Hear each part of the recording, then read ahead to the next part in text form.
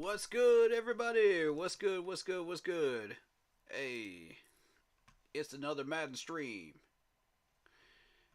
I am excited to be here on this fine Friday evening. Well, I should say Friday night since we're on the East Coast. But hey, shout out to Marcos Cash. What's up, man? Man, it's good to be doing stuff like this, man. I was originally gonna do this on Monday, but I was just so trashed from that Super Bowl party, man, that I was just like I could not handle it on Monday. I needed my rest. I needed to recuperate. So we're here now, and hit that like button, hit that sub button, hit that bell, select all, leave a comment down below if you feel like doing so.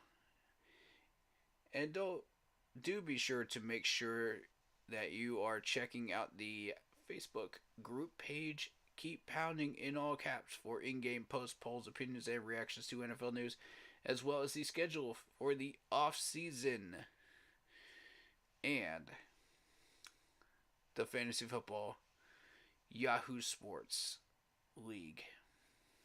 All right, let's get into it. So, Madden Monday number 10.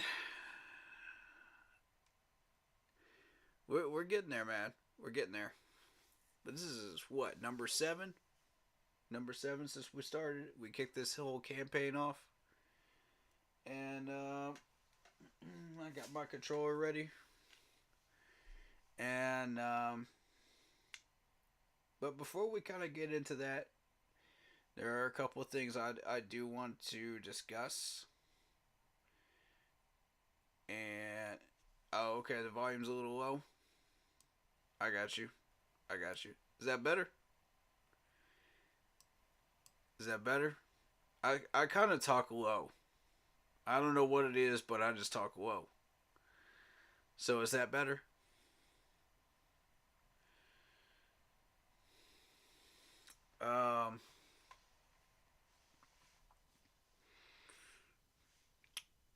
But yeah, there's a couple things we need to discuss though. First things first, that staff is now complete. So as of currently, we are looking at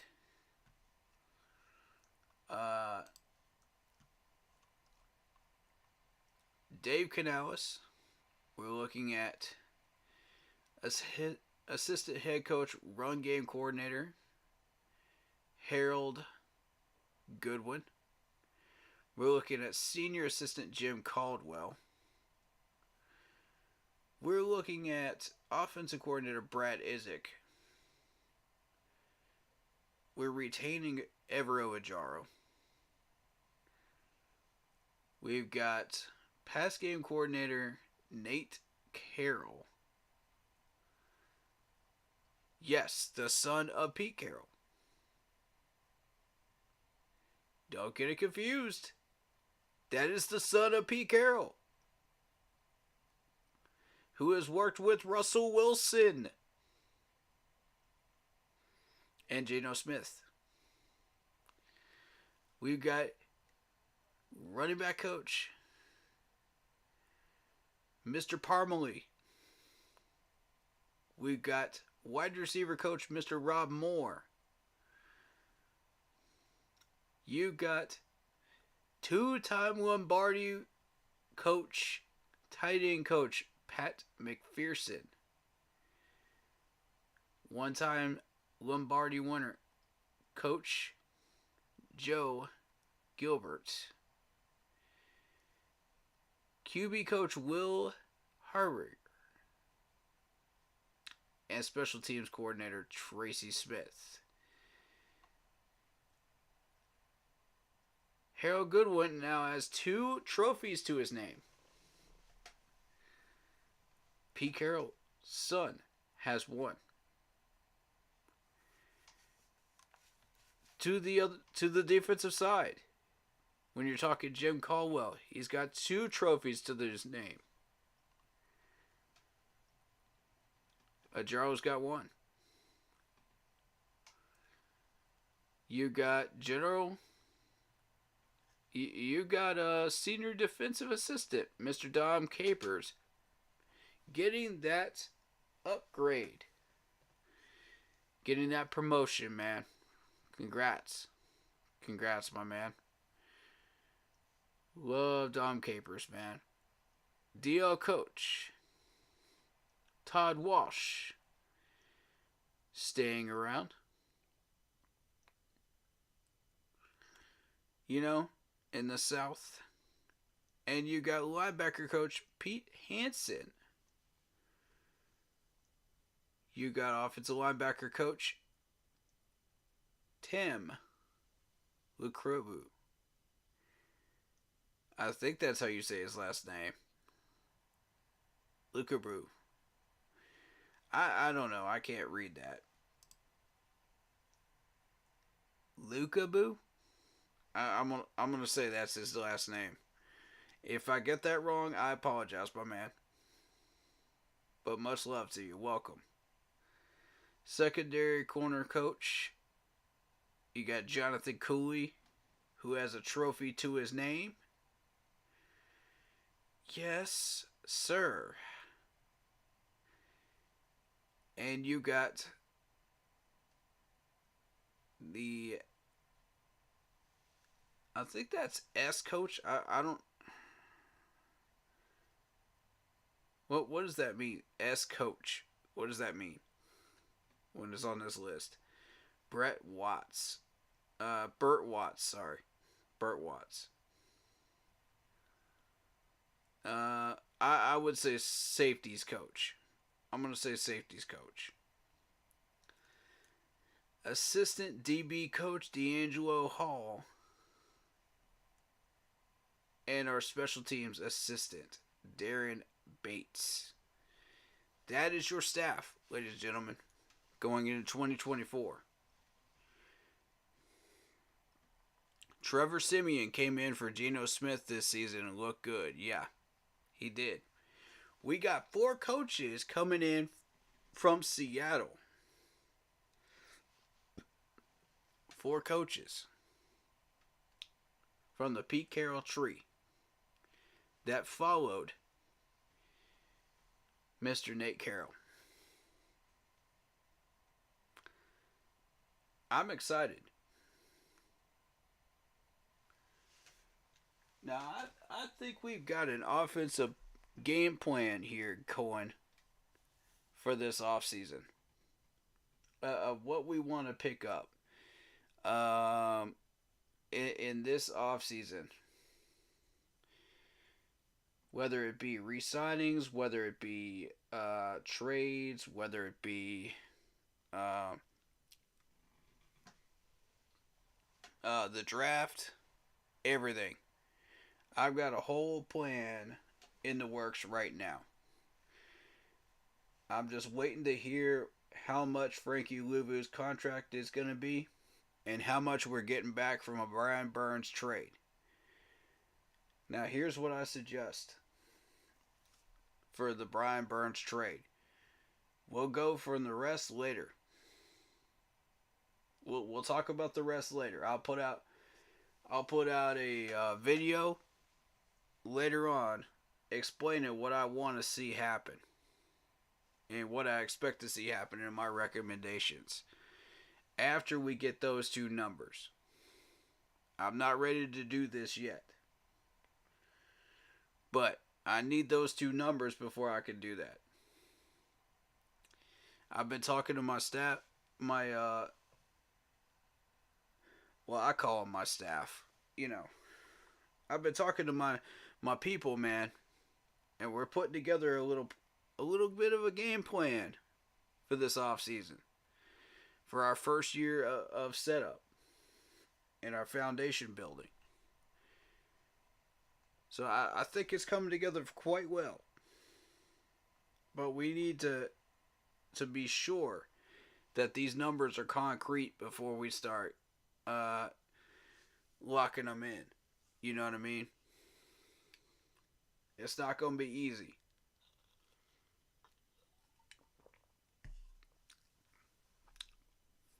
But I estimate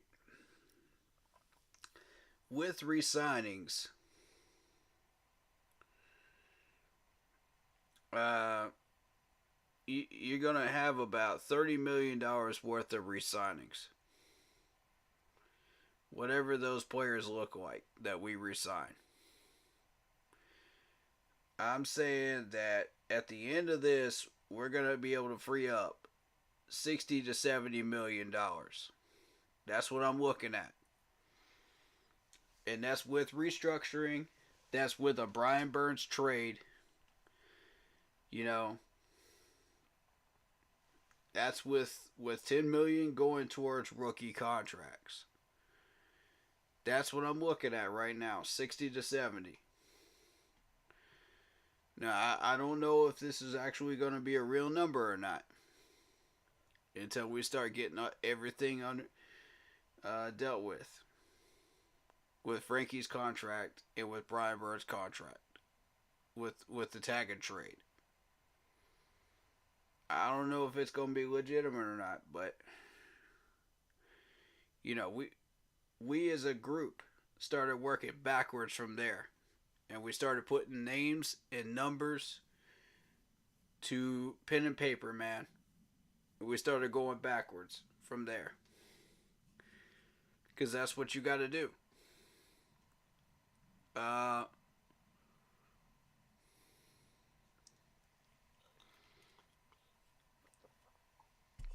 I've heard all the trade rumors.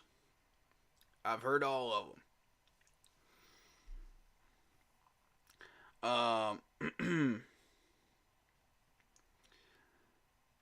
So in just about every trade offer rumored out there, we're looking at least a first round pick and a third or fourth, and that's starting negotiations. Now the last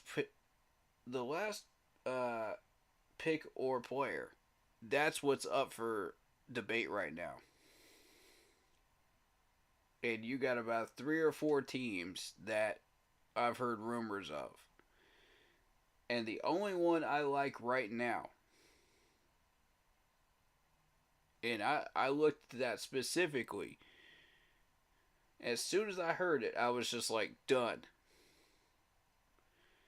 And I'm going to tell you why.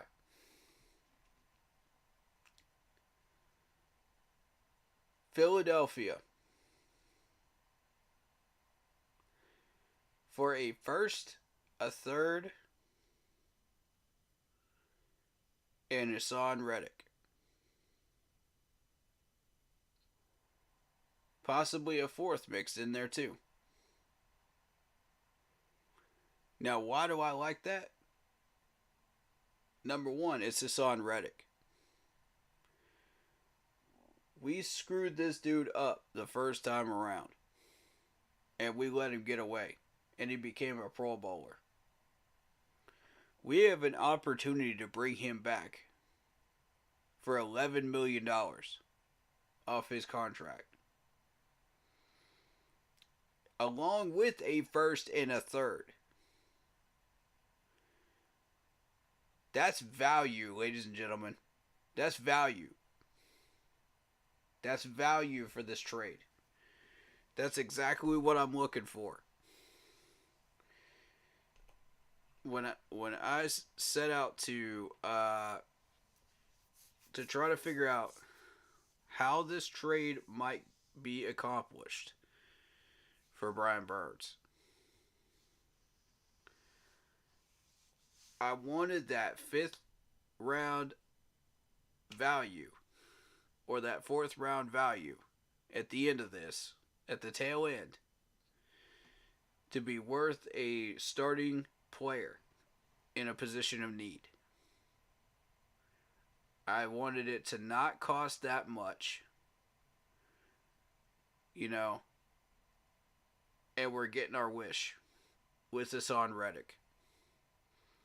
$11 million with our cap being what it could be at the end of this road. Done. Put the pen to paper. I want him. I want him this week. Get it done.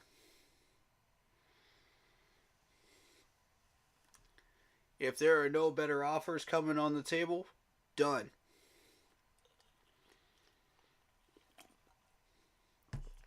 That's one linebacker we don't have to draft with a fourth or fifth round pick that we have already developed ourselves.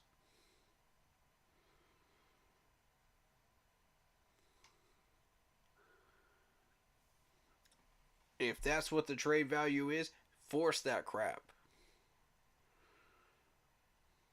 Make it happen. This is what we want. This is what we need.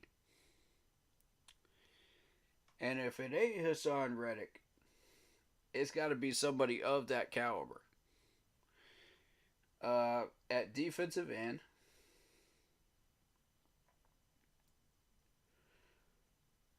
or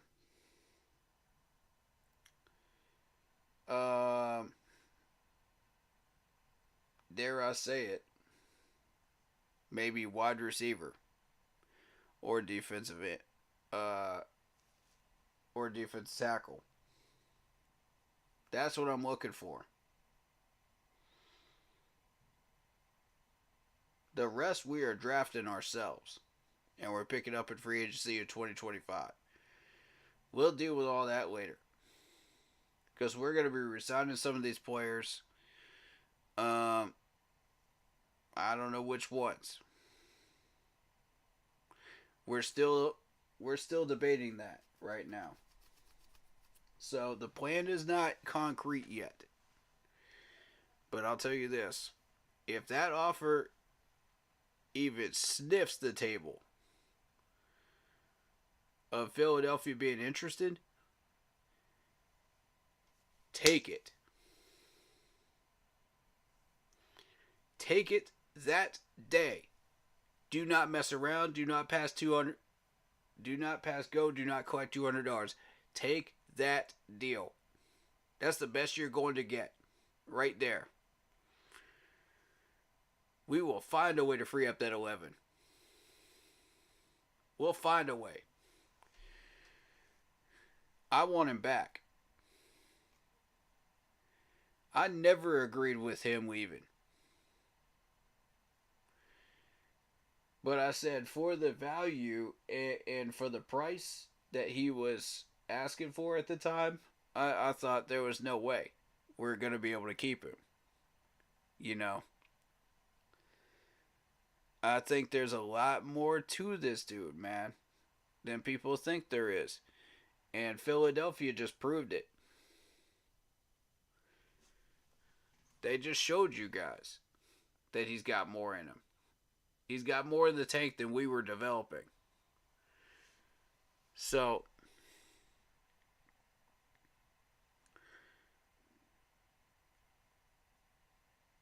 let me say this.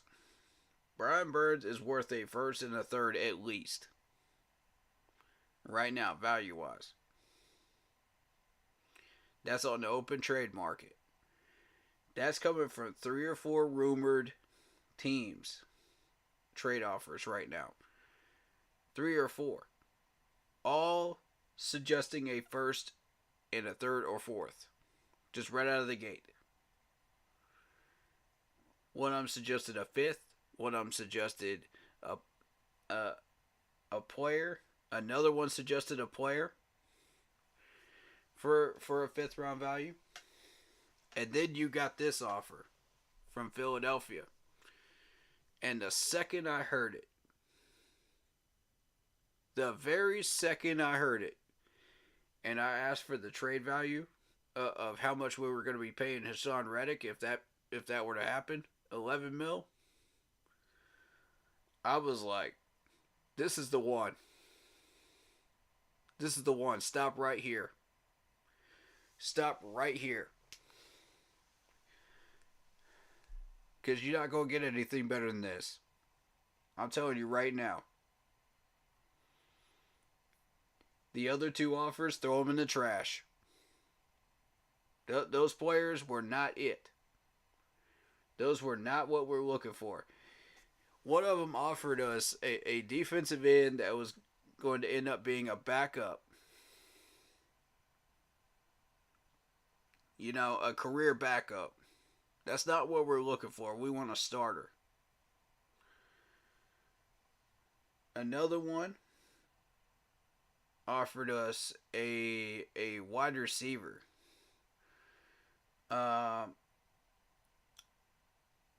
Which y'all know the name. I'm not going to mention him. Y'all know who I'm talking about. Who has been overvalued, in my opinion. I just don't see the value. I'm sorry, I don't see it. So, with my thinking here, now is the time. Now is the time to go hunting for a trade. You know, we hold the bargaining power. We hold the power here. Get aggressive with these trade offers. Dictate to these other teams, this is what we want. It's not about what you can give us. It's about what we are asking for in our positions of need, so that we don't have to go and spend a 5th round pick on a draft pick. We can pick somebody up right now that can help us in 2024. And if it's below $15 million, sign them immediately. You know, as a starter. To help us out. Put them in. Pay them and plug them in. You know what I'm saying? Like, this is what we're after. In a position of need.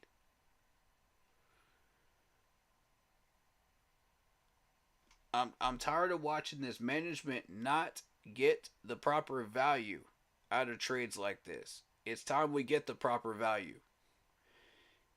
And it's time we take advantage of an opportunity like this. How many times have we actually said that we could be aggressive during a trade? Very, very few.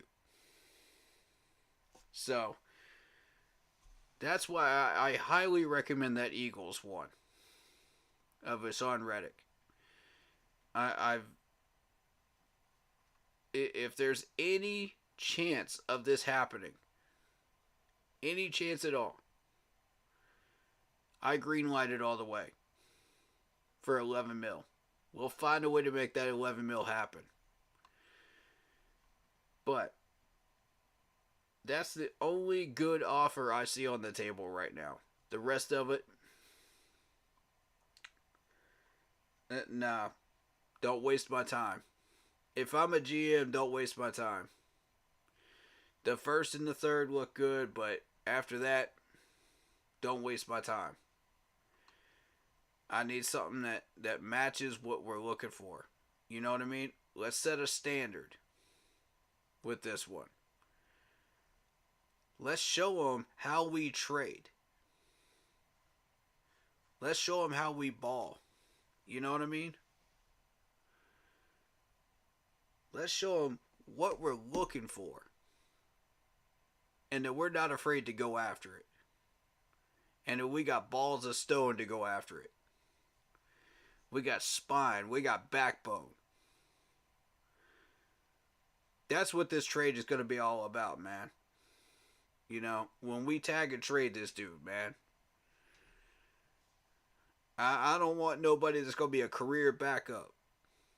Don't waste my time with that. We can get backups in the draft. Don't waste my time with that with a 5th rounder. That's not it. Don't waste my time with somebody that's only going to be here for a year or two. Don't waste my time with that. I need somebody that's going to stay here, that's going to ball out and be consistent. with that 5th round value. I'm not playing around. I'm not playing around anymore, y'all. We getting to the bottom of this rebuild, man. We are getting to the absolute bottom of it, and we're starting from ground zero. And what we build from here is going to be rock solid. It's going to be concrete this time, with actual value.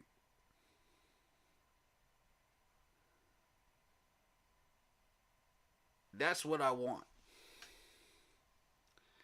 Now, I don't know about y'all, but that's what I want. Because what we've been building so far, all that plastic crap, you know, that ain't gonna weather. That ain't gonna last through the weather, man. Alright, imagine trying to build yourself a plastic house or a glass house, and you know you're building it in an area that is filled with tornadoes, tsunamis, you name it, type weather. You expect that house to last? No, you don't. You need top-notch building materials. And that's what we're about to get from this Brian Burns trade. Is one of those top-notch building materials right here. That's what we're asking for with this 5th round value.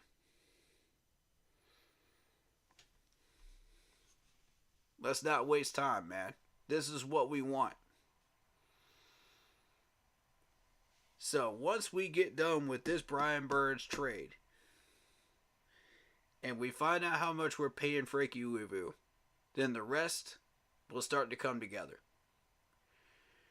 That's how we'll know exactly what we can and cannot do with the rest of our offseason. We're already setting aside $10 million for rookie contracts. That's already happening. That's a guarantee. Now, from what I understand, we're supposed to get 40 mil back from this Brian Burns trade, no matter where we trade him. Right? Is that correct? Fill me in. Is that correct? Because that's what I'm hearing. If that's correct, let's assume we go with that number. 10 mil of that goes towards rookie contracts. The other 30 goes towards re-signing. That's what we're looking at. $30 million for re-signings. Now, whatever we get back restructure-wise tells us exactly what we can do in free agency.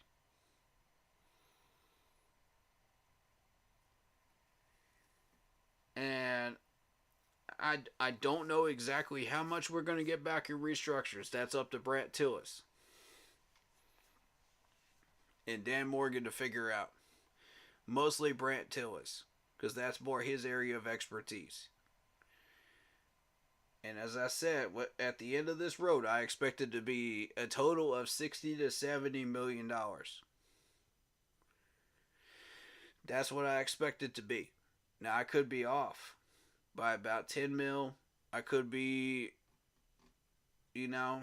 undervaluing it by 10 mil. Who knows? We won't know until we start restructuring. But I guarantee you, Taylor Moton's restructure goes first. That $28 million that I saw on that listing right there, that's not going to fly. No, that's where you start. Right there. With restructures. And for the value that we got out of a few of these players this year, Miles Sanders will be the second one. I want Miles Sanders restructured.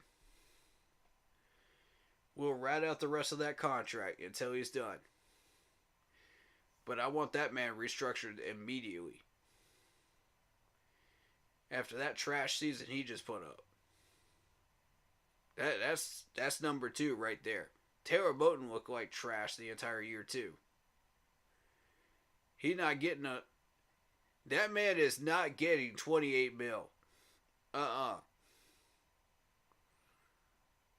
Not for that quality. Not for what I saw.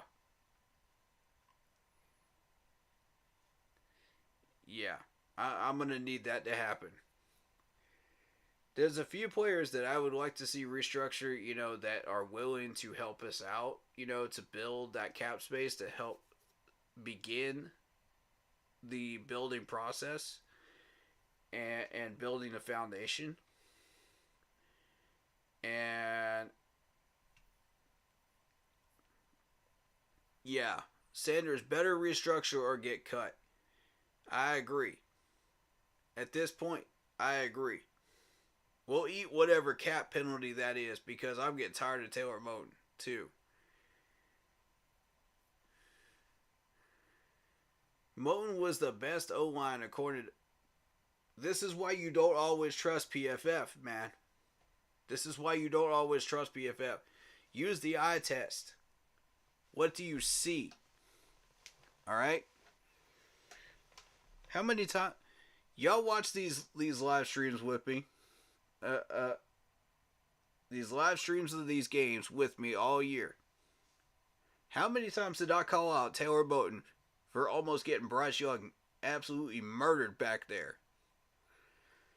All year long. All year long. That's why I don't fully trust that PFF grades, man. And even the PFF grades for what? 2 games look good, but the rest of them look like trash. Pure trash in pass protection. I was like, for the most part, that's accurate. That passes the eye test. Icky looked like garbage as well. Zavala too. I think the smart thing to do here is to build around Bradley Bozeman and Corbett,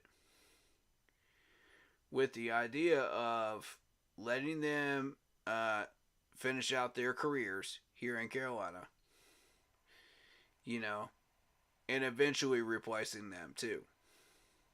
But by that point, we'll have the rest of the line finished. We'll have everything solidified around them. To when they do retire, we'll be ready to go to start replacing them. You know what I'm saying? It'll just be 2 replacements. That's the goal here. But it's going to be real hard to replace guys like that. And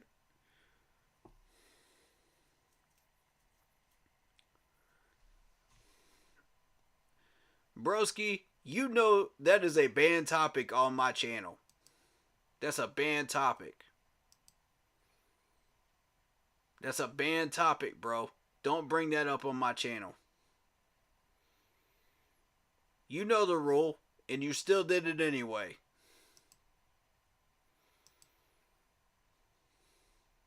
I'm going to let Lock Poppy deal with you, man, once he gets up in here. I don't care if he addressed it. Listen, man, I don't care if he addressed it. It's a banned topic up in here. You know better than that. Don't come up in here with this nonsense.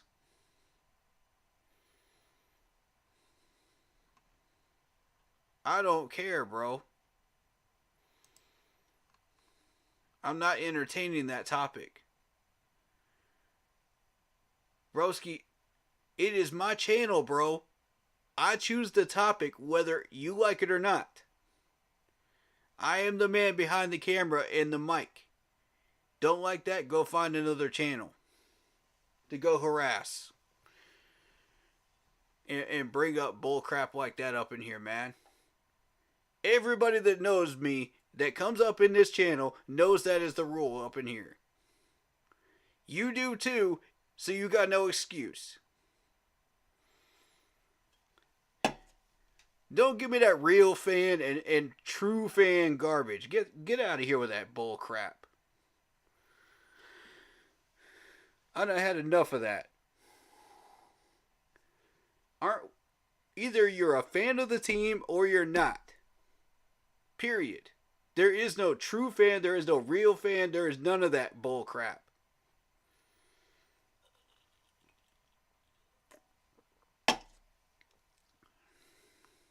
And if you're not a fan of us, you're a fan of somebody else. Period.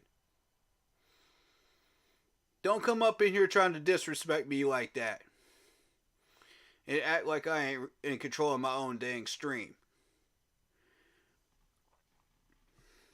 I have the right to address or not address whatever topics I choose to address or not address. My chat is not going to force me to address a topic. I'm not going to do that. Yeah, you're a Chicago Bears fan. You can't come up in here telling us what I can and cannot do with my own stream.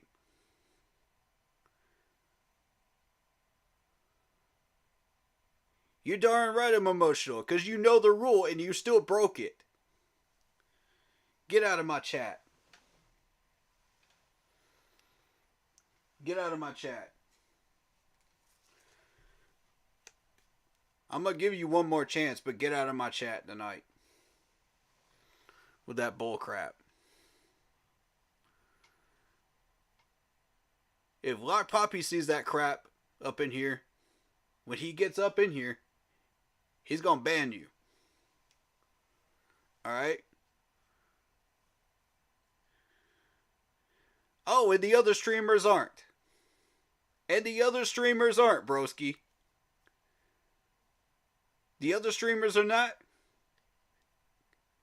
You want drama, go over to Big Cat's channel. You want drama, go over to Unk's channel. Because that's what they do over there. I'm all about business up in here, man. And you bringing all that toxic bull crap up in here, man. Stop it. Man, anyway.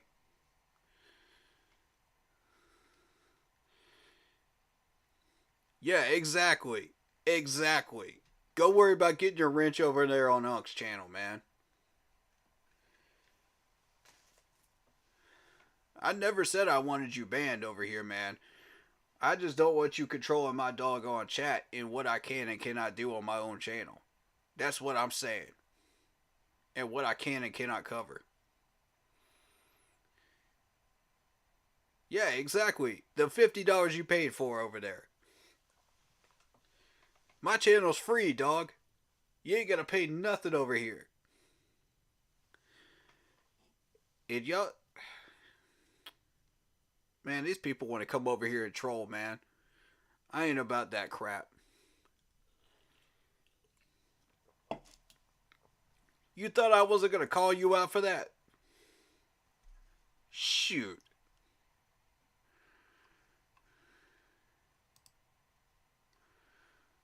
Golly. Toxic bullcrap, man.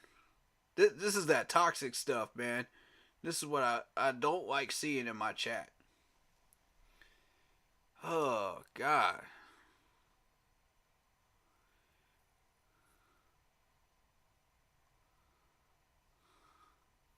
This that clown nonsense, man.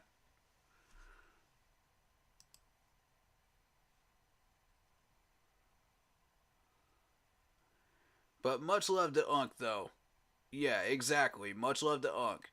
It's one love up in here, man. I love people from Unk's channel. And Unk, if you're watching my stream, man, you know. You know I don't put up with that troll nonsense up in here, man. You know how I roll. You know what my band rules are up in here. This man broke them. I want you to be aware of that. So if he goes crying wolf to you, don't believe him. All right? He gonna try to pull the wool over your eyes and act like he didn't do anything. So I don't want to see any drama starting up between me and Uck's channel, alright? I don't want to see none of that. I ain't got time for that. Neither does he. We got too much content to cover, bro. And Unc, I know you feel me on that, bro. I know you do.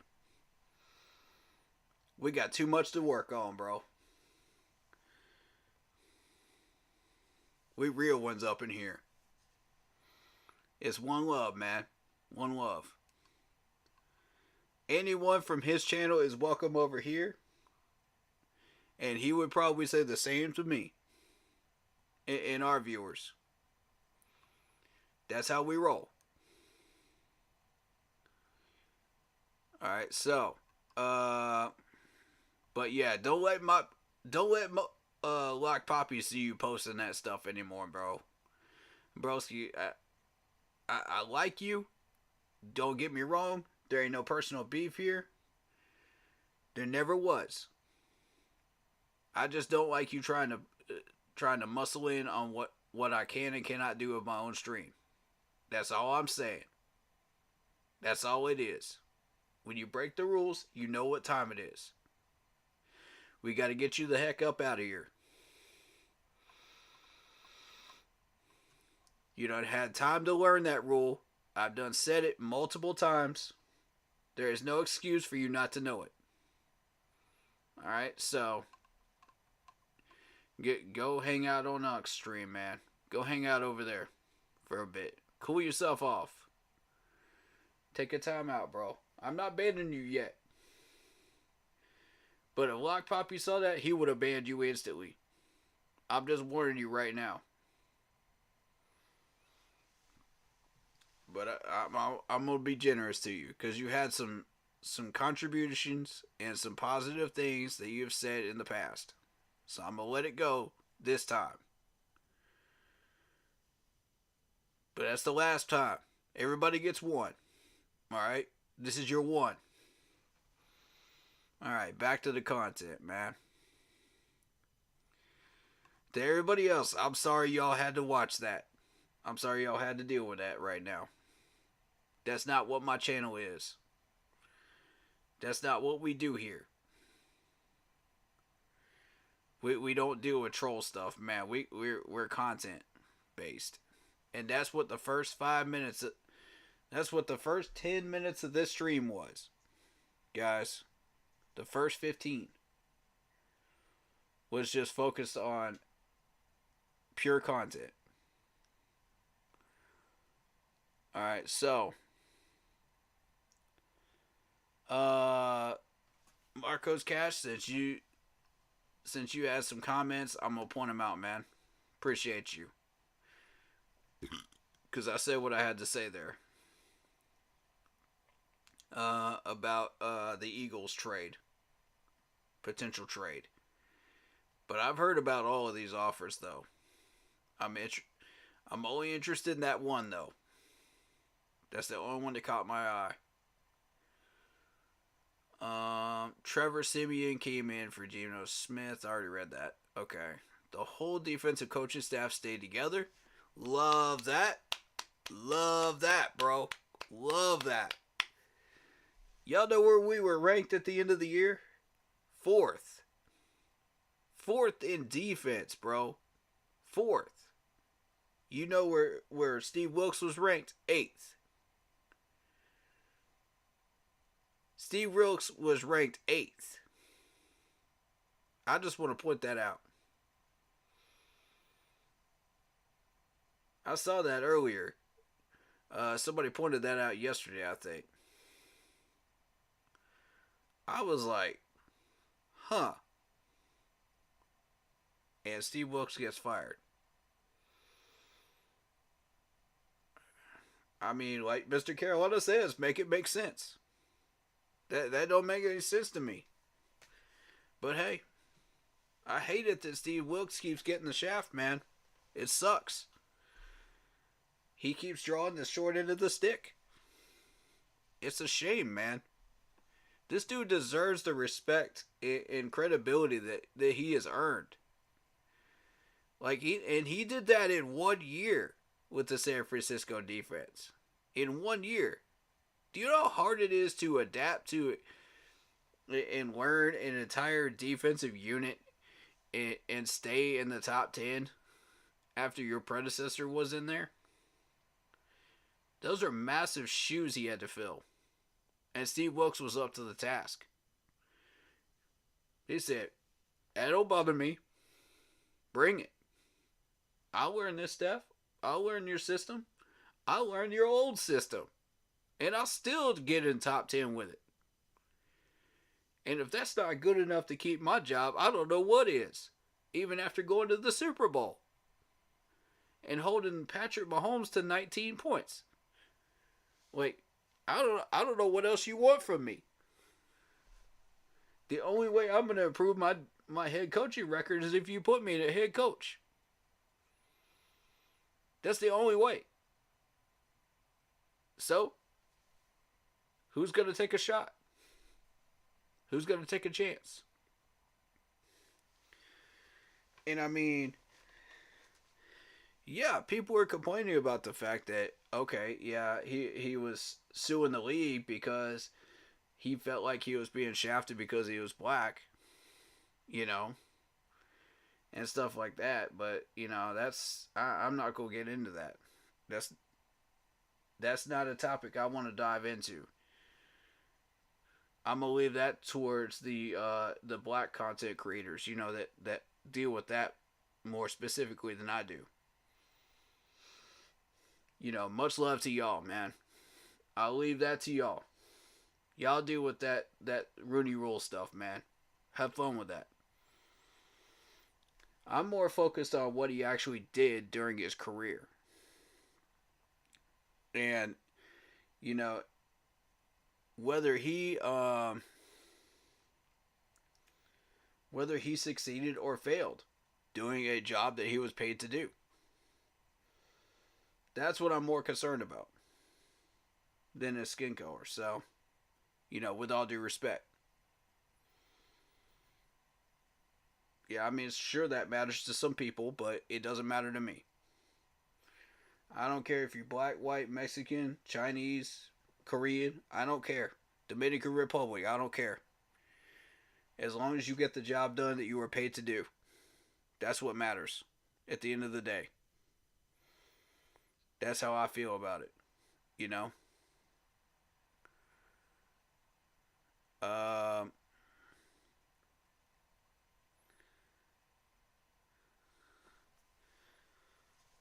So that's kind of how I feel about Steve Wilkes. You know, I'm kind of like I got some weird feelings when it comes to that, man. It's just I don't like it. I don't like the fact that he was fired like that. Like me and Blitz talked about this before, and we discussed, like, you know, if there was some beef between him and Mike Shanahan, we would know. You were watching that sideline just as easily as I was, y'all. Like, did you see any body language that suggested those two were not getting along? You know, on the field. Like, to me, I didn't see it. And I'll continue to say that. To me, I did not see it. Even when I was buzzed, I still didn't see it. Even when I was sober, watching the NFC Championship game, I still didn't see it. You know, so I don't know. I don't know. You know, that's how. Shoot, man. But I'm just really, really happy that our whole defensive coaching staff has stayed together, man. That's a humongous plus for us going forward. This is exactly what I was hoping would happen. You know, they're all following Evero. You know, if he went out for a coaching job, they would all follow him out there. If he stays here at DC, they're going to follow him here. and stay here. And that's loyalty right there to a defensive coordinator and to a possible new head coach one day. I respect that. I respect that though. And it's not often you see an entire defensive staff act like that. You saw it partially with Ron Rivera. You saw it partially with McDermott. But other than that, you know, you just don't see it from defensive coordinators these days in Carolina. So I like that. I like that message right there. That we kept all those people. Uh, I'm seeing reports that Chicago really wants Brian Burns. Maybe a first round draft is on the horizon. Yeah, I mean, with all the options out there, it's a first rounder. With all the rumored trades that are out there, it's a first rounder. So, and I've seen about 3 or 4 now. So it's a first and a third or fourth. That's starting negotiations. Whatever's left on there, that's up for debate. Um, that trade scenario sounds too good to be true. Most of the time, if it sounds too good to be true, then it is. Yeah, fair point, fair point. Hassan Reddick is way better than Burns. He is older, but Reddick's numbers are way better. So Reddick in a first rounder doesn't make sense. The thing is, they put Sean Reddick is listed as a linebacker. He's not a defensive end. But Brian Burns is a defensive end. That's the thing that I want people to pay attention to. So when you put this into perspective, because Brian Burns had no business being in linebacker position. I've asked this team not to put him there, and they still did it anyway. So they degraded his value. He was worth 2 firsts. Now he's worth a first and a third. The extra player that people are rumored to be putting into these trades, okay, that's where we start really having conversations. Because it's got to be a player in a position of need, number one.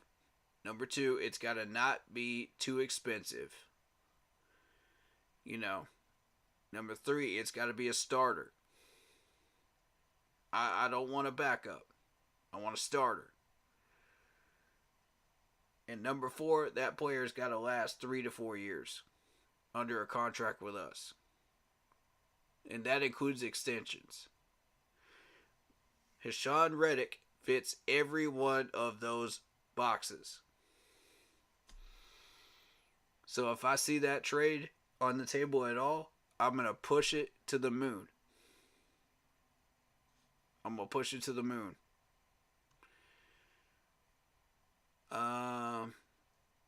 It's the offseason. Corey, smoke screens are everywhere. That's true. That's very true. They are out there. Very true. It is too early to talk trades, free agents, and draft. As couch GMs know nothing. I don't know about that, man. I don't know about that, bro. I don't know about that. Like I said, I got a bit of knowledge on this stuff, man. I got a bit of knowledge. I'm not just your average couch GM here. I actually do my homework. I actually know what I'm talking about. Otherwise, I won't put it out there. You know what I mean? I've got credible sources. I've got credible information. If I mess up, I'll tell you I messed up. I'll let you know, and I'll eat that crow for it. But how many times does that happen? Very rare. Very rarely. But I am human. You know, I'm not perfect. I'm going to make mistakes. That's just how I am. You know, that's how everybody is. But to say that I don't, that, you know, I've got more knowledge than most of these couch GMs do is actually the truth. That comes with the perks of being a YouTuber. You know, you don't get 500 subs by just sitting on your butt. You got to do the research. You got to understand what you're talking about.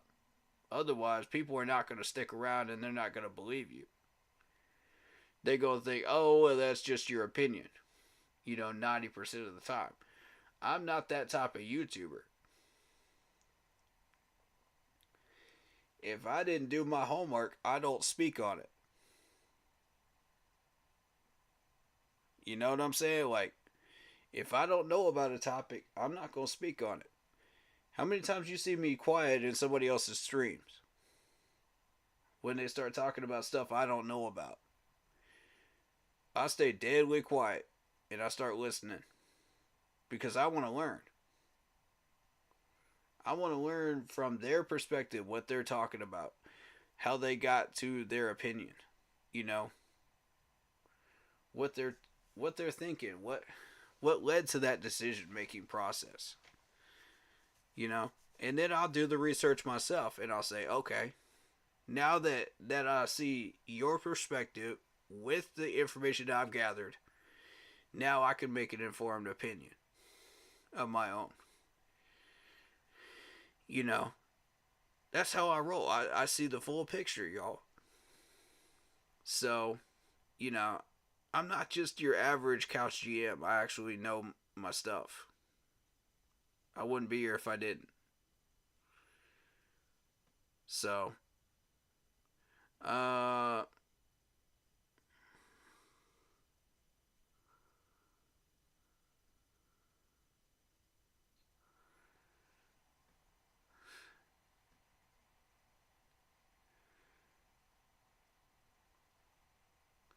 yeah, I'm getting tired of this crap, man.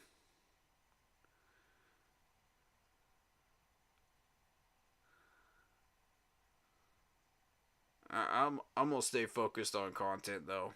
I saw your messages. I'm gonna stay focused on content though. All right,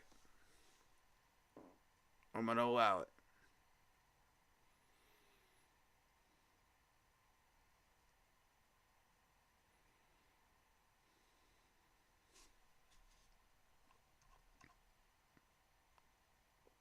I'm gonna allow it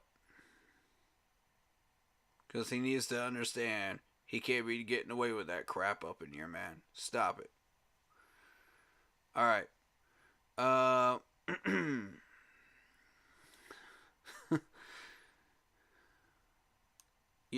us fans, we're gonna fight, we're gonna argue, we're gonna get in each other's grills. You know what I mean? But at the end of the day, the goal is to advance this team and progress this team towards something positive and towards a winning season and a Super Bowl at the end of the road. To start.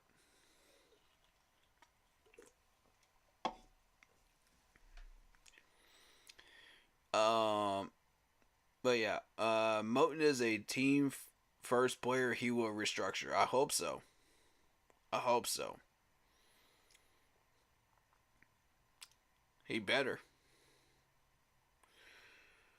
Because there is no way that man is worth that much money. I'm sorry, he's not.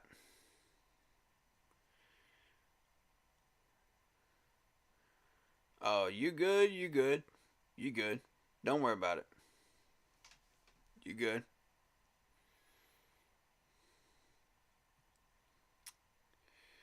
Uh, Sanders better restructure or get out, man. Facts. Facts. Sanders pissed me off this year, man. That dude just did not do anything. And I'm like, that ain't it. That ain't it. I already addressed Moten in the PFF. I don't need to do that again. All right. Do do do do do.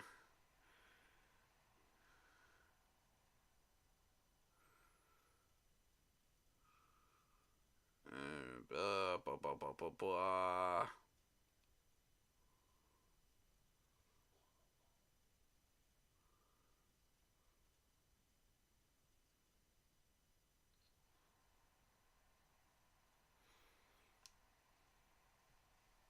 Get through all the nonsense. Here we go. Here we go. Here we go. Here we go.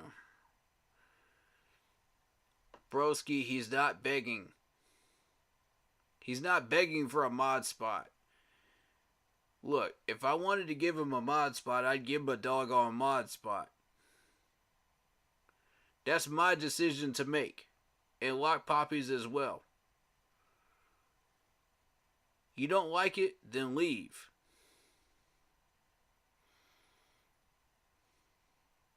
I don't see you asking for a mod spot. No, what I see is you paying $50 for a mod spot. That's coming out of your bank account, dog. On Ux channel. We don't do that here.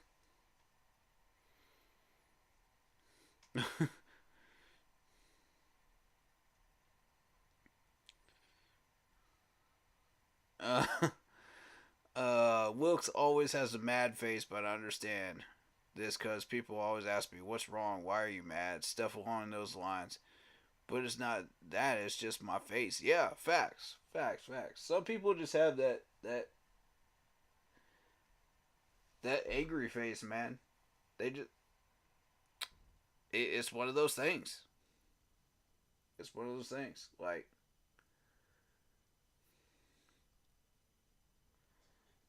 it's it's that face of I'm gonna mess you up, you know, and you can't really do much about it. They're just that way.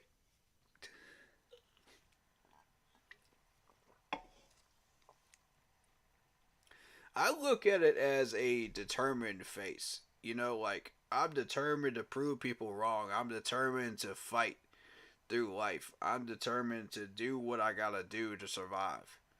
Type face. You know, that's what I get out of that. You know, when I look at him, because that dude is a fighter, man.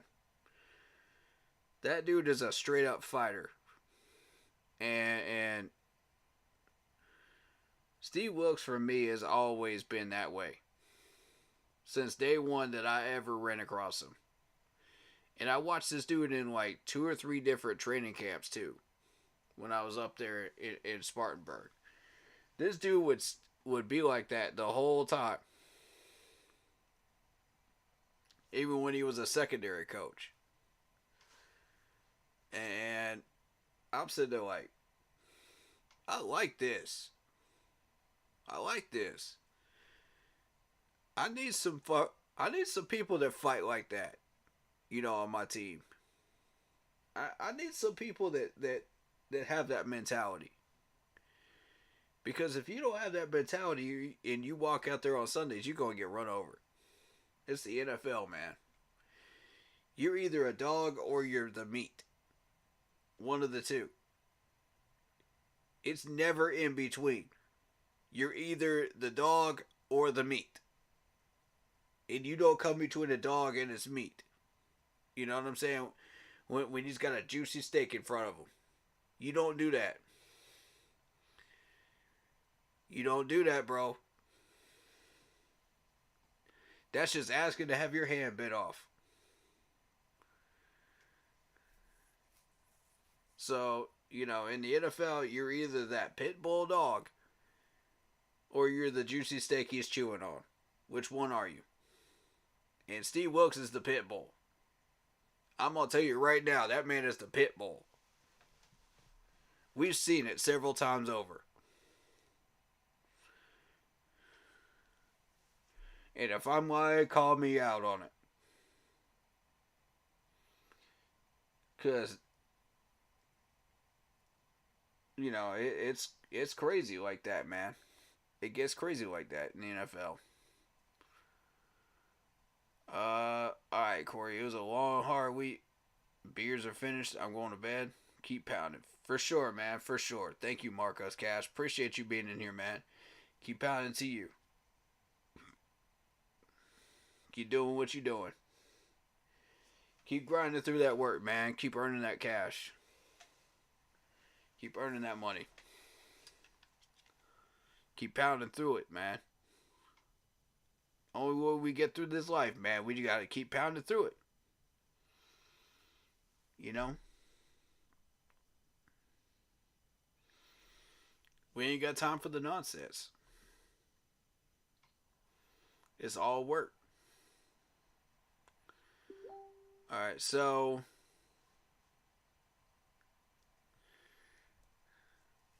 my question to people is, hold up. I just got something from Blitz. Let me see it. See what we got here.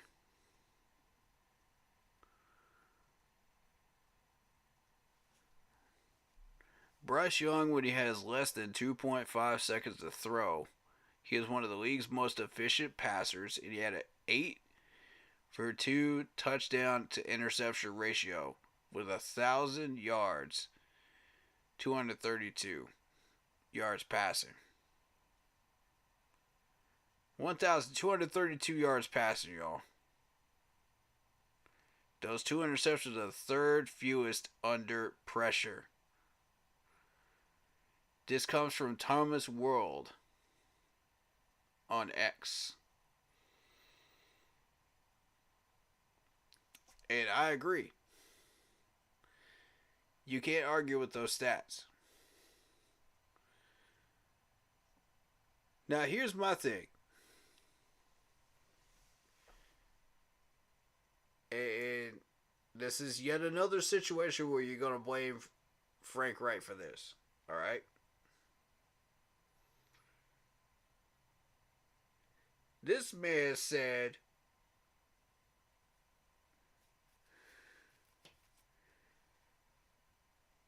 they tried to ram the RPO offensive style through this offensive unit for Bryce Young so that he would be better suited with an RPO. They tried to force that on him. I mean, this is not my words. This is Frank's. They tried to force the RPO, and Frank vetoed him.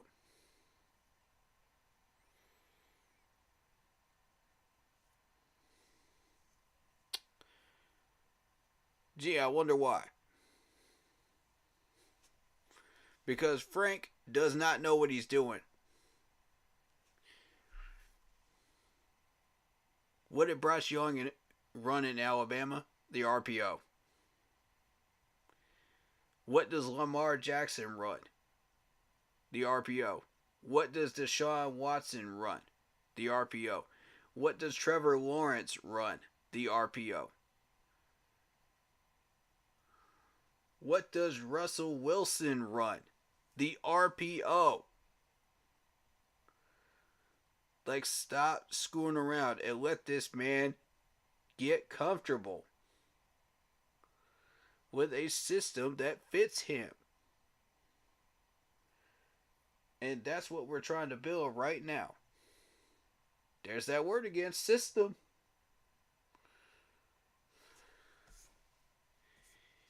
So, Frank, you really tried to tell me that you vetoed an RPO system for Bryce. I'm just sitting there like, oh, God, man. Every time I hear your name or Matt Rule's name, it just gets worse. It just gets worse. Like, find me a time when either one of these gentlemen have actually done something positive for us. Find me a time. I'm struggling to find them. I'm trying to find the positives here, and I'm not finding them. I would love to praise either one of you in some way, but I can't do it because you haven't earned it. Neither one of you. In every piece of media that I hear about Matt Rule and Frank Wright has been negative. Every bit of it. Like, find me something positive, bro. That actually benefits this team. That's what I want to hear. But I'm not hearing it. This is just more of the same. This is why neither one of these guys has a job here anymore. And Dave Canales has that job. It's because Dave Canales has a plan. He's got a scheme.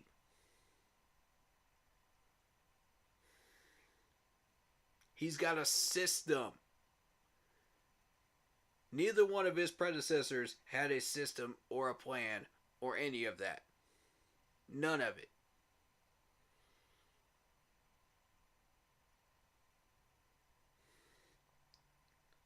So it does not surprise me one bit that Frank vetoed an RPO for Bryce Young. It does not surprise me one bit.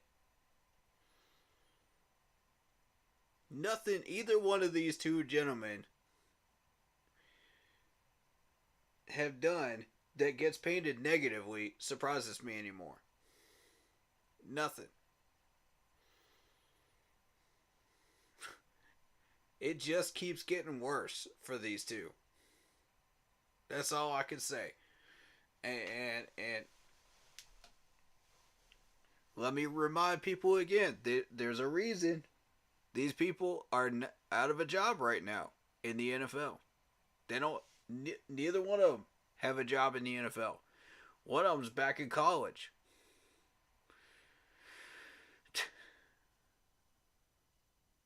Like Frank, there's a reason nobody hired you, bro. There's a reason.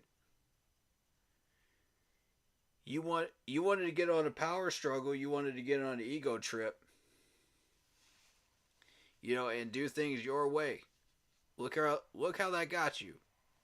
Look where that got you, bro. Didn't get you anywhere. What did you learn from this? That's my question.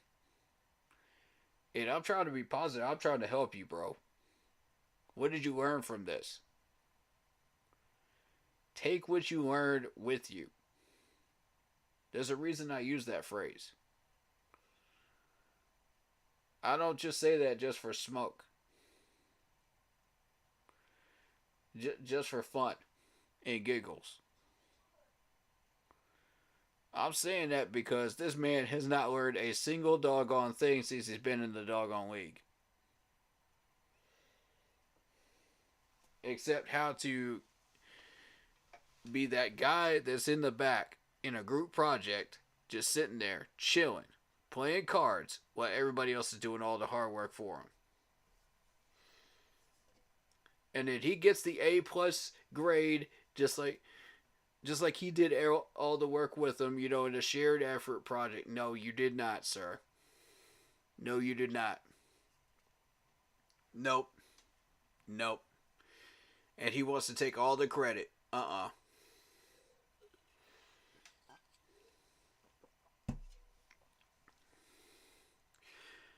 Nah. Frank ain't the one that wants to take all the credit.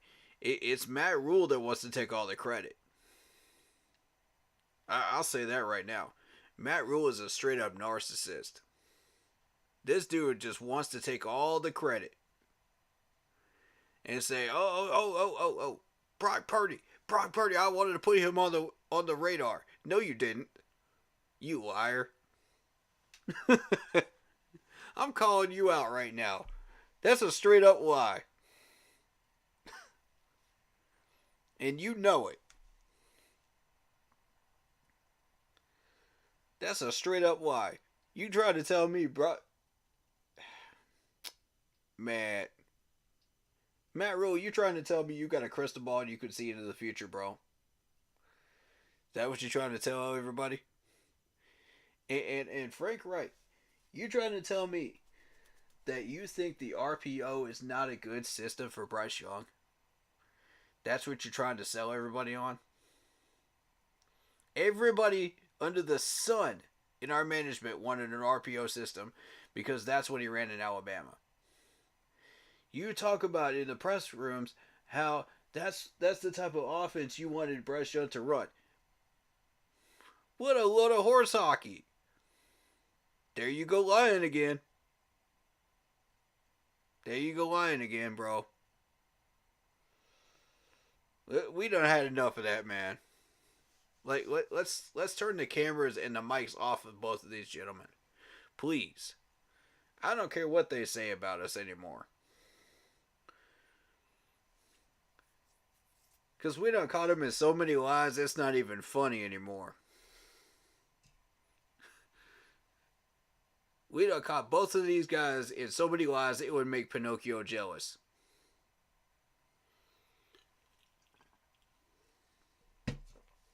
I ain't about to hear that nonsense no more, man. But yeah, what's up, Lock Poppy? How you doing, man? Don't worry about what you saw in the chat earlier, man. Just focus on what's going on right now, man.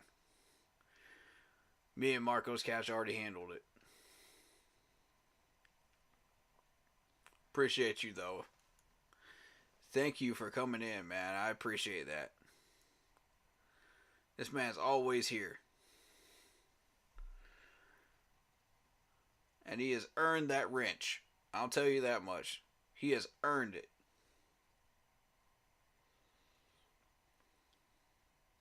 Anybody else that wants to be a mod with me, you gotta earn it. You gotta put in that hard work, man. Nothing is given to you here. You gotta earn it. Except for your opinion. Everybody has a right to their opinions in this chat. Whatever they are.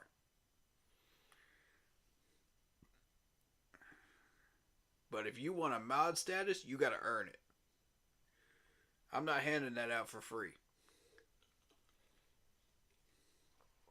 That might be what other channels do, but that's not what I do.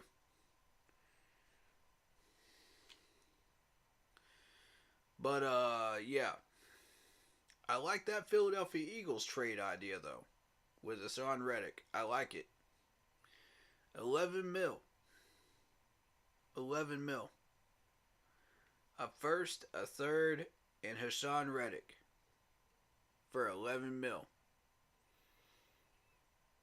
Yeah. That's a winner right there. That's a winner. All these other trade offers are just not cutting it for me. That's not what we're looking for. You got career backups. You got people that are being offered to us that don't really help us, dude. You know, I don't understand why people are going for that. But again, it's people go for those smoke screens all the time, though. You know, like Marcos Cash pointed out, it's smoke screens everywhere. It's smoke screen season. You know what I'm saying? You just got to be able to see through it.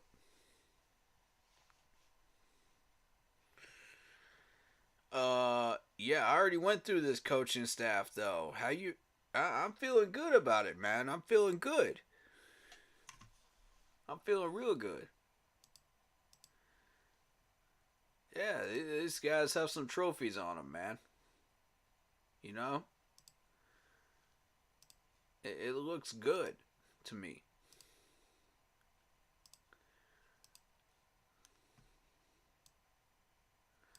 I just posted this right before the stream, as a matter of fact.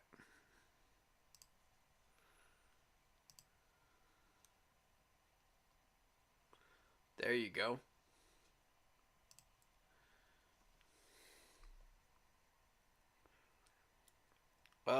Why did we retain our D-line coach from last year? Good question. Good question. That's a legitimate point right there. Because Derek Brown was Derek Brown, regardless of the rest of the defensive line. I mean, let's just put that into perspective. Derek Brown was just Derek Brown. But the rest of these boys just did not get it done. There was no bull rush.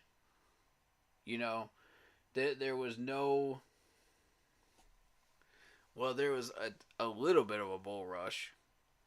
I'll say that. But not at times when we really needed it. You know what I mean? Like, these guys were not getting off their blocks and really pushing like we need them to. And that was a concern. So, yes, like Poppy, you're right to ask that question. Why did we keep our D line coach? So, um,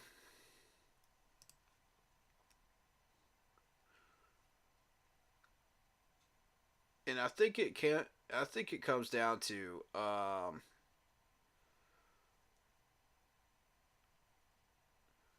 the fact that Evero wanted him to stay. This is Evero's guy. You know, we're running a 3-4 defense, and we're trying to run stop a lot. So you need your D line. Was he part of the reason that we ended up at number 4 ranking? No, I don't think so. Could he have been more of a reason that we could have ended up a little higher than number 4? Sure.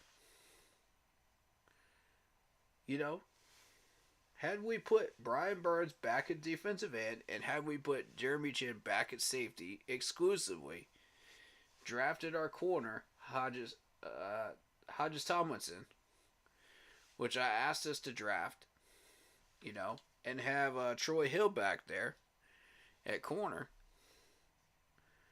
I think even without a linebacker, a solid second, really solid second linebacker back there, we'd still be in the top 3. We'd still be in the top 3 easily, just by doing that right there. And that's regardless of whatever linebacker we would have drafted. You know? You still would have gotten the same push on the D line, really.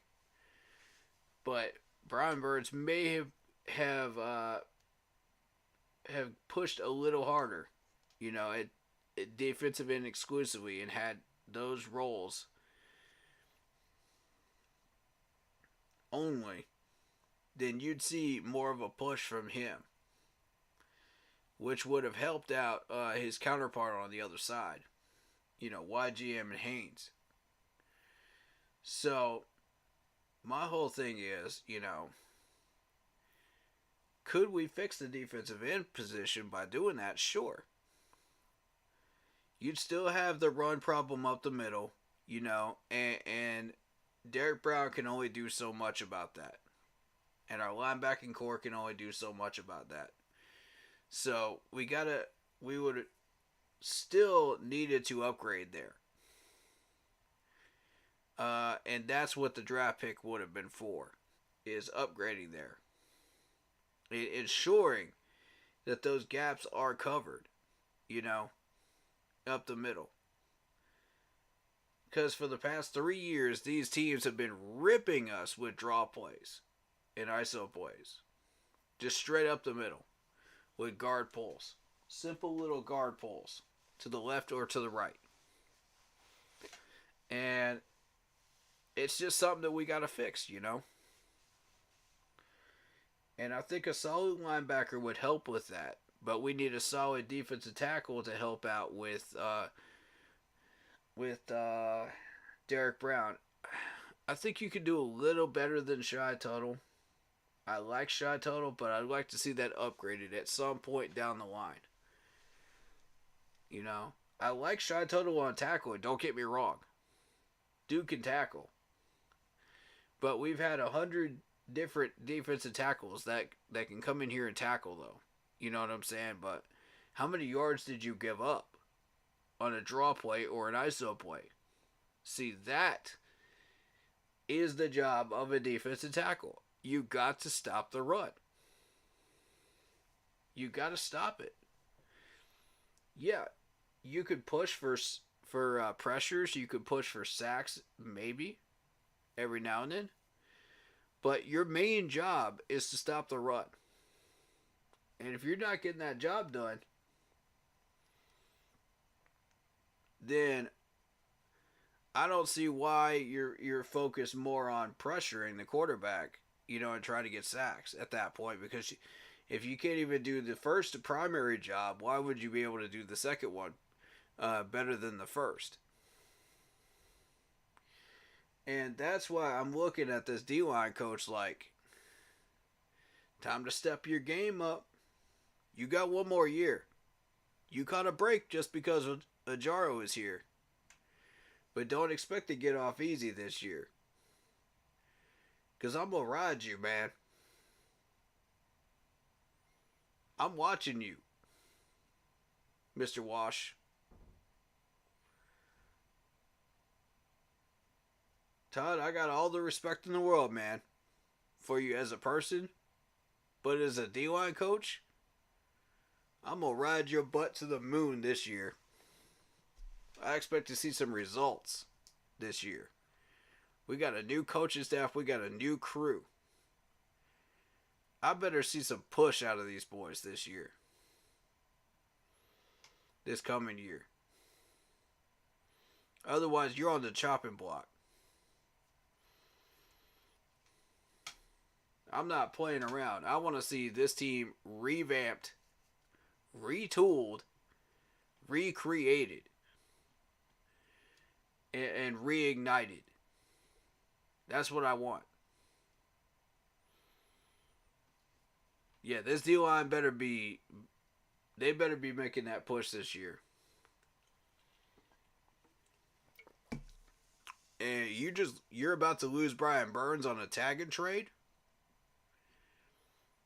Oh, it's about to get a whole lot worse for you. It's about to get a whole lot worse for you. I better see some development out of Haynes and YGM. And that's got to come from you, Todd. With all due respect, man, it ain't going to come out of nobody else. That's your job.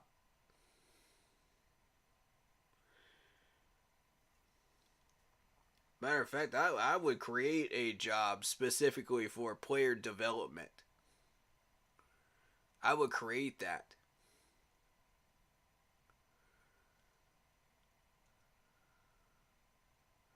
Because it is that vitally important that we stop treating these players like a player mill in Carolina.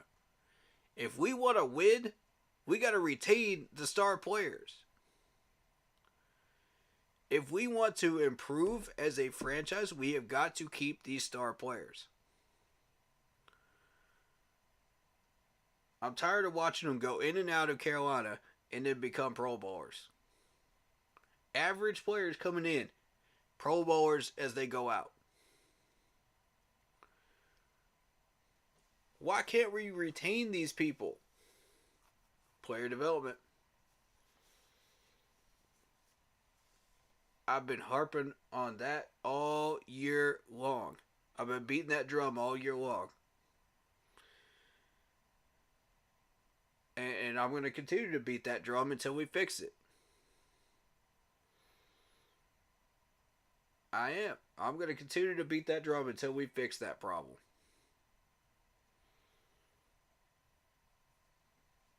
Even if people ain't listening. Player development is that vitally important for our franchise going forward. We need to make that a priority.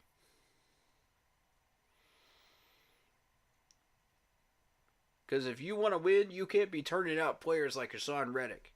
You can't be turning out players like CMC. You can't be turning out players like Brian Burns and Jeremy Chin, who started out as possible Pro Bowlers, as draft picks of ours, and now they're going out for somebody else, and they're actually getting Pro Bowls honors for somebody else. You can't be doing that if you want to build a concrete franchise team. a concrete 53-man roster that you could be proud of. Look at what we did in 14 and 15. Did you see any of these star players go out of Carolina during 14 and 15? No, you did not. No, you did not. The only one you saw was Steve Smith. And I'm not going to get into that. But y'all know why that situation occurred. Steve Smith himself said that he wanted out because he saw his championship clock was ticking. But anyway, we back to what made sense here. To my point. If I don't see player development out of these D linemen without Brian Burns, that's a clear telltale sign that the D line coach is not getting the job done. And don't give me the excuse you don't have the weaponry in the skill players, because you do. Haynes and YGM have been developing for 2 years now. Don't give me that excuse. I need to see these guys ball out. I'm not expecting Brian Burns numbers, but I expect to see these guys have significant improvement next year. Yeah, DJ Moore's another one of them. Exactly, broski. The player turnout is way too dang high. This has got to stop if you want a successful, consistent team. So yeah, Dan Morgan, do the smart thing here. Create a job for a player development coach. Okay? Please. I think that would really, really help this franchise. I'm going to highly push that. Because at this point, this is getting to the point where it's ridiculous. Every other team out there has some type of way of doing this. And it's mostly the coaches that develop these players. Granted. But at this point, like, it's gotten so bad that we need this. When our coaching staff is good enough that we no longer need that, okay. You can toss that job. You can save a little bit of money, right? But right now we need that. So go out there, hire somebody that can do that. That works on techniques, mechanics, footwork. You know? And overall discipline of these players. As far as moving forward and breaking that glass ceiling. Be a player's coach. You know what I'm saying? So, yeah, I'd like to see one more job opened up for that. I'm not even mad that none of our old star players are in coaching roles. I don't care about that.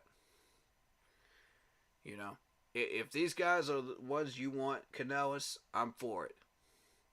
Let's get to work.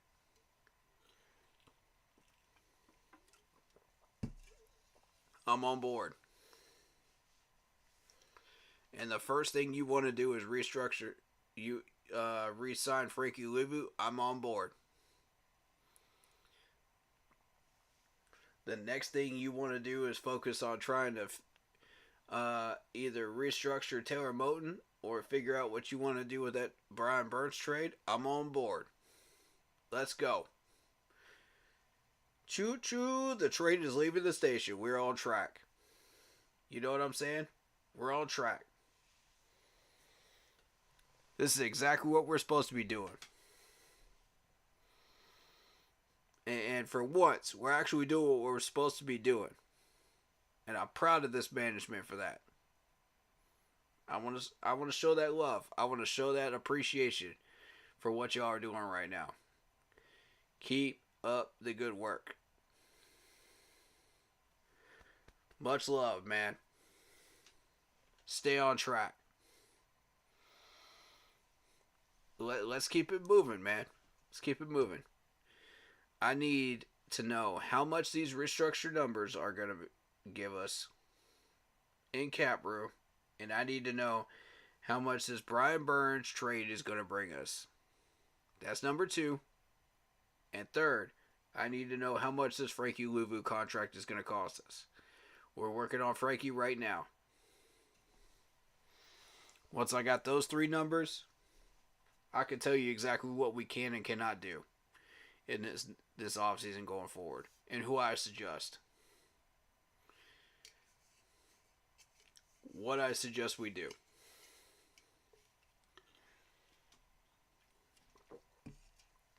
Now, again, I want to remind you, Dan, this is your team. You run this team how you see fit. Same with you, Canales. If you don't want to take my advice, you don't have to.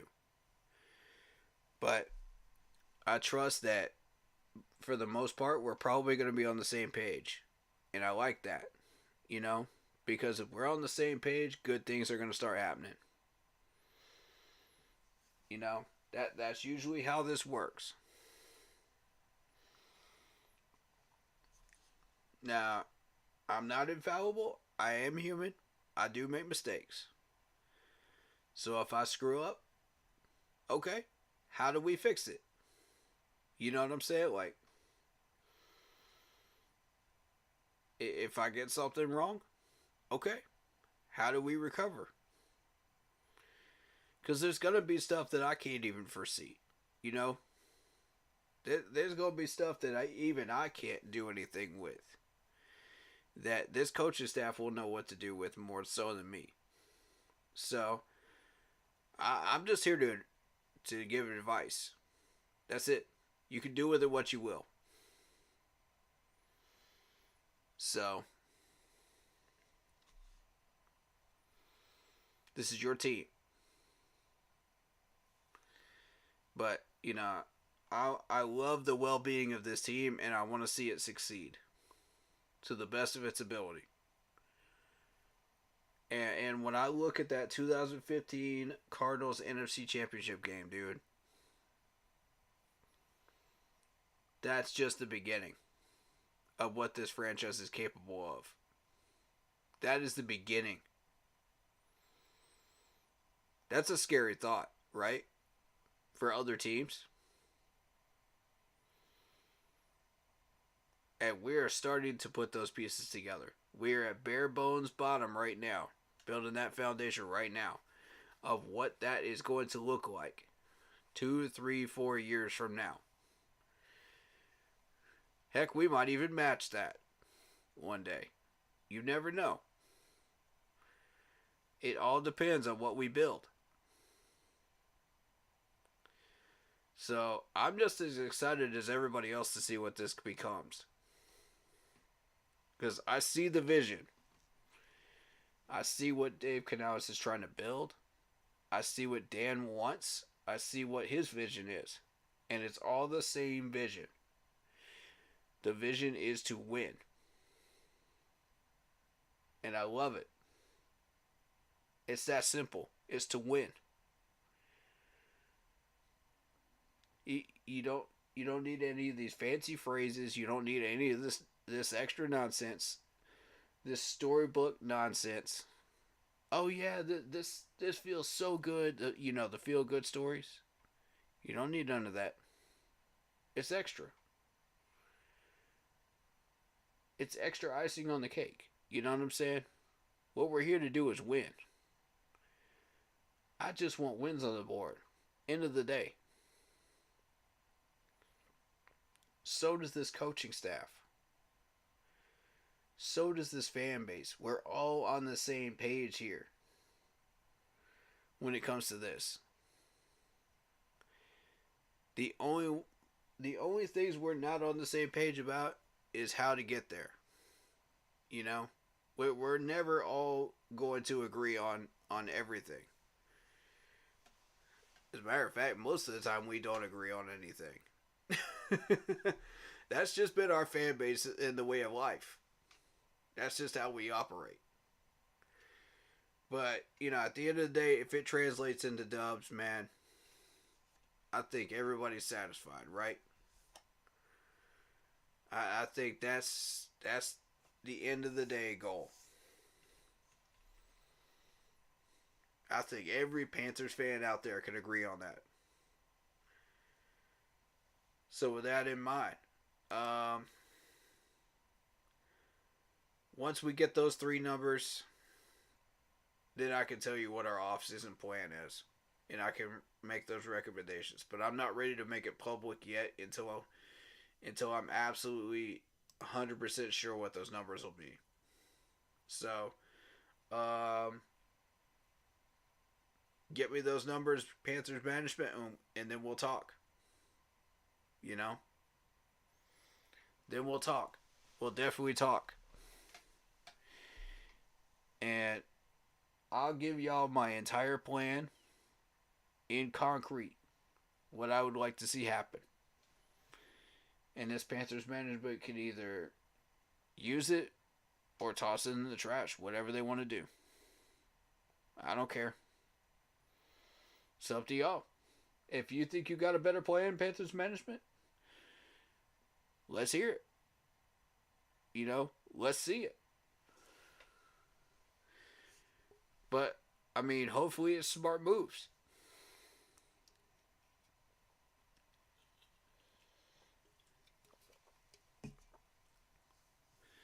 But I'm going to warn this management, as I warn every Panthers management that we have ever had. I'm going to continue to do this. Because it is necessary. Be careful what you do. Because every move you make can impact us 3, 4, 5 years down the road. In some way, shape, or form. Whether it be in cap room, whether it be in players that we cut, that come back to haunt us as Pro Bowlers, whatever that may look like, it always comes back to haunt us. Count on it. Whatever those moves are. So be very, very, very careful what you decide to do. It is that critical. Especially in the rebuilding process on year one.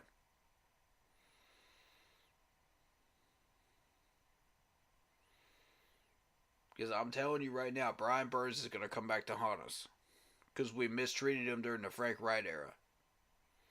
Jeremy Chin, same thing. Both of these guys are going to come back as a defensive end exclusively and a safety exclusively, respectively, for other teams. And they're going to come back and use that against us. And become Pro Bowlers, feeding off of us. Because Frank Wright and his staff were too dumb to understand this is not the way we want to run this team. But enough about them. This ain't their show no more. But if you want to blame somebody for the reason that these two players are not going to be on this roster next year, you know exactly who to point the finger at. And it ain't going to be Dan Morgan. It ain't going to be Dave Canales. It's not even going to be our defense coordinator, Ever Ojaro. Y'all know exactly who to point the finger at. And it's two gentlemen. Two gentlemen who have made absolute clowns out of this franchise in the last 5 years. Who y'all obviously, infamously know the names of.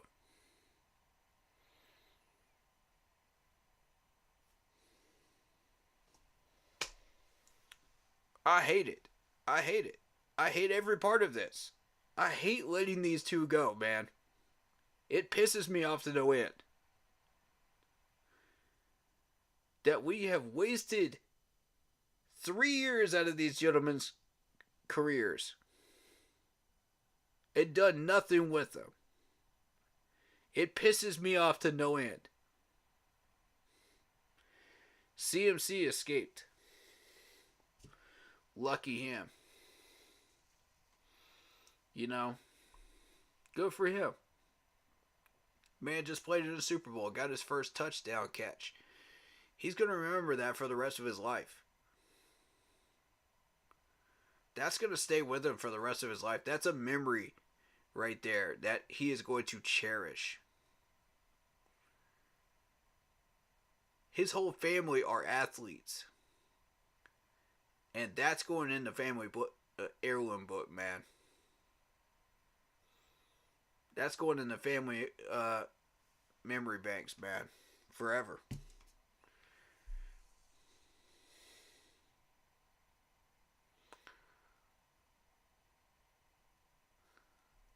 Have we been able to experience that in the last 10 years? No. None of our players know what that's like unless they've been on the Super Bowl team with a different jersey on. Same with the coaches. Unless they played in it like Dan Morgan back in the day.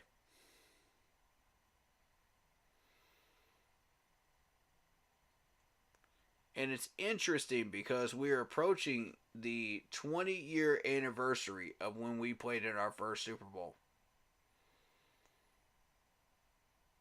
It has just hit this past week or two with the 04 Super Bowl.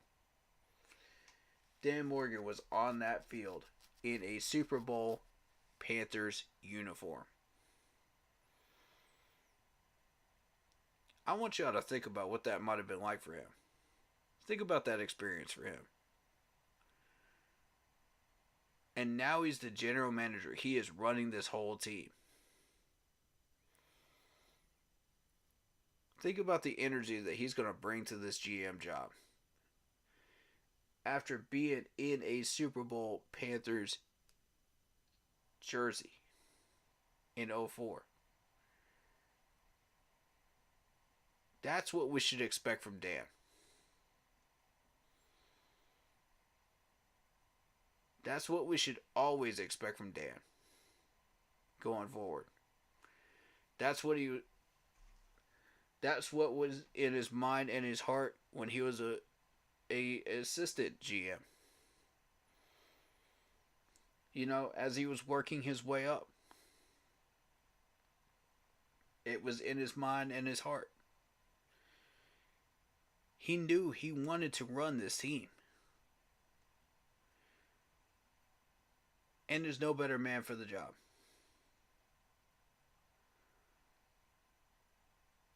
No better man at GM than Dan Morgan.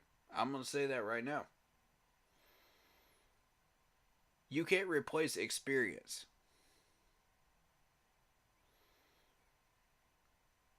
You can't replace the emotions this man had in a Panthers uniform on Super Bowl Sunday. You can't replace the knowledge that this man has.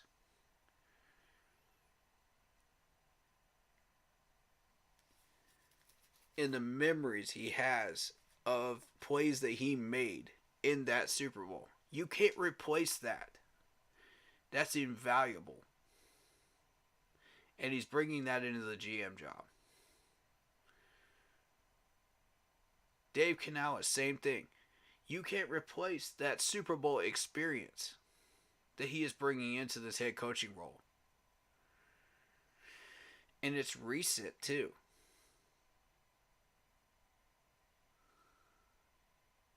He's still hungry, man. The hunger in this man has not gone anywhere. It's still there. Did you see the excitement in this gentleman when he said, I hope my name gets pulled for this Carolina Panthers job? Did you see the energy he put into that press conference? Like, there's no faking that. I'm sorry, there's no faking that. There's no lies there. That was truth. Pure Raw truth. That's what we got coming. And Ajaro, after the year he just had, is still hungry, man. This man saw a 2-win season and he said, I still see something here. Yes, I could have had my shot at a head coaching job. But I saw Dave Canales come in. I talked to this man. I got the Super Bowl vibes again, man. I felt that Super Bowl energy from this gentleman. And I said, I'm in. I'm in. And this entire defensive staff stayed with him because they believe in Ajaro. They believe in what this man believes in. So if Ajaro senses that energy from Canales, they're going to sense that energy from Canales. And they're going to stay. They're not going anywhere. Because they believe in that man. That's loyalty. That's love. That's discipline right there. Knowing that any of one of these gentlemen could have gone somewhere else and gotten an upgraded job somewhere else in this offseason during this coaching carousel. And they all stayed. Why? Evero Ajaro.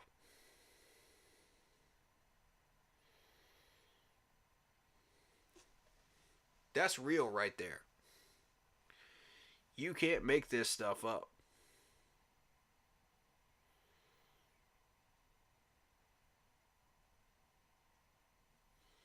All of these gentlemen said, we got a job to do. We got one goal in mind. Let's get it done.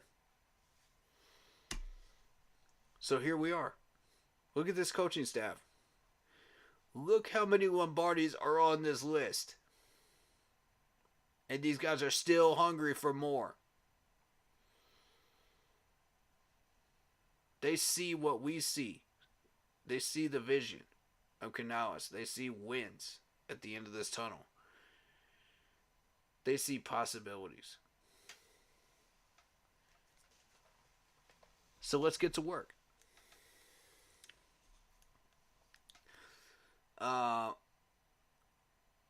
So that's all the topics I've got for you. What do y'all want to talk about? Anybody that's in chat right now, throw out a topic and we'll talk about it. I'm not going to throw out my off-season plan just yet because it's not in concrete. So just so y'all know, if you ask about that, there's your answer. But anything else, ask about it. Open topics for discussion right now. I'm gonna throw on Madden. Y'all can throw on some comments in chat while I'm playing. Whatever y'all want to say, I'm gonna have chat open on my phone right next to my laptop here. So y'all go ahead and bring up whatever you want to bring up. It's all good. I'll address it. I could multitask.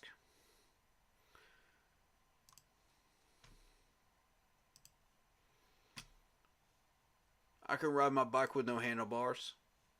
No handlebars. No handlebars. I'm just kidding. I can run my stream with no topics in. No topics in. What is wrong with me today? Oh, God. I'm having a goofy day. Sorry.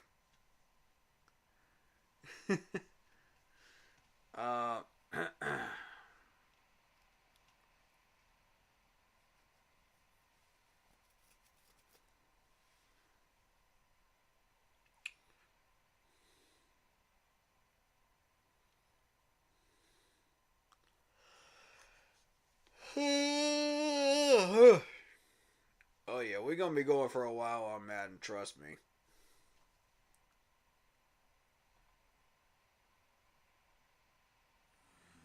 Good 4 or 5 hours, I think. EA Sports, it's in the game. I'm gonna say 4 hours. I'm just gonna stick to 4.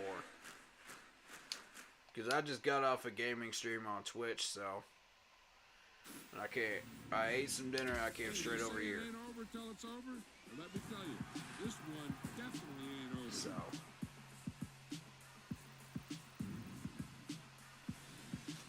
Alright. Let me,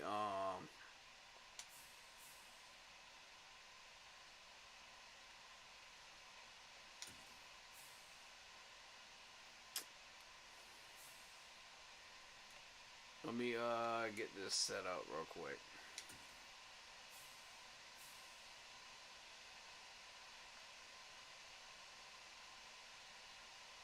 Alright, that's where we're at.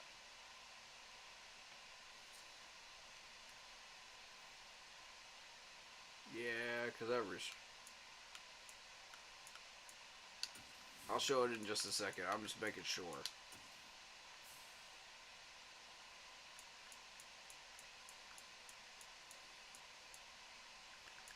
Alright, 32 million cat. Gotcha. Yep, this is the one. Alright.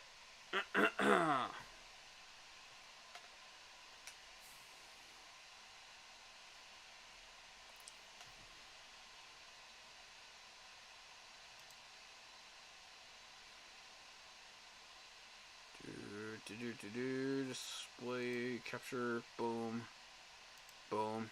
Alright.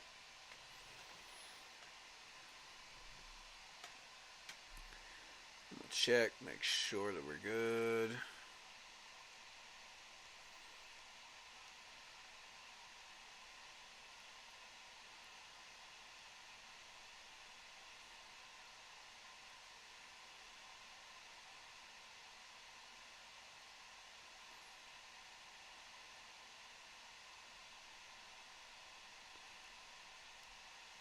Oh, snap, man.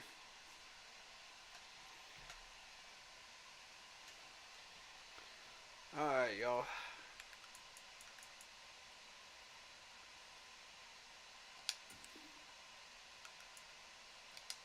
So I trust everybody's pretty much familiar with my strategy and the type of offense I run by this point.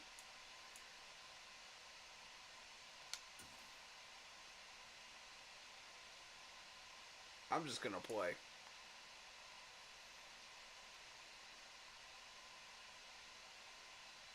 If y'all want explanations on anything, just ask.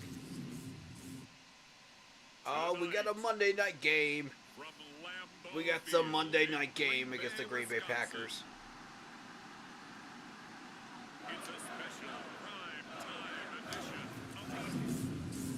Monday night prime time.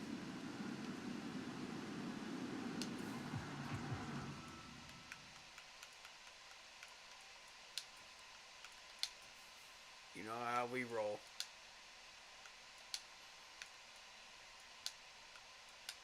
Bring up any topics y'all want to talk about. We'll talk about them. I don't care. I can see chat. I'm good.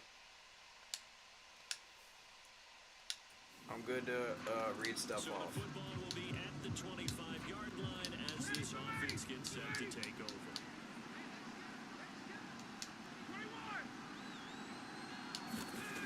On 1st and 10, it's Ryan.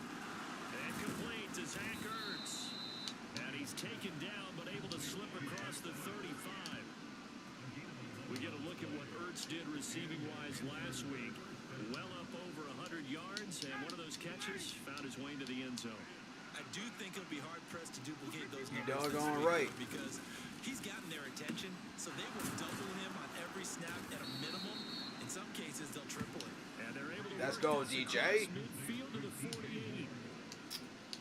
I think when they look at their offense, Bro, they you think to brought up themselves, DJ. weapons everywhere. There he is. They want to move the ball around. They want to spread it to different people, but you absolutely know. Woo, get juked. Get juked. And that's what they just did on that play. The last run got You saw that linebacker trying to figure out what I was doing? Get juked. Again, it's Foreman. And they'll be inside the 35 now at the 34-yard line. A gain of 5, good enough for the first down. Clock I'm running on coaching, so I can't exactly get rid of Matt Rule. I want to. Here through their first 4 games, and they're coming on a pretty good roll here. Winners of 3 straight. And I thought that they played pretty well last Not in week. this Their mode. execution, their discipline, their resilience, all on display in that victory. Now Foreman. And he'll be brought down. Yeah, Foreman. Just shy of the 20 in the red zone.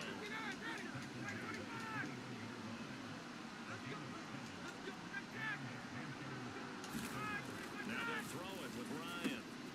Quick slant. Right. 5-yard line. Let's go. And able to get him down, but he does reach the 5. First and goal, and a chance to get that initial touchdown right back. To throw is Ryan. And he's got it. Touchdown, Panthers. Zach Ertz.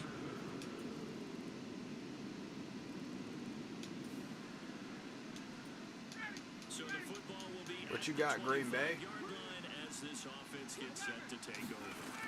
Now Ryan. on What you first got, down. Green Bay? Over the middle, complete. It's Moore. And he's taken I can down, match you. but able to slip across the 35. So here's a first and 10 at the 38. I can match anything y'all throw at me. Here's Ryan to throw. Ertz over the middle. It'll go down as a gain of 6, and that'll bring up second down.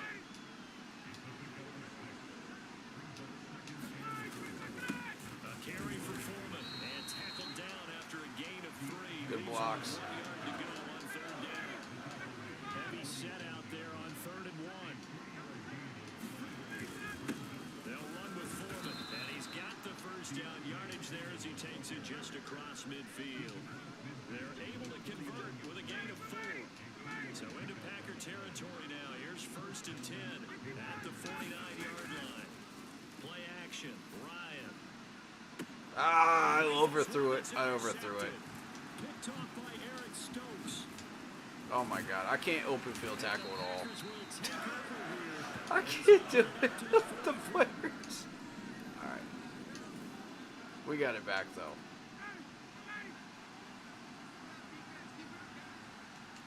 I just wanted to have a little bit of fun because everybody was in the box. Interception from the last drive. Oh, what the heck was that? Matt Ryan, come on, man. What? What was that throw? That's not where that ball is supposed to go. Alright, let's try this again. There we go. There we go, midfield. Don't worry about this score. Don't worry about the score.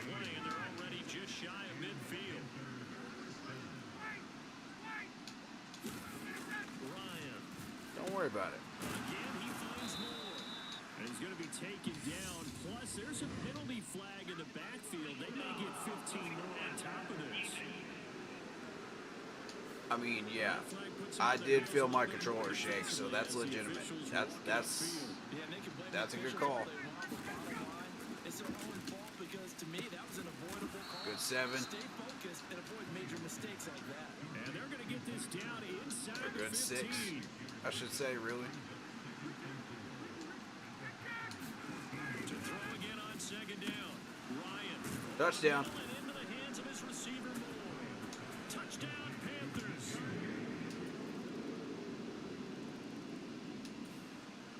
All right, the offense. Don't worry about it. There now. Let's see what they can put together. You see this? You see this score? Don't worry about it. Down, Ryan. And he finds his tight end. It's Ertz. Time a factor as Ryan will hustle him to the line. 2nd and 4. He's got the connection to Moore. And he slips up past the 45 before being tackled. Throwing now. Ryan on first down. Terrible throw. Too much that time. It's incomplete. Try that again. Just tells all the time to have a powerful arm isn't the number one thing they look for in a quarterback. But when you're trying to throw inside routes and you need to put some heat on it, it helps have the big gun. In this case, just a little bit too much. First down now, but that clock rolling. To throw again is Ryan. And he'll go right back to Moore. Complete again. And he's going to have a first down here. They're also in a field goal range now at the 27-yard line. And he's got the hook up to Moore. And he's going to be marked down just outside the 10. Now the Panthers going to use the first of their timeouts as they'll stop it with a little over 30 seconds to go in the first half of play. I want an end zone Three shot tight here. ends in the ball game here on 1st and 10. Here's Ryan. And a quick throw here that's complete. Got it. Touchdown. Zach Ertz. He has career touchdown number 78, tying it with both Eddie Jordan. The Panthers out there and ready to begin. We're within 3. If I had not thrown that deep ball pick, we would have had the lead right now. At least in terms of yardage, but that hasn't translated so far on the scoreboard as Ooh, look at those extra yards. trailing and looking for a little momentum. Yeah, you're right about that because, let's face it, in the first half, most of their focus was in the passing DJ is ice cold today. resulted in a healthy amount of yardage. So I would think that at halftime, they're going to anticipate. Oh yeah, this man wants it today. But they try and cover the passing lanes. They've got to get the running game going, and there should be some gaps to run through now. Back-to-back good plays have him on the move. Keep beating him First too. down. There it is. He's got room at the 30, and they're going to move it down to inside the 25. Whatever the discussions Y'all are, keep giving them cover 2s, cover 3s. I'm gonna eat them up. I have a vision I'm trying to right tell you. now of everything that was discussed in the half just being torn in shreds or being erased off of the I'm gonna eat Microsoft 'em up. Surface tablets because none of it is working. They are really locked in on offense. I'm eating that for breakfast. Here's Foreman. And now they're inside the 10 as he's brought down at the 9. 41 yards now on the ground on just 7 carries. Now Ryan. Caught on a slant. Touchdown Panthers. Matt Ryan can Go.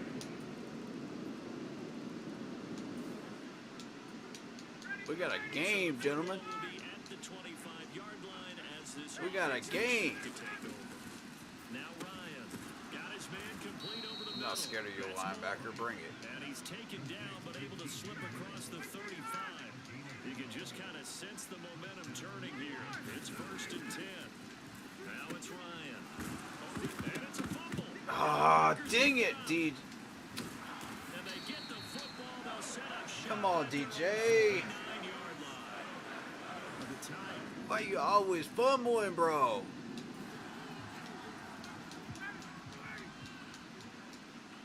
Cover the ball up, man. They'll throw on 1st down with Ryan. Oh, Caught by the get tight end juked. Ertz.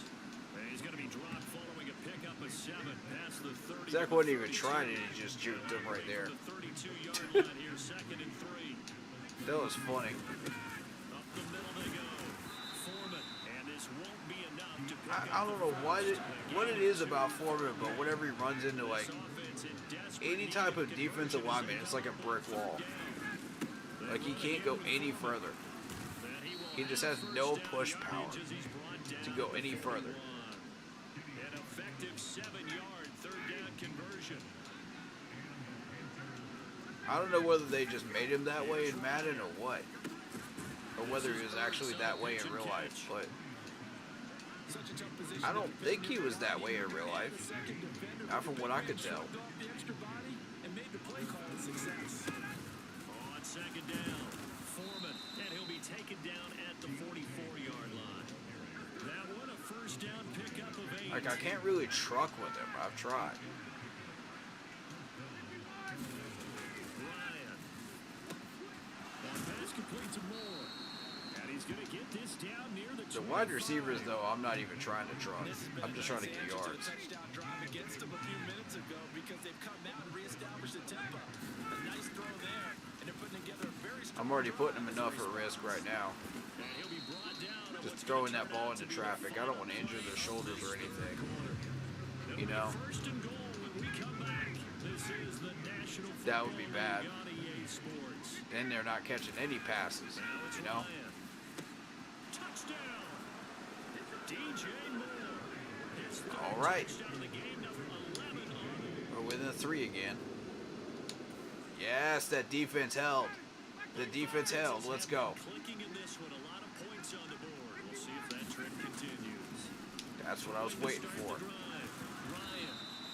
So the Give me that completion good for 6. 6 yards, and that'll make it second down.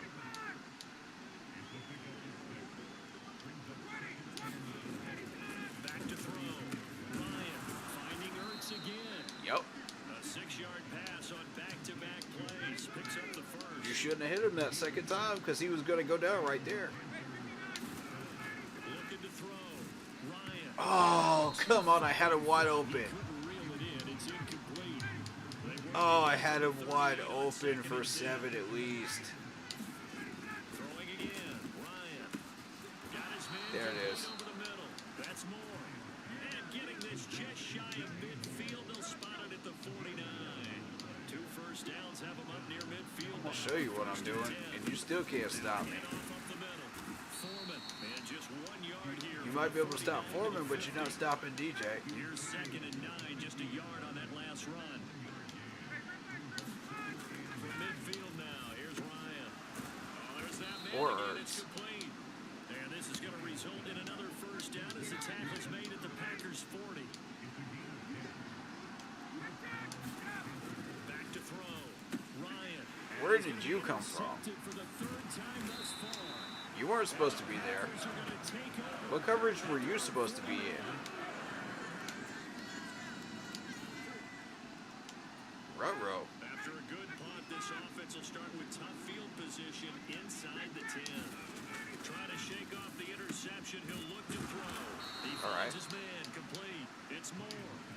Solid way to start the drive, 13 yards, picking up the first.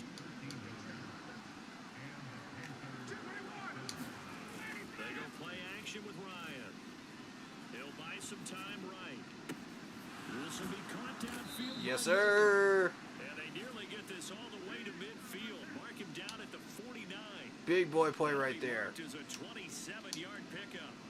And here we are in the 4th quarter, partner, and watch them drive for what would be a go-ahead touchdown. And you and I both know this is where you need a quarterback who can keep his cool back there. I haven't ran that in a while. But to keep the rest I of the wanted team to. relaxed, too. It was just perfect timing. Everybody was shifted over to the left side. I just knew he was going to win that battle right there This is complete to Watkins on the slant. when he was going over to This the is gonna right. result in another first down as the tackle's made at the Packers' 32-yard You got one man to beat. You got safeties high. You got linebackers low. That's a win. One man to beat. And that's that corner. If he gets 3 or 4 steps on him, that's a catch. As long as I throw that ball correctly. So good. They moved the ball down the field with very little resistance defensively. But they better be prepared for some adjustments to come their way now. Call it a gain of 6 on the play, and it'll be 2nd down. Up the middle they go. Oh, come on. And he'll find his way down inside the 10 and the 9-yard line. Any other running back would have made that. 3rd and 1. Gut check. CMC would have shredded that hole. They'll keep it on the ground. Foreman, and he gets the first down yardage he needs before he's brought down at the 6. Only way to get the lead here, All right. of course, with a touchdown, and that's what they're gunning for on 1st and goal. He's got it for a Panther touchdown. Zach Ertz from That's the lead.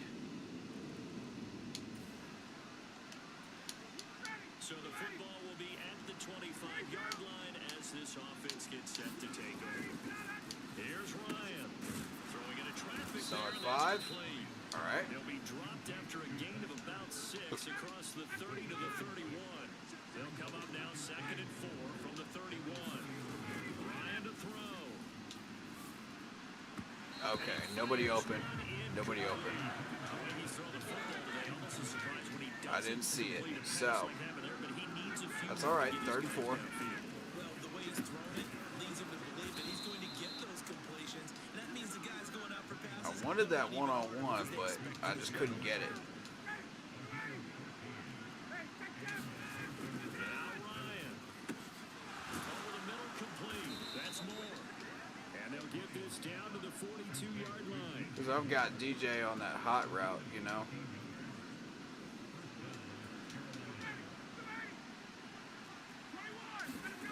Here's Ryan. And this is caught by Watkins. And they'll be stopped at the 28 on a play that started at the 14. They pick up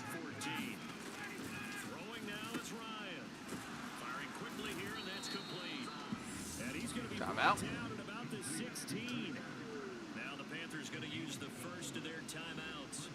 As the All right, clock we got will stop 20 with seconds even left. 20 seconds left to go. So the ball down to the 16. 20 here for seconds. First and 10. They'll look to throw. Over the middle, he's got Watkins. Timeout. And the Panthers are going to be looking at first and goal as they move this I'm down going to for the win. 40-yard line. Bumped his field goal. I want to win. He's back to throw. Yup. And he's got it. It's caught for a touchdown. And they have taken the lead here in the final That's a dub. Well, they came so close, Charles. They were knocking on the door in a one-possession game, but ultimately the defense Put me in held those 2-minute tough situations to get the all victory. day long. And doesn't it feel like it just My leads them offense asking will what win could have been? 99 times out of Something 100. when they could have had a big play to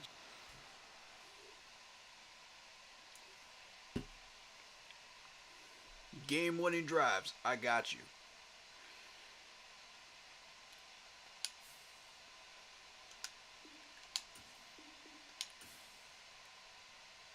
Frankie has become our defensive leader, as I envisioned.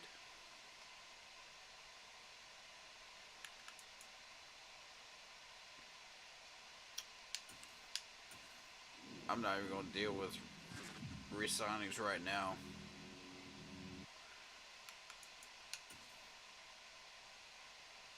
Crisis in confidence. Alright, what do we got here?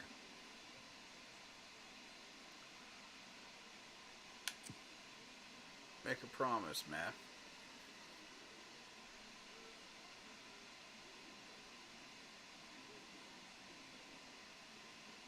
Yo, Sammy, we got you, bro. We got you.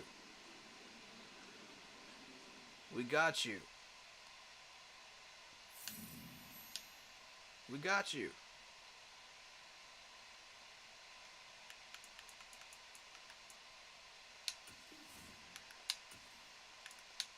Let's go.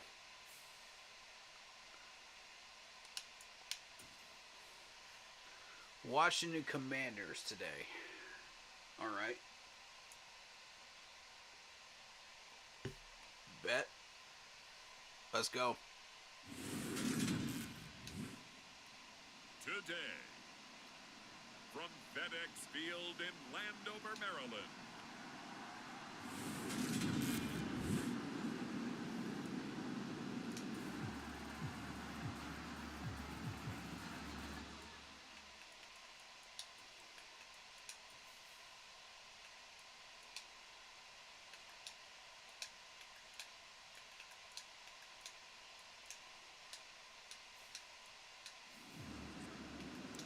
After a good punt, this offense will start with tough field position inside the 10.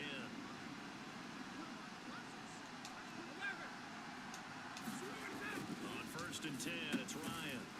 And complete to Zach Ertz. I had y'all thinking I was going to run for a half second there. Last week. I had He y'all was pretty thinking. prophetic. He said before that game, I want to get in the end zone often. He got there 3 times. I messed with their brains a little bit. That is important, but it's what This you box. do after the catch that can make you great. And he had a great game last week. And hold on here, because on that last run, it looks like we have a player who was shaken up. With a heavy set out Donta there, Foreman, three Mr. tight ends Brick in the Wall. formation for 3rd and 3. And he will find Oh! the open man. It's DJ Moore. And he is going to have a Panthers first down as they're able to get the 3rd down conversion. That's an ankle breaker. To throw is Ryan. Quick slant Oh, yeah. by Moore. And they get him down, but not before he takes it across the 40-yard line. 13 yards as they've got the connection working. His second catch in a row, first down. Oh, I'm about to shred this Ron Rivera Here's Ryan defense. to throw. I already know it. Finds his man, complete. It's Moore. I know it way too well because we've had that defense for so many years. I know exactly where all the weak spots are. Oh, that's into a sea of bodies, and it's intercepted. Oh, Sammy. And the Commanders Sammy. get it back here. Sammy, man, we got to talk. You can't be tripping all over the yard lines like that. Because remember, he threw 3 picks points last week. After telling me you won a big time game, The Panthers out there and ready to begin. and you their trip next it all over drive. the field, And threw an nah, man. interception the first time they had the football, wound up leading to a touchdown the other way. We gotta talk, bro. You can't be doing that. Back to your game plan coming in. Everyone has matchups that they I need you to beat your man. where they think they have an advantage. Dial up some of I need you to do your So job. go to those Whoa! and get your offense moving. Golly! In his tracks behind the line of scrimmage. It'll go down as a 2. Did y'all just see that? Oh my God, he got destroyed on that play. Who was that? Andrew Norwell got absolutely demolished on that play. Watch this. Boom! Like he wasn't even there. My Lord. Brings up a third down. Looking to throw. Ryan got his man complete over the middle. That's Hold on to it. And he is going to have a Panthers first down as they're able to get the third down conversion. Man, this game always got me playing out of Back to throw. the will, man. And this is incomplete. Like every time. Panthers in a very solid form run here. Every They've time. come in on a nice run of recent form. 4 wins I out of find my 5. way out of The it though. offense last week, they certainly have things humming because if you can run up 40-plus Go. points a game, you certainly take a lot of pressure off of your defense, and you're not going to lose very often. So they just need 1 yard here to pick up the first down. You think we can get this? This is risky. On third down, Foreman, and he's got the I first got it. down yardage there as he takes it just across midfield. Give him the third down conversion. Sometimes 5 yards on the Foreman can be play. good, man. In those situations, sometimes he can't. Ryan on first down. Over the middle into For me, traffic, and I that's don't know what it complete. is. And they'll get this down to the 42-yard line. But most of the time when you run him up the middle, it's like a brick wall, though. On second down, Oh my God! Foreman, and he is met. Yo, Andrew Norwell, you all right, man? Down he goes, folded like a lawn chair. That's the second time this man has been absolutely demolished. Oh no, this is somebody else, isn't it? No, that's Norwell. Norwell got absolutely demolished again. Watch this. Boom! Just spun him like a rag doll. Who is this dude?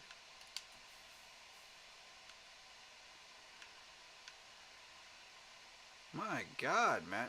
Who are you? Oh, Josh Allen. That's why. God dang. This will be play number 9 of the drive. All right. As they need 4 yards on third down. Looking to throw. Ryan. And they're going to get this down near the 35-yard line. All right, And this is a guy who last week not only helped his I'm gonna team, put but faith in really you, a lot of Norwell. Fantasy teams, 3 trips to pay I'm gonna put faith in you. And watching him play is like going to lunch with you when you order that combo. If plate, you right? can hold In out this for case, it's 2.5 combo seconds, plate. I've got you. Catch it in I can front, complete these try to passes. gain, run past you, and then uses his size and his physical That's abilities all I to need. keep you away from the football. 2.5. To defend this guy. Reigning NFC You offensive give me player of the 2.5, week. I got you. On second down, Foreman, and he'll be a couple yards shy of the red Yeah. zone here at the 22-yard line. On first and 10, Ryan, quick hitter here, it's complete. And they're going to get this down inside the 15. Now that's staying ahead of the chains. Really good pickup on first down, hitting the tight end there. Now brings up the Second down, and one. man. Oh my God. Hole in that zone. And he is Andrew, gonna be come on, stopped man. behind the line of scrimmage. Alright. I've seen enough. I've seen enough, Andrew. This is not it, bro. This is not it. Brady, get your butt in there. The running lanes have definitely not been there for him here in the first half. I've seen enough, bro. Been his fault. His offensive line hasn't given him much space. A loss results there. Oh! And the Panthers are going to have first and goal as they try to finish off this drive with 6 points. All right. All right. All right. Well, no gaps. To the 2-yard line. And we're back to the old drawing board. Loss of a yard, and it'll be second down. And they'll run again. Pushing for the end zone, but he's not going to get there. Oh. God, that sneeze snuck up on me. Sorry, y'all. They stop him just shy of the goal line. The Commanders' defense looking for a stop here. It's 3rd and goal. They'll go with Foreman. Come on. This time he is in. Let's go. Deontay Foreman. All right, defense. I'm going to need y'all to step up. Will be at the 25-yard line as this offense gets set to take over. This ain't it. Throwing on first down. Ryan Hurts over the middle. And the result here, a pickup of 8. Leaves him with 2 to go on second down.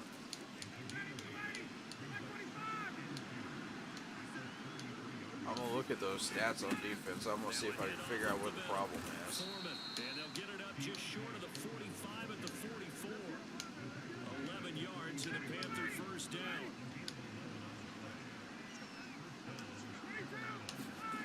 Ryan. The quick throw knocked away. Oh, come on, man. First time that they've targeted Come on, him, Brady. he's not Keep his hands engaged. He's caught everything that's been thrown his way. I know you're a second string man, but keep his hands engaged. Break down any defense because when he's doing that kind of work, All right. All right. All right. It's an All right. incompletion there. I think they're going back to that well.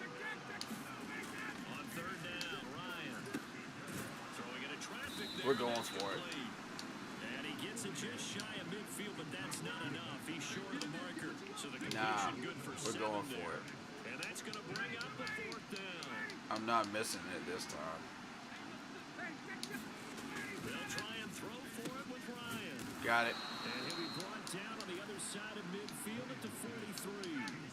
So I'm not leaving y'all anytime to do anything. A fresh set of downs here, 1st and 10. Ryan's throw complete there to Moore. And We're burning clock right now. That's what we're inside doing. the 30. Give him now 1,062 catches in his career. And I'm looking at the list here. That ties him with Andre Johnson. and I wonder if he ever wrote Andre Johnson's name down and that number and said, that's where I'm trying to go. All right, That's where I'm last play trying to before get 2-minute warning. If Final so, me. Cool. congratulate yourself. You are there. That means you rank amongst the best that have ever done it. Let it burn. Let it burn. We've hit the 2-minute mark of the second quarter. 14-7. Do-do-do-do-do-do-do-do. So the ball down I'm to not the even worried. 16 here for 1st and 10. Ryan. Over the middle Go. of the traffic, Nice. and that's complete. Let that That's clock good for a run. gain of 6. Let it That'll run. Bring up second down.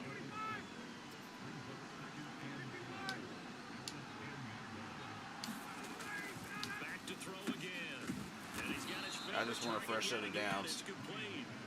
And the Panthers are going to have a 1st and goal as the tackle is made at about the 5. A chance now to get even before the break as they come up 1st and goal.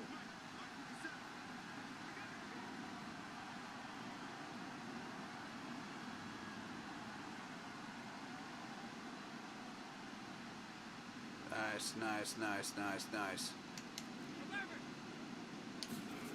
They'll look to throw again. Hit as he That's fine. throws there.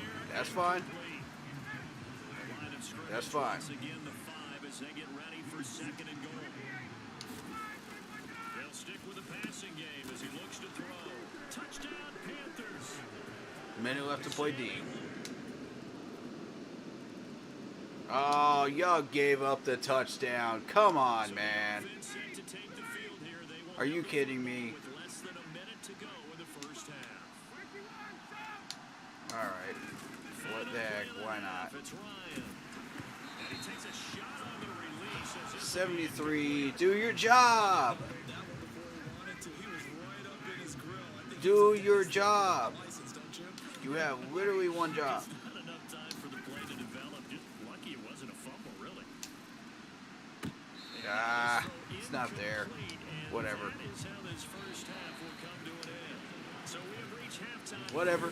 I've been down at halftime before. I don't care. Back to the field for the start of the second half.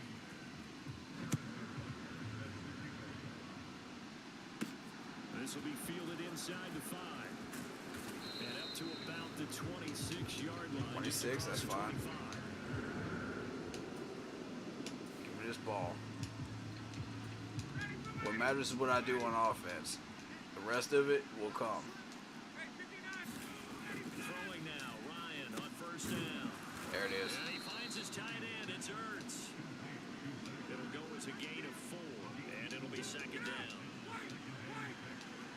Well, we only threw one pick so far. But the dude was not in the right coverage, though. It was like double coveraging my wide receiver when he was supposed to be like in a cover 2 or something like that. I don't know what he was doing. But he got lucky. So, Nice rhythm throw there on first down. He located his tight end, made a nice easy pitch and catch. Hoping he can break a tackle or two. Wasn't able to do that there, but still good yardage. oh my God. I wasn't set. That's why. Okay. I figured it out. To throw again is Ryan. God. Incomplete. It appears they're going to come up empty on this first Get drive of the set. second half. Still down by that slim margin. Yeah, and that's okay. You know, when you sit and analyze it, they're not happy about what happened, having to go to the bench. But this gives them a chance to let their There it defense is. do some work, while they on the sidelines go over what they're doing offensively. You already know I'm not and missing formulate that. a proper plan. So this drive Yeah, I don't know what's going on with my defense right now, man. That's 2 different games. Something's going on, man. Here's Ryan. And he's got the hook up. I gotta double check those stats. And he's going to be taken down at about the 33. And he's over 100 yards now after that last catch. Already, of course, leading the NFL in receiving yardage. So he's done nothing at all to hurt his cause, to stay in that spot. But I've been so impressed with how he's gotten it done. Body control, route running. How about the way he And competes for the yeah, I mean, it's gonna look boring, like it's the same 2 or 3 plays. What the heck? Foreman, and he is met in his tracks behind the line of scrimmage. A loss on that. Who's blocking him? Like, what is going on with my O-line today? 63. That's Corbett. Dude, Josh Allen is a problem today. They lined him up over there now. Oh my God. And now third down gets tougher. 3rd and 6. So it's not Norwell after all. Norwell's not the problem. Now it's Ryan. Over the middle and into the It's just Josh Allen just ripping my O-line to shreds. As the tackle's made at Washington God, 16. man. From the red zone now, they'll look to throw. Over the middle, it's complete. Yeah, let's see you get to me when I throw passes like that. All the way down at the 2-yard line. Let's see how quick you are, Josh. Up the middle they go. Oh my God. Into a mass of bodies, and I think they held him out. They did. Call it no This dude's an gain. animal. 2nd and goal. They'll try again. Oh my He will lose God. yardage here as they knock him back to the 3. What is happening right now? There's the 13th play of the drive. Proves to be unlucky. Who do you have on this Washington D-line? defense, they've stood tall the first 2 plays. Now 3rd and goal. Now Ryan. And he's Doesn't got matter. it. Touchdown Panthers. Sammy Watkins with his 2nd Doesn't matter. touchdown There's game, Sammy. 5th on the year. Yup. There we go. Defense finally made a stand. Let's go. They'll throw on first down with Ryan. Pass complete to Moore. And Yes, they'll get this to sir. about the 44-yard line. Well, there's your leading receiver in the NFL in terms of yardage, putting on another clinic, well over 100 yards. Are we taking notes? We should be, right? Because I'm going to go back and watch this tape and really enjoy what I'm Easy. seeing. The route running, competing for the football, just breaking down a defense.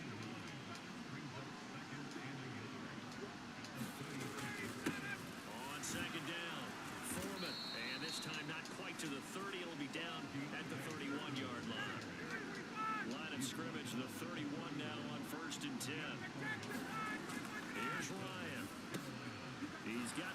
fast, speedy wide And they're receivers. going to get this down to about the 17-yard line here. First and 10, and they've got 3 tight ends out there. A jumbo package look.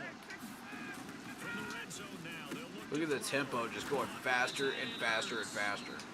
This is what my offense does. as the tackle is made at about the 5. This is a staple of my offense. Ryan. Oh, come on. But it's intercepted. DJ, what the heck was that? And the Commanders are going to take. I thought surely if I threw that ball over there, he would break it free of his guy and catch that. Fortunately not. They go back to the air here after the INT on the last drive. And this will leave them a yard short. All right, that's 2 picks. No problem. No problem. First down.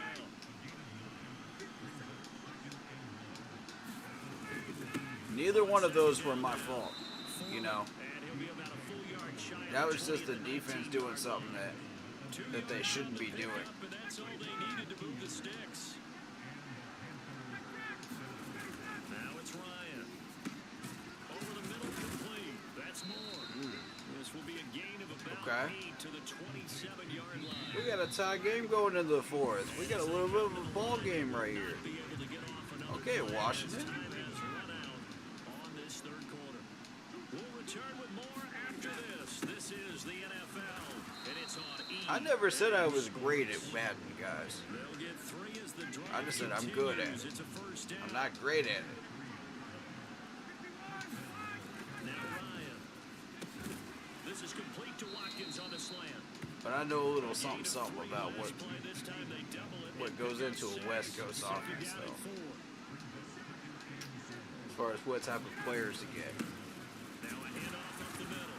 Foreman Ah, only shut muster a down. yard here to the 38. Just not a whole lot of room to operate there on that carry. Yeah, the run game's kind of dead right at the moment, so that's all right. Any lanes to open up. I'll make do. This is Ertz on the pitch and catch. And he is going to have a Panthers first down, and he's going to have it by plenty. Able to get 8 yards there on 3rd and 2. Looking to throw. Ryan finding Ertz again. And they'll get to him after a gain of 7 to the 47. I'm eating up that clock right now. Throwing again on 2nd down. Ryan got his man complete over the middle. That's Watkins. I'm wearing down that secondary. He's been big, 2 touchdowns earlier. They have no choice but to focus on it. Again, he'll drop to throw. And this will go as a gain of 7 as he gets it to the 30-yard line. 2nd down and 3.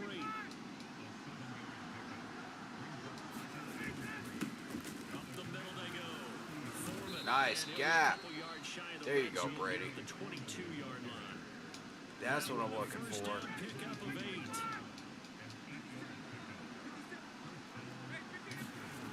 Back to throw. Ryan. What was that? Be batted away and incomplete. So after the incompletion, 2nd and 10 from the 22. Looking to throw. Ryan over the middle, complete. It's Watkins. To Sammy. Inside the 10 at the 8. A field goal could get him the lead, but it might not be enough. For the as they come lead. up on 1st and goal. Back to throw. Ryan. That's Got it. touchdown. Zach Ertz.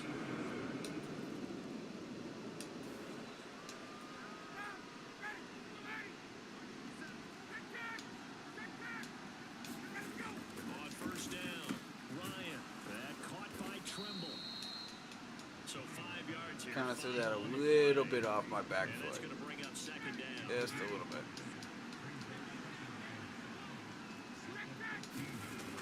Looking to throw. Ryan looking middle, and that's complete. That'll put him up over 160 yards. There you go, receiving Zach. for the game. They There can't you seem go. to stop it. He's worked on securing that catch. Ryan over the middle, and it's incomplete. You're not sacking me, bro. Nice try. From him, he's been on point this entire game. He has percentage completion-wise. Tried and failed. Not that time. Meanwhile, Ryan's throw here complete into the hands of Ertz. 9 yards, not quite enough, and they'll be too quick for that, man. I'm way too quick. Back to throw. Ryan. Now this is caught. And that's roughing. And Thank not much you, happening free there. yardage. He's taken down, but a late penalty flag in the backfield. This looks like a roughing call. Boy, tight Yup, game like give me this, them extra 4 yards. personal foul penalties. Come on. No. Yeah, we know the emotions are running high, the tensions are the same. Who can control them best could ultimately win it. And Ryan's throw here into the hands of Moore. And he's brought down to the red zone at the 18 after a gain of 18. First and 10. I bought Madden 24, by the way. I have it. Looking to throw. Ryan throwing middle, but it's incomplete. Under 4 to go now as they come up on second down. I'm using 23 right now.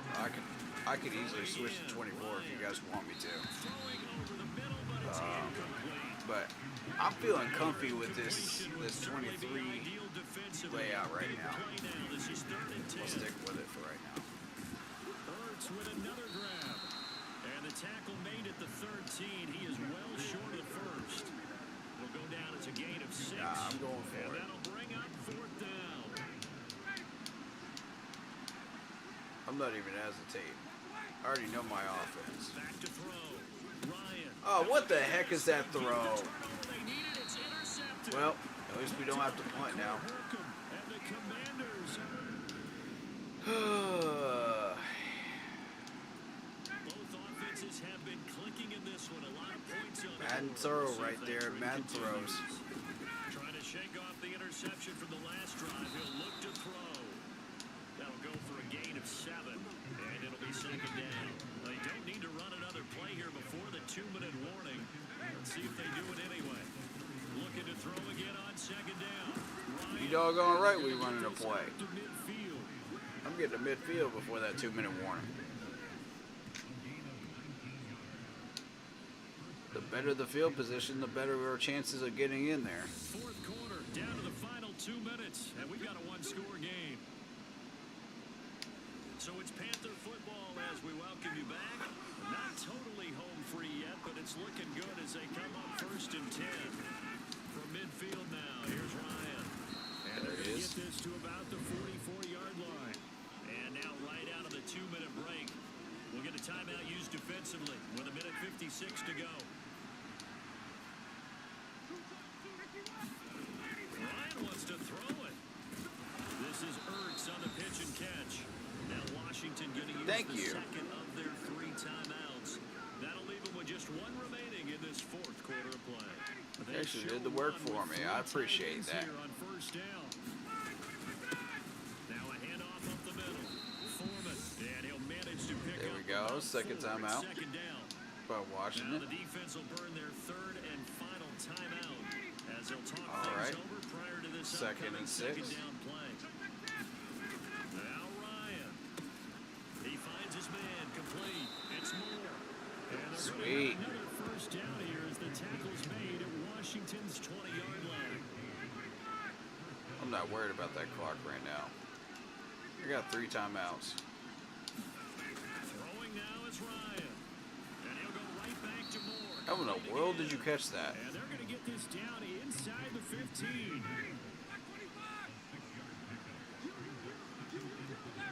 Here's Ryan. Throwing into traffic there, and that's complete. And the Panthers are looking at All right, I will call a timeout here. Because we're at the 2, and this is where Foreman struggles. So, First, they've got 2 more to use here in the final stages. Up the middle they go. there it is. And he's a touchdown. And in the final minute, that should... Well, somebody lit a fire under that offense during the break, Charles. Remember, they trailed at intermission. They come out, they have the big What did that second dude half, do to his and that shirt? lets them to the victory. And Brandon, trailing at halftime, we always talk about teams making adjustments. You know what the best adjustments usually are? That's It's not just the W executing symbol. better. That's 'Cause the game that's plan a you put in ripped place at shirt, the bro. beginning of the week often still holds. You don't have to make wholesale changes.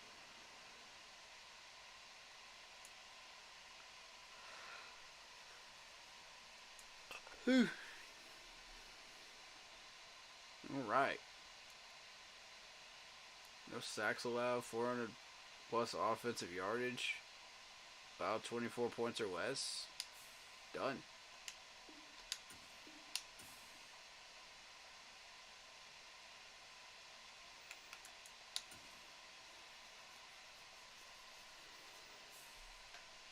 What you got for me, Sammy?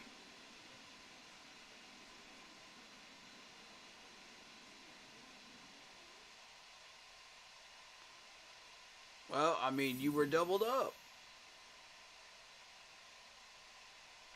Don't get pissed off at me, Sammy, when you doubled up. And you over here tripping over the yard lines. What you want me to do? That's on you. That's not on me, bro.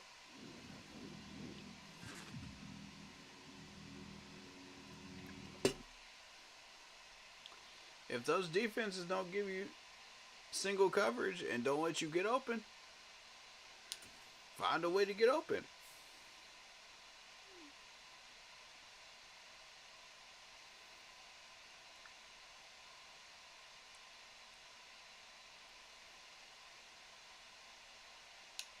Bench, okay.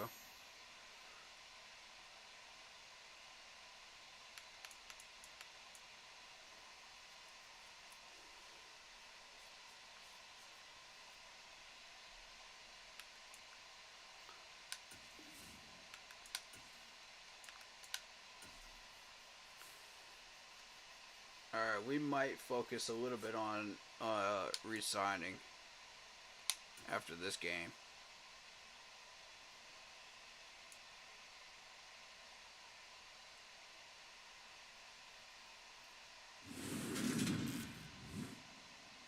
Today, from Bank of America.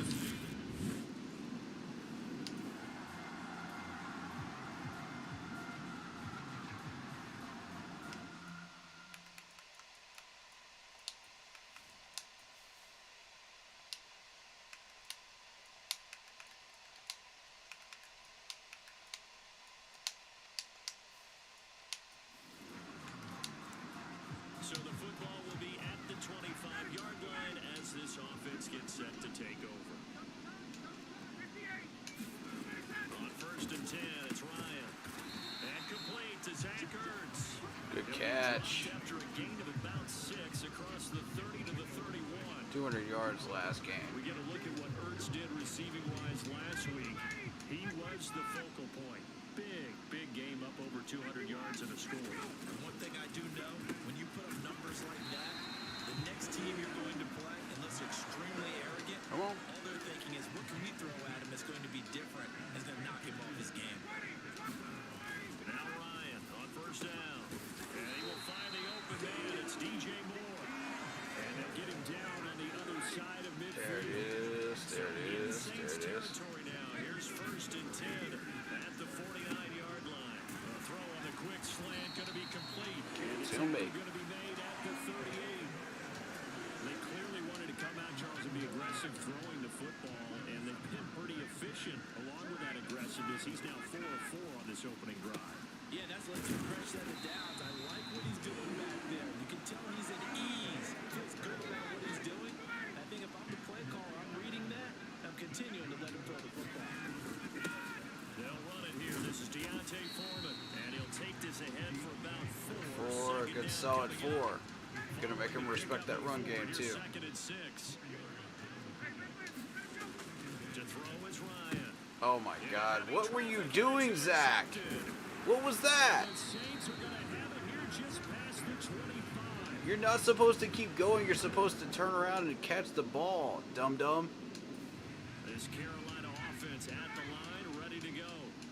As the offense comes out here, Charles, remember they threw the interception last time out, but they were moving the football down the field. Looked like they were going to have a sustained drive that ended in points. We're back. And because of that, there's no way you can call the Inches, let's last do drive a it. success. Yes, there are things to build on because they found some play calls that work. Now, they've got Holding, it's coming back. Come on. Did on the last one. Probably on Corbett. Nope, it was on Bozeman this time. So they got that one, Charles, against the center. Uh, Let's remember how difficult it is for the center because remember, he's got to snap the ball to put the play in motion, and sometimes you got that big guy on your nose. That's you got all right. Sometimes where he's coming at you at an angle. It's a difficult job for him to snap the ball and then execute his block. Line of scrimmage, the 31 now on 1st and 10. Ryan. There it is. Looking left side, that's caught by Moore. He's tackled a yard short of the marker. Good gain of 9 on 1st down. The Panthers at 5-1 here in this early part of the season. They've certainly found their groove of late. Winners of 5 in a row. And this team is absolutely playing their best football right now. This is the best that we've seen them play in a long time, partner. Sky's the limit as far as they're concerned. Their confidence really soaring. Hurts over the middle. And they'll get him down on the other side of midfield.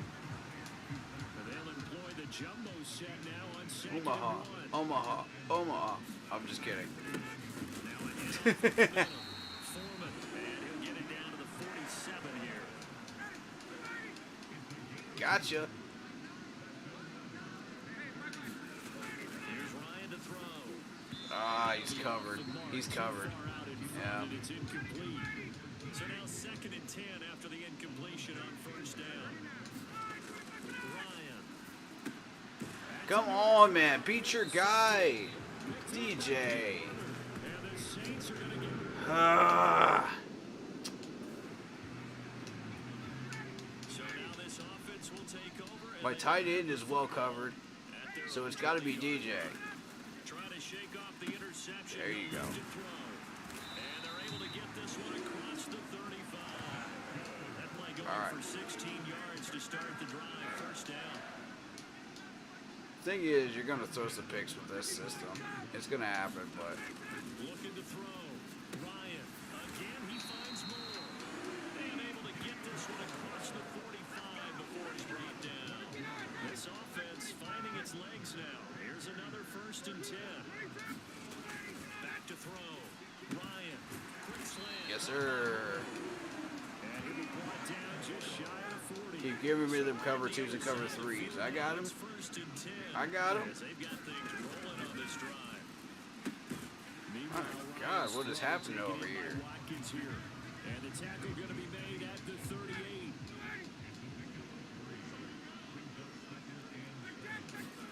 To throw again on 2nd down. What is happening? Pass interference, please. This half it's intercepted. This man could not even run his route. And he will take this Are one you home. serious? Touchdown. There's no way. Did you? The Panthers out How am I there supposed to ready get that begin ball the to next him with- drive. And they come into Whatever. this one riding that nice long win streak. And remember, next weekend is an open week for them. So if they can get the win here, a lot of momentum. in Whatever. that time off. I'm not worried about it. If you're wondering if anybody's saying, boy, this is coming at a bad time, we want to keep playing, the answer can be yes. Because when teams are on a hot streak, they want to keep going. Ref's just choking as usual. Come on, man. An open week is always good, guys. Take it and let's go with it. We got this. Stay focused. Just play our game. 2nd down. Don't deviate. And nothing doing. He's immediately taken down at the line of Stonewall, scrimmage. brick wall, Devontae Johnson. Devontae again. On 3rd down. Doesn't matter. And he'll be taken down, but he does have 1st down yardage. Give him 6 yards, and they do convert on 3rd. Throwing now, Ryan on 1st down. What the heck? And his pass is intercepted for the 4th time today. Since when does this man jump like that? Gonna get this back to their own 34. Since when does this guy jump like that? This Carolina Are you serious with this crap? ready to go. The partner Man, fast Madden's forward cheesing me to right now. Remember, next Madden's week, cheesing the heck out of me right now. gonna get some extended rest. Does that change how they manage the rest of this one? All right. I think it does a little bit. All right. Not too much. Because That's how you want to give play? extra rest, you get a chance to heal up and kind of, do a little bit of a reset for this Now I'm team. getting serious. So, 7 extra days to think back to the last time you were on the field. So now, I was just playing around before, man. because they carry it with them for essentially 2 weeks. Since Madden wants to play like that. Foreman, and this going in. As he's got this up to the 45-yard line.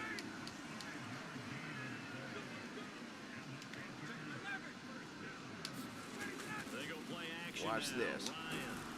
Oh, the ball comes out. Ah, come on, man. Block him, please. I hate to say it, Charles, but the way that he has played in this first half, he just kind of holds your Come on, breath not every doing time her he job. tries to pass. Yeah, you might be holding your breath for those guys on the defensive side of the ball. They've got big smiles on Wrecked. their faces. He's handing out picks. Like the people just leave the candy out at Halloween and you take what you want. Think I'm worried right now? I'm not. Against him today. On first down, Ryan. Complete on the quick throw to Moore. And he's going to get this down near the 25. I can't help but chuckle a little bit because at this point, He's just roasting can't be you. surprised anyone in the building who's going to get the ball. They just keep feeding him over. There it is. And he just keeps on delivering. And he's brought down inside the 20 at the 18. Let's go, let's go, let's go, let's go, let's go. Tempo. Tempo. Throwing again on second down. Ryan. And he finds his That is tight not end. where I threw that ball, but that's okay. Panthers are going to have a first and goal as he's taken down at about the 8-yard line. Tempo. Again, Ryan. And boom. Touchdown, Panthers. Let's go. Touchdown. 2-minute drill. Over 2 minutes to play in the second quarter. 2-minute The drill. offense gets ready to Our take own 33. Here's Ryan. Alright. From Bet. the middle, and it's complete. Call it a gain of 6 on the play, and it's second down. We've hit the 2-minute mark of the second quarter. 14-7. Bet. Let's see. Let's see. From the 39, Ryan. And he's got Let's see how good your secondary really is. He'll get this down to around the 47-yard line. First down now, but the clock continues to move. Now it's Ryan. Over the middle and into the hands of his That's what I thought. And he'll be hauled down at about the 30-yard line. Now Ryan. Got his man complete over the middle. It's Moore. And he's brought down here just outside of the 20. On second down now. Foreman. Oh, come on. He's definitely tough to get down. We just saw him right there. But How does he not get that? pursuit, wrap up, and then the big finish with the tackle. And he is going to have a Panthers first down as they're able to move the sticks with a gain of 4 on 3rd and inches. Over the middle, he's got Watkins. Touchdown. Let's go. Watkins, a 16-yard touchdown. And the Panthers With 33 seconds to spare. are high in the ballgame here. Come at me. I'm the next Peyton Manning, baby. The Panthers out there and ready to begin their next drive. This offense ready for the first drive of the third quarter. Well, quarters number 1 and 2 entertaining. We saw some good offense points. put up, Oh, Charles, you and thought you were going to pick that off, huh? And it sets You us thought you were going to pick that off. You thought you were going to jump that route, huh? We've seen both sides I threw it behind him will here in the first half. And on now, here in the purpose. second half, getting the ball first, you Because I gotta knew you were going to try to do that. really run our offense the way we did in the first half. But if I'm a defensive player, all I'm thinking is, can I make a play to really help out my team and break this Big streak of brain. offense? on Big second brain. down. Big brain plays. On a determined run there as he's going to take this all the way down near the 40. Yeah, you've been seeing pass all game. You didn't expect that, did So you? the ball moves from their own 41 to the other 41 here for first and 10. Here's Ryan. And that is Oh. incomplete. Oh. Coverage a little too We good got a there. feisty And it's second linebacker down. here. Here Okay. now is second and 10 again for the 41. We got a linebacker that thinks he's feisty over here. Ryan, he's got the connection to Moore. And this is going to be another first What's your down. closing This speed look tackle's like? made at the Saints' 27-yard line. What's your closing speed look like, son? Ryan, over the middle, complete. That's Moore. And they've got this down to about the 12-yard line. From down at the 12, it's first and 10. To throw again is Ryan. This is caught. Oh yeah. Couldn't quite Oh, get yeah. there. Tackled down at the line. Oh yeah.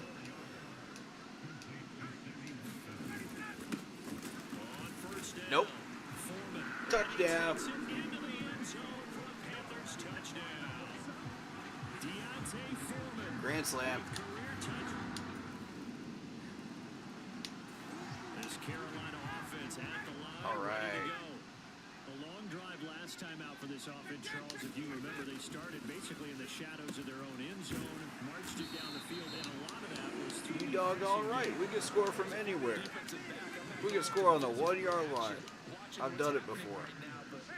Give credit where it's due because they've done an excellent job. I've scored on the inches line before. Secondary getting picked apart pass by pass. From the inches line. They need to make some adjustments. 99 yards.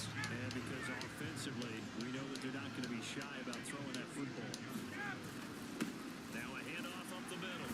Foreman. And he'll get it into enemy That's how territory. good my just team across is. the 49. So in Saints territory. That's how well now. built Here's it is. 1st and 10 at the 49-yard line. Back to throw. Ryan. Wide open. By the tight end Ertz.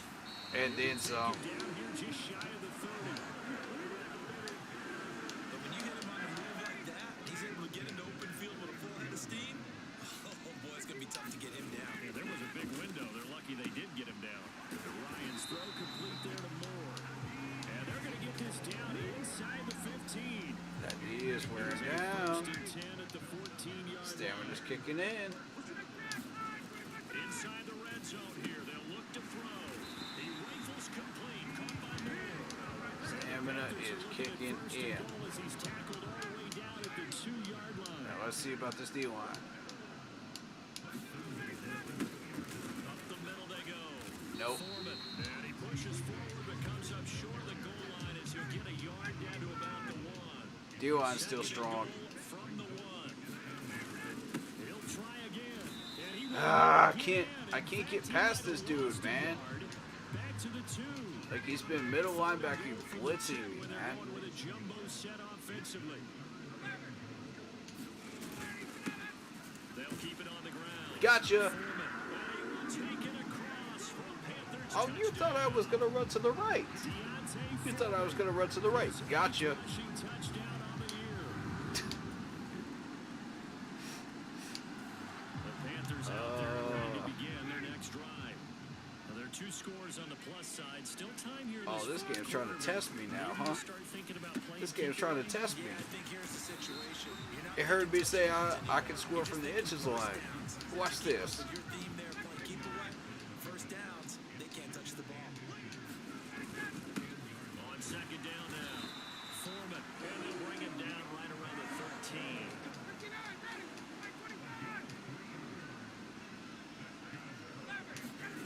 They'll throw on 1st down with Ryan. Got his man complete over the middle. That's Moore. And he goes down at the 26. A pickup of 13. 99 yards. Again at the 13. Yeah, I'm about to see First it. down. Ryan. Ah! This one incomplete. The pressure got to If him I as just he had released like it. And it's 2nd down. 0.02 seconds later, man, I would have hit him. But a chance to exhale just a little bit there with incompletion on 1st down. Now they have to gear up, try and get 2 more stops, and escape this drive. That's all I would have needed. Yards the gain, and it'll bring up a 3rd down. They are in need of 6 yards here if they hope to move the chains. Ryan will throw again. That pass complete to Moore. And he'll be Midfield. taken down, but not before they reach the 50. It's a gain of 20 and picking up the 1st.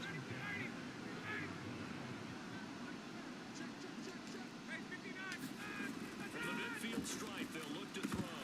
And Oh, what a drop. in the middle third of the field. Oh, DJ. Bring up 2nd down. Come on, man. 2nd and 10 now. Ryan. This is complete to Watkins on the slant. And they'll get this down to the 42-yard line. Or was that Sammy over there that dropped that? Here on the drive on 3rd and 2. Now Ryan. And they're going to work this down Yes, to sir. the 32-yard line. He's been the go-to guy. They needed a big play there on 3rd down. Went his way. It worked out. Doesn't matter whether they scouted it or that they think he's going to get the ball. He has a knack for finding his way open and completing the connection. And he's going to be brought down at about the 16. So the ball down to the 16 here for 1st and 10.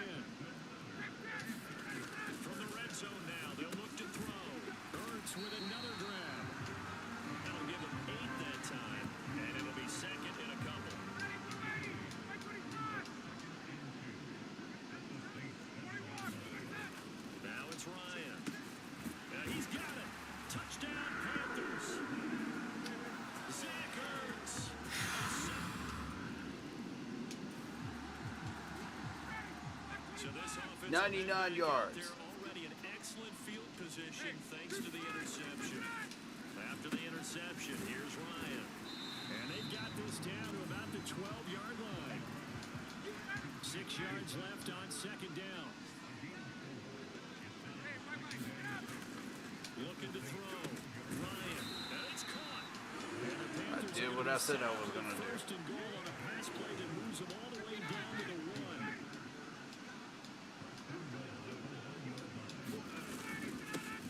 Now a handoff up the middle. Foreman. And Game. take this into the end zone. Touchdown, Carolina. Game, you ain't coming back from that. We are in the 4th and final quarter as the offense will have the football starting this drive, 1st and 10. Meanwhile, Ryan's throw here into the hands of Moore. And they'll work this down inside the 30. From the 29, Ryan. Over the middle, it's complete. And he'll be taken down at about the 22-yard line.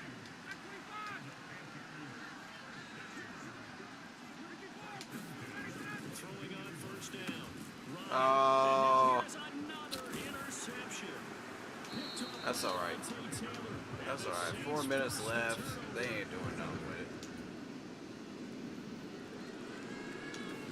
Y'all ain't doing nothing with it. It's too late, Saints. Ryan wants to throw it. Firing quickly here, and that's complete. And they'll get this down to the 42-yard line. Looking to speed things up here, going with some tempo.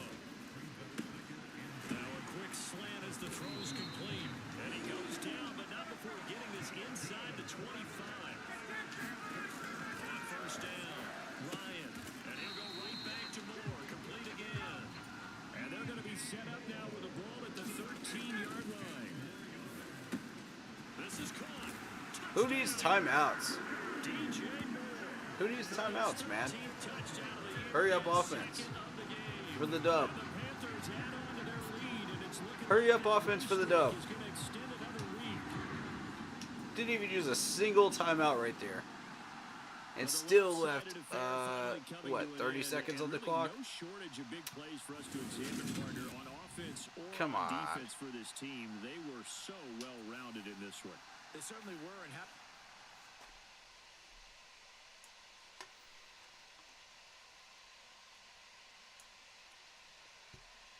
Alright, to business. We got some resignings to do.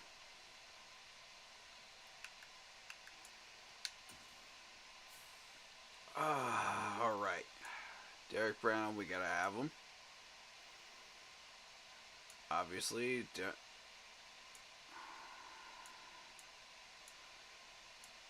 Oh, wow. Chuba, Sammy.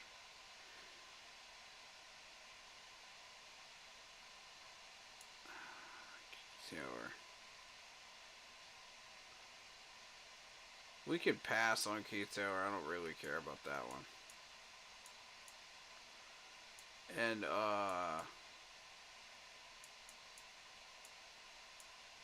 And Alex Leatherwood. That's fine. Everybody else we gotta have.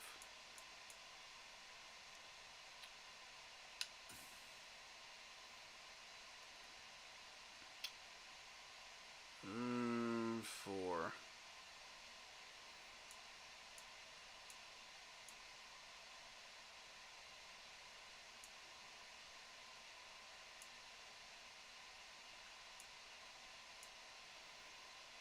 Alright, so they already...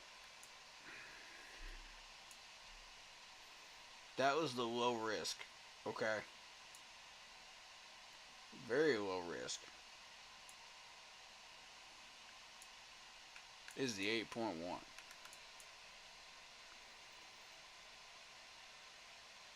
Let's try that. Done. Alright. Cool.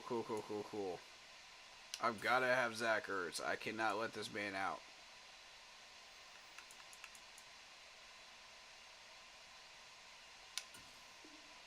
Done.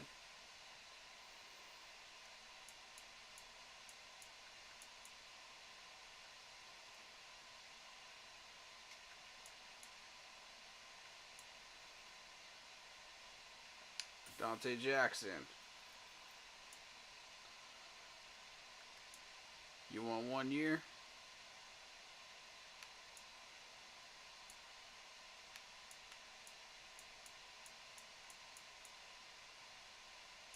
$8.65.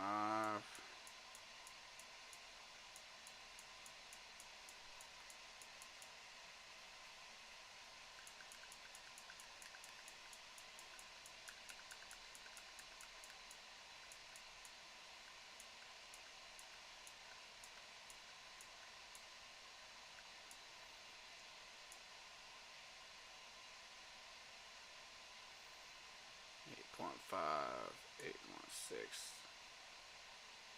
That's what you want.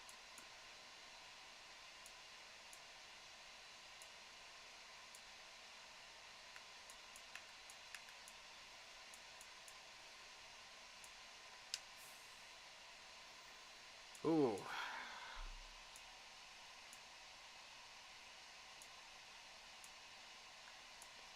See, I can replace a Anthony Schwartz. I could replace a Tommy Tremble.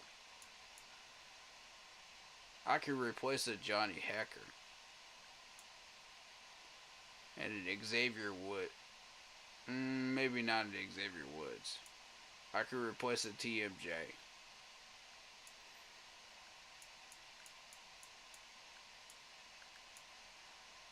I could probably replace a Brady Christensen, but I'm not going to try to do that.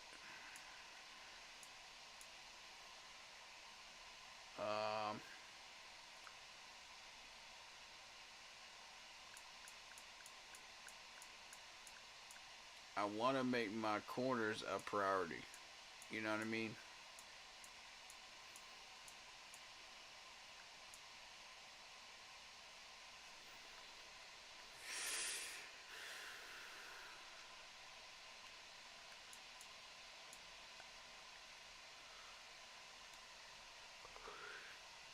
I want to put Sammy on this squad, man.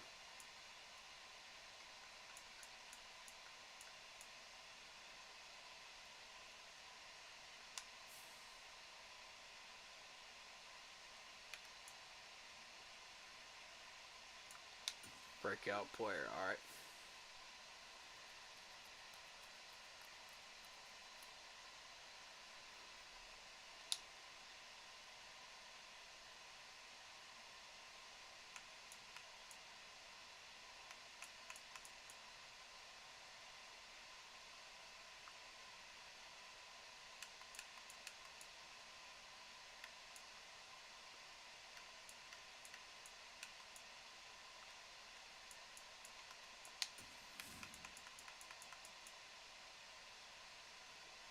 If I have to move people around, this is the time to do it with trades.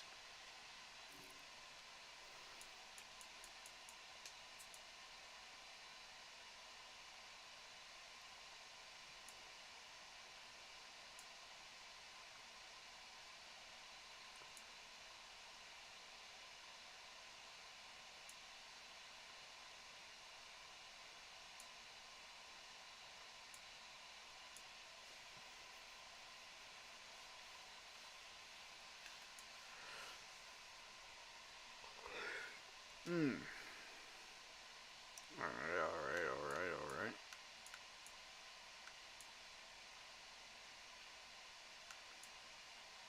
Christian Swift. Okay, that's that backup center I drafted.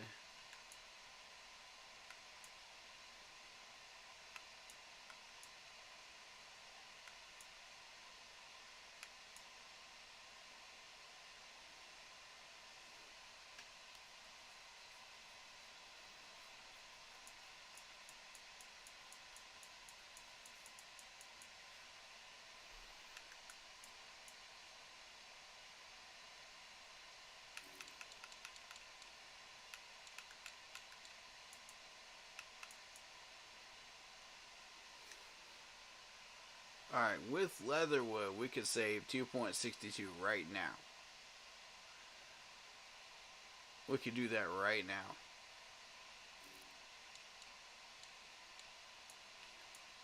We have Sawyer, we have Icky, we're good.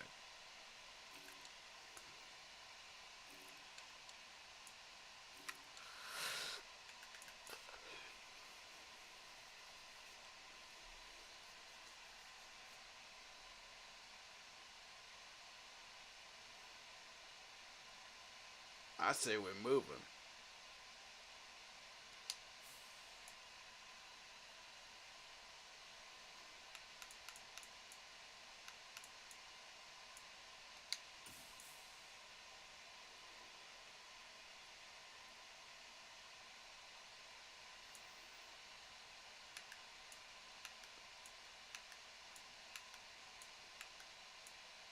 Ooh, Buccaneers. Nope.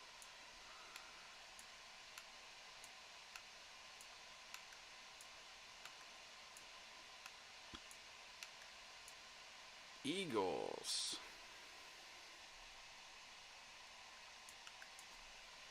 Now we're getting somewhere. Who else wants it?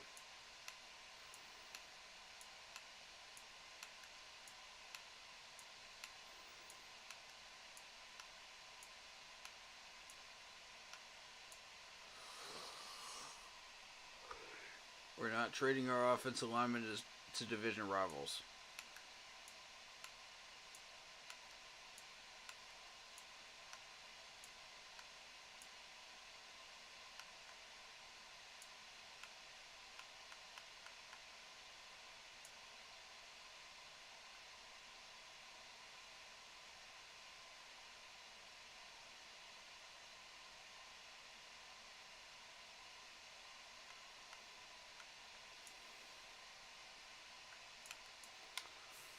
Okay, you got my attention.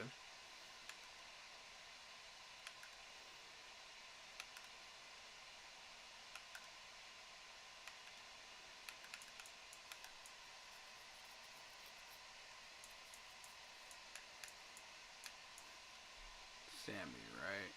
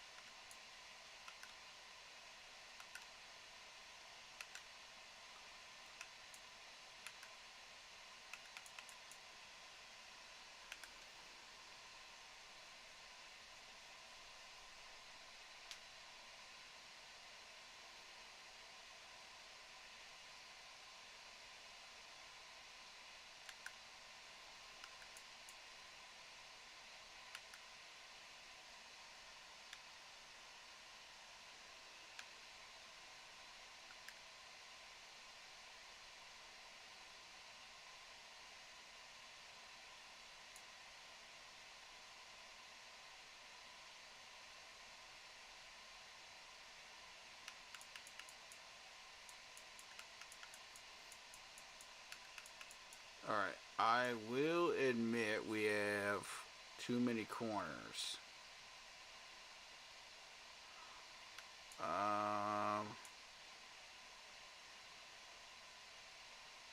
Here's what I'm gonna do. What does Finney's player card look like? Let's see.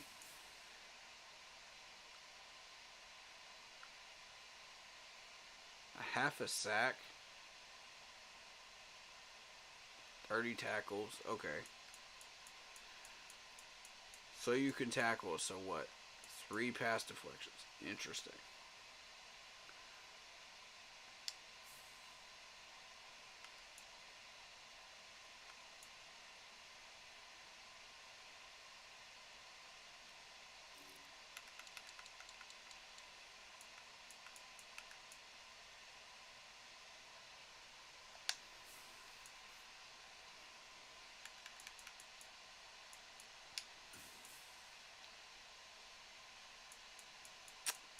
Keith Taylor's not even getting used.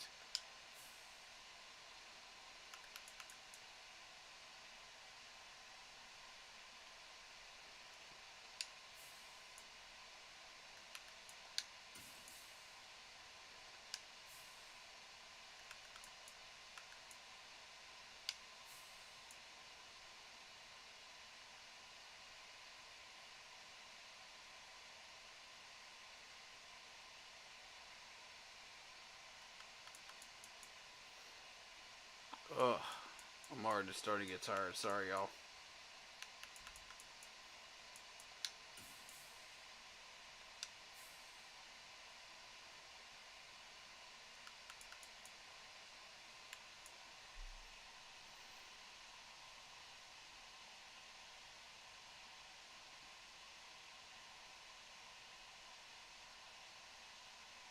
Alright, let's move the right tackle and Keith so far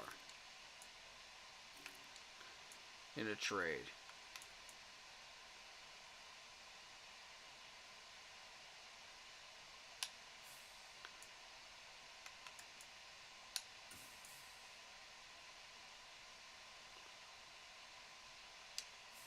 And this dude.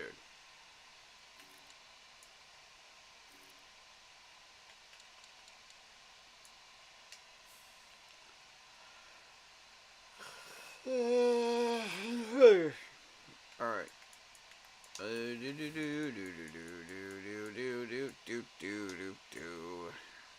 That should put us at 50.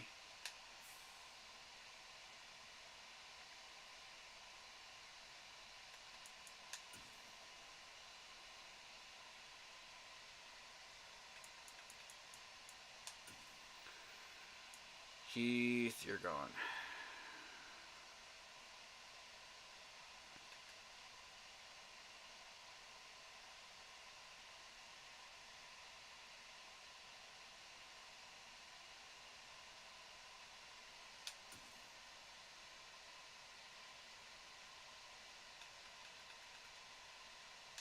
What the heck? No. I want Leatherwood. I want the Eagles.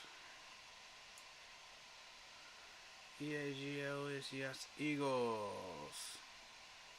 Alright.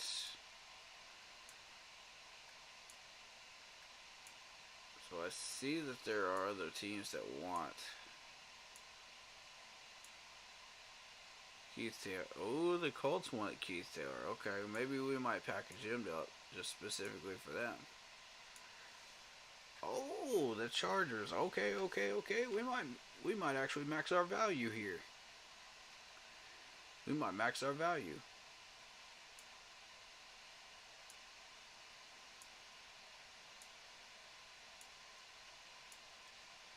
Chargers, you got my attention. Who else wants in on the bed?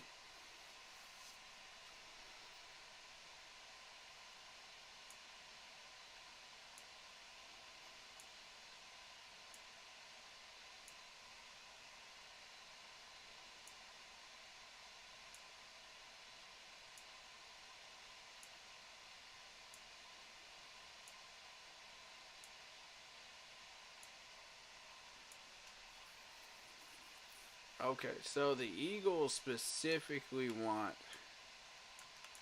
Letterwood. Okay.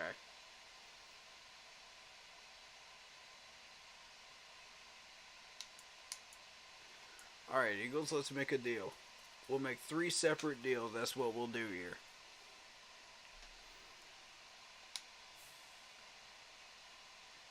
What you want?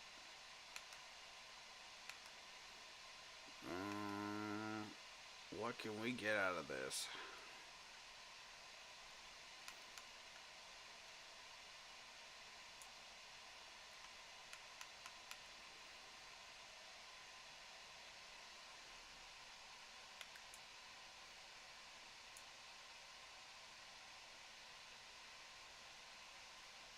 We're not getting Lane.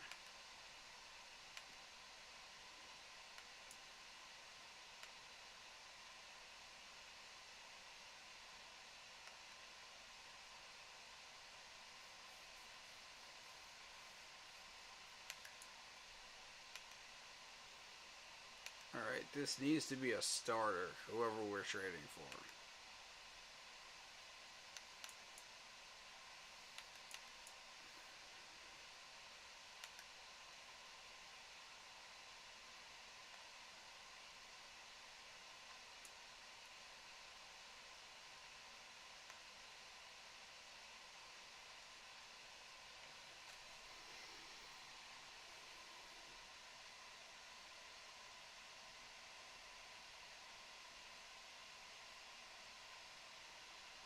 Son Reddick. That's 15 mil. Sweat is 14. No.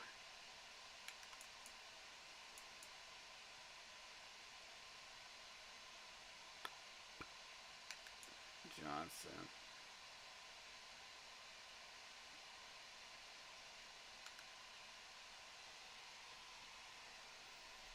This could be a very tough trade.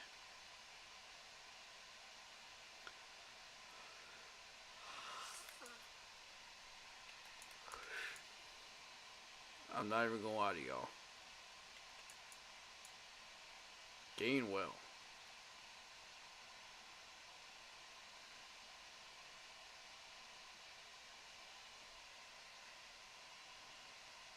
I'm feeling a pick.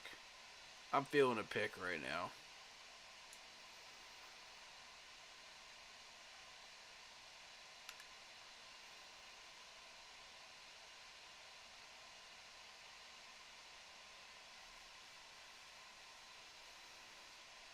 Yeah, I'm feeling a pick.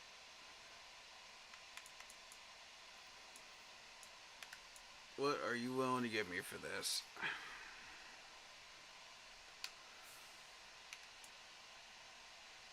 Okay, he's a 69. What picks do we need?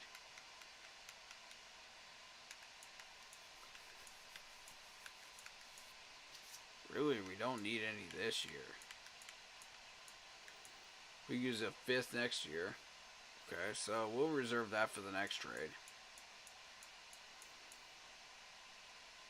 Alright, so this one is upgrading our pick potential here.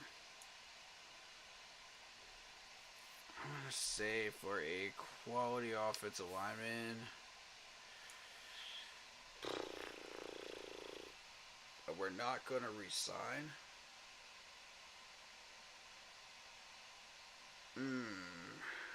A third or a fourth seems fair.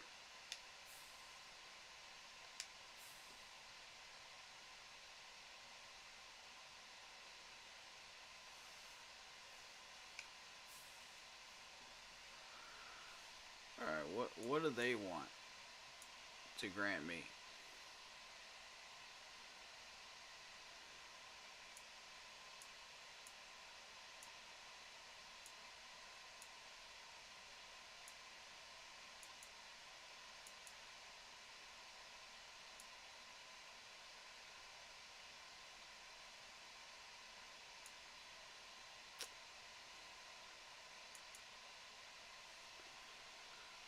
I'm just not seeing anything that really stands out to me.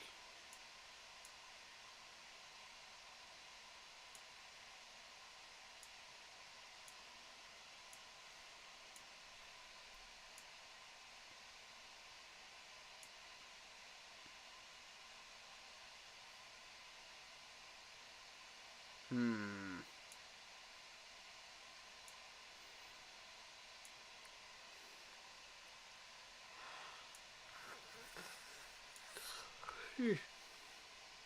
Ooh, the Chiefs are willing to give up a quality corner for him? Interesting.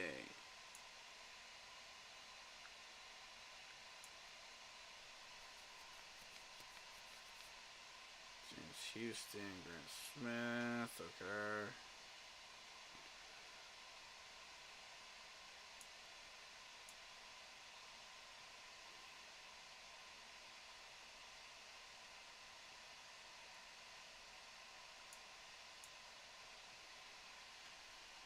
Nick Bonito.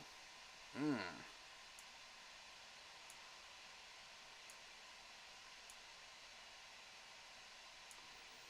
I gotta say, Joshua Williams seems like the most interesting one to me.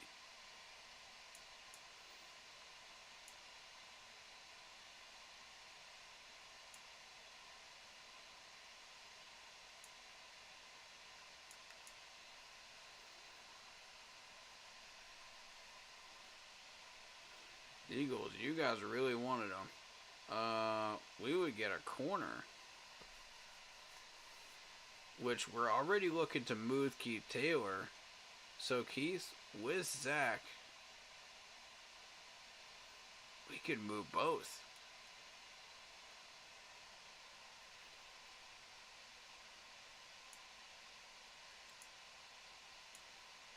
Interesting. Ooh, I got 3 players out of this? Oh.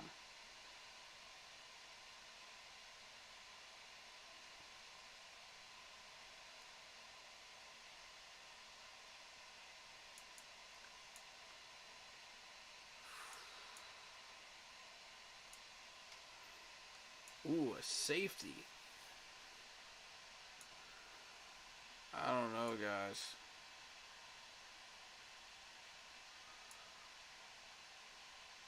Miles Bryant. Nico Collins. Wow.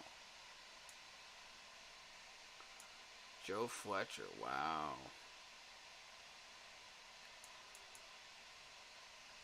Decent offers, man. Decent. Very decent.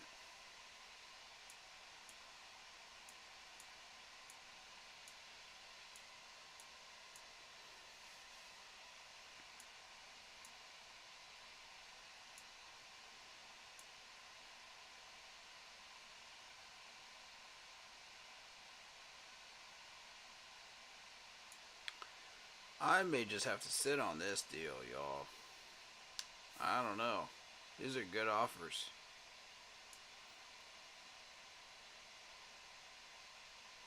Those are good offers, man. That's value right there. Am I getting the same offers again?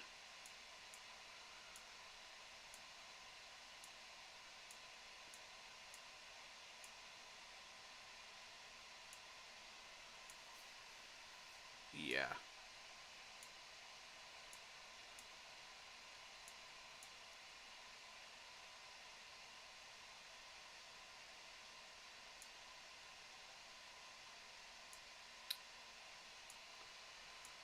I don't know.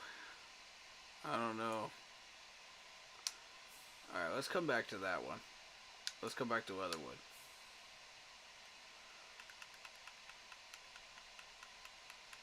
Alright, so we said Milner, right? Did any team show interest in Milner by himself?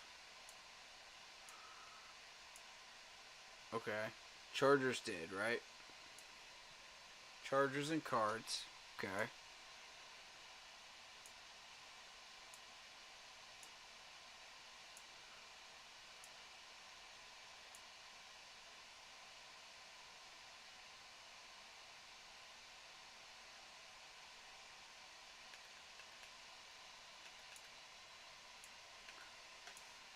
I like the Chargers. What do y'all got?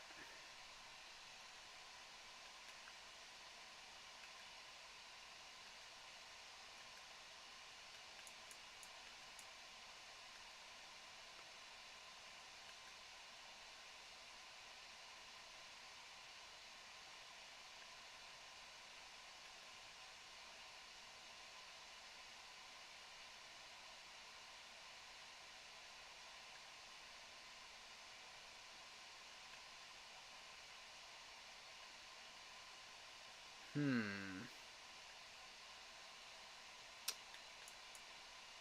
Forbes.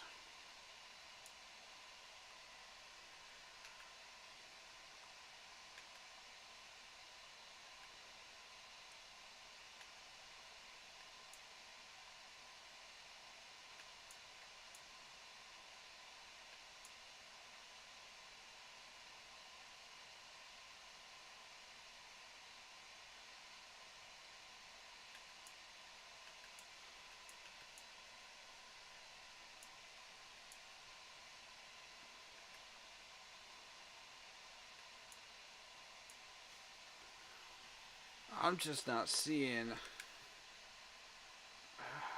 Man.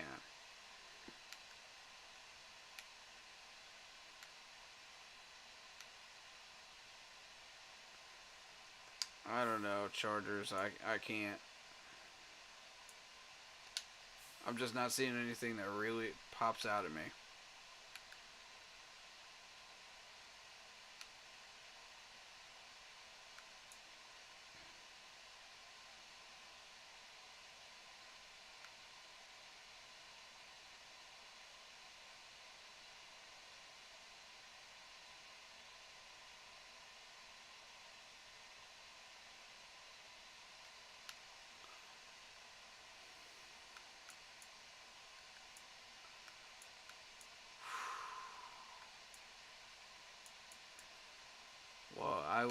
like to have D-Hop. I just don't see it happening. Moving on.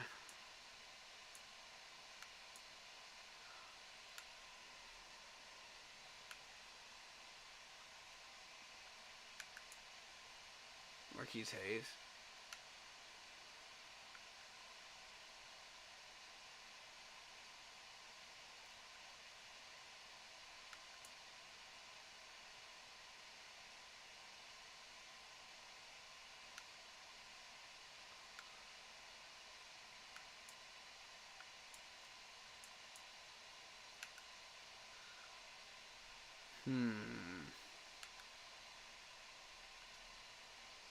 Ooh. For Zach Allen? Nah, it's not possible. Nah. It's it's, it's way too uneven of a trade. It's not happening.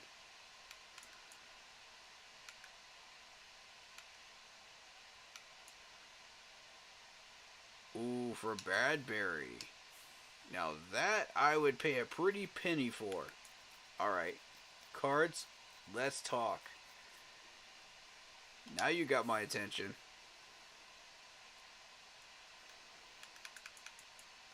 Oh, Keith is gone. Keith is 100% gone.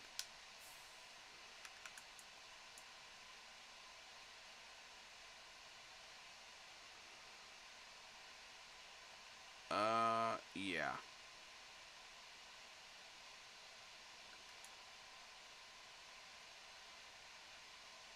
It's too much money, though. God dang it, it's too much money.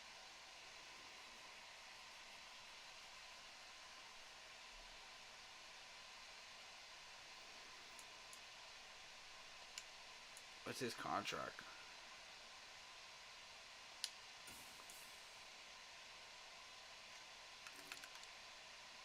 For 1 year? 4.4? That's not too freaking shabby. I think we could spare somebody for that.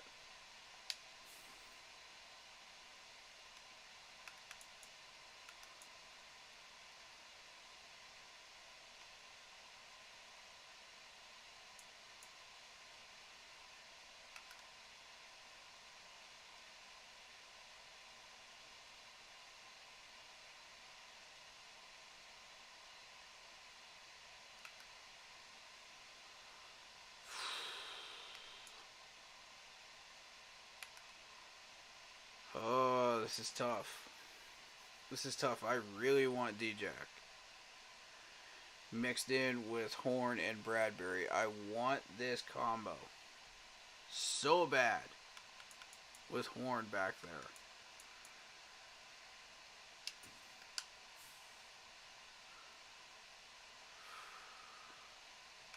I would trade a rookie corner for this.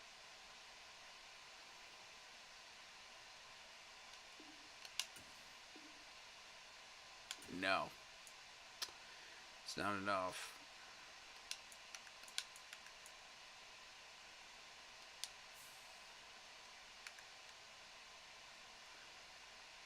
They're going to need somebody big.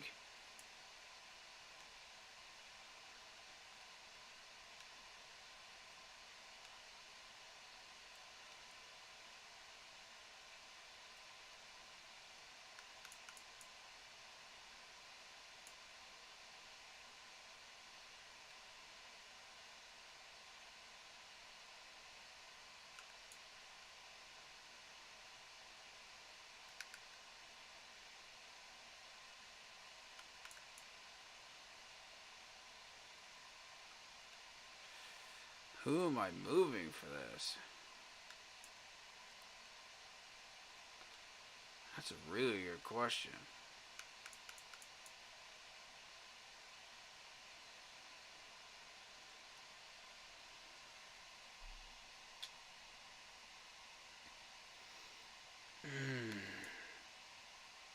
Agnew. That's a big cap hit right there. You could free up some room.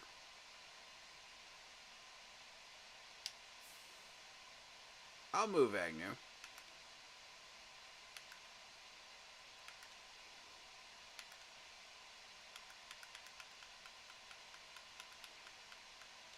And say a draft pick.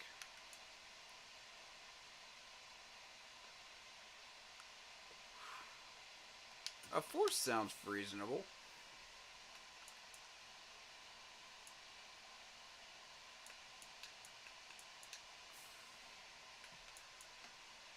How about a third? A third and 2 players. That sounds reasonable.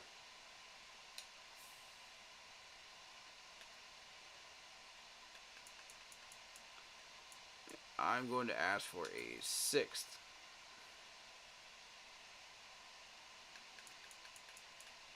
Two sixes. Because I can do a lot with that. Okay. Okay. We're very close. We're very close.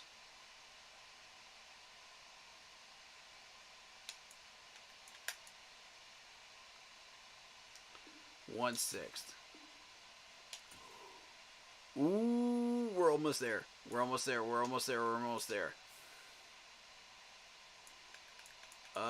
Give me a seventh. Give me a seventh.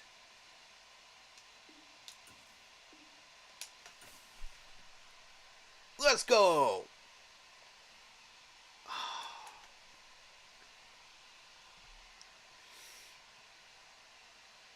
Ah! Come on!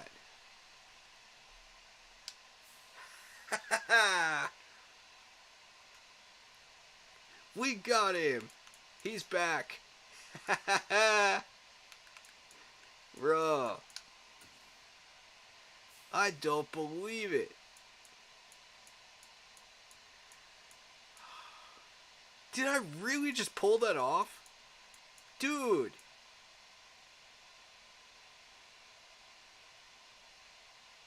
Oh my god.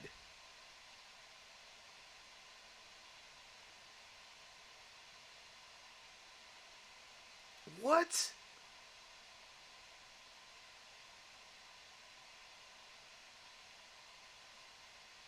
There's no way I just pulled that off. For what I just gave up.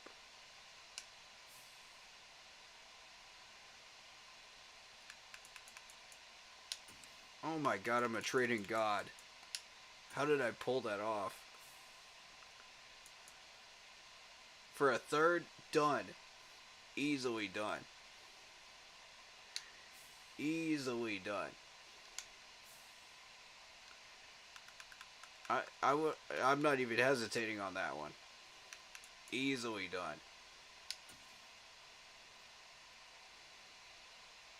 Screw Leatherwood. We're not even going to use him. Keith, you're gone. Sorry, but you're gone.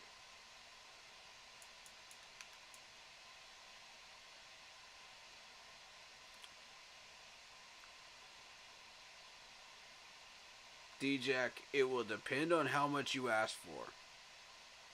If you ask for too much money, Bradbury's taking your spot.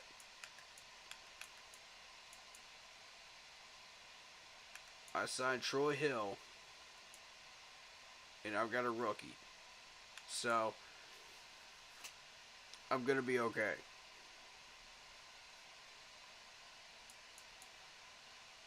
I actually would be okay to lose D-Jack at this point.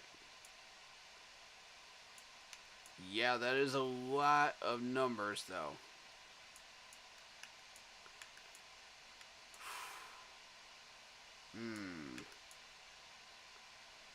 But look at those pass deflections, dude.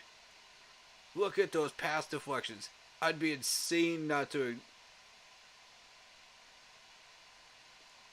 I'd be insane to ignore that. I would straight up be insane to ignore that for that cap hit. Oh my god.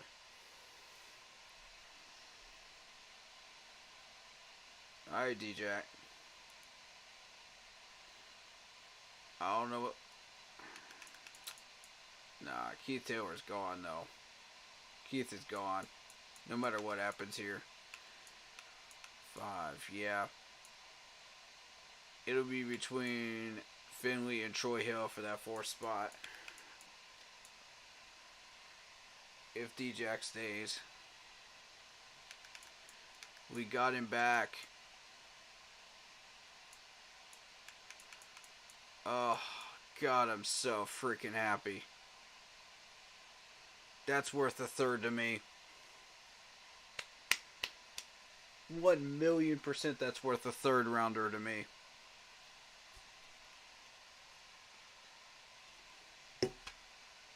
Let's freaking go.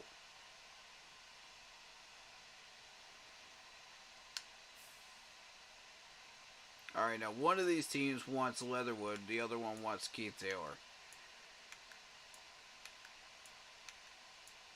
Alright, so we're not trading with division rivals. Chargers are interested in Keith. Who's interested in Leatherwood? Give me a green. There it is. Eagles. Alright.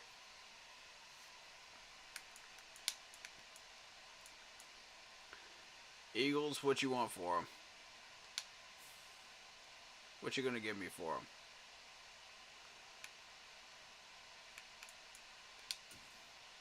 I want a third. Nope. Alright.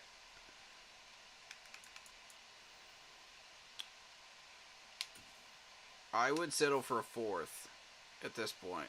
Because I don't like your players right now. I don't like who you have on that line.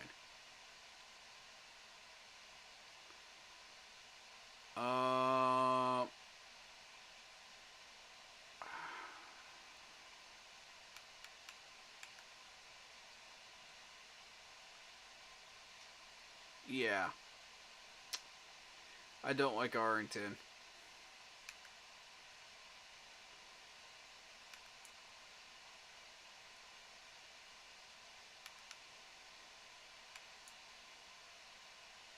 None of these guys fit. Alright.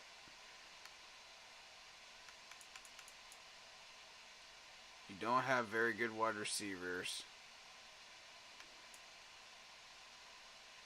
I don't care about Gainwell.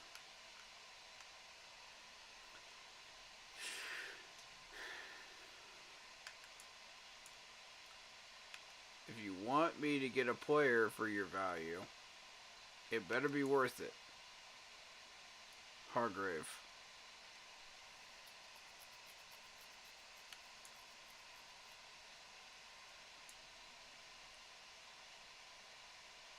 I might be tempted.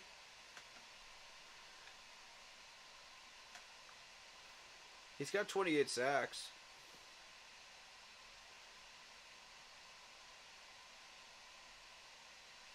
That's a second string defensive tackle. I'd be kind of crazy to ignore that. Let's see what else you got. Nope. Nope. I don't want that contract. Kobe Dean. Ooh. Now we're getting somewhere.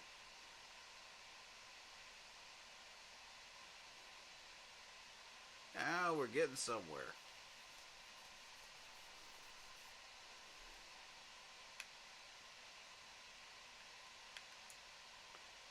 Devontae Harris.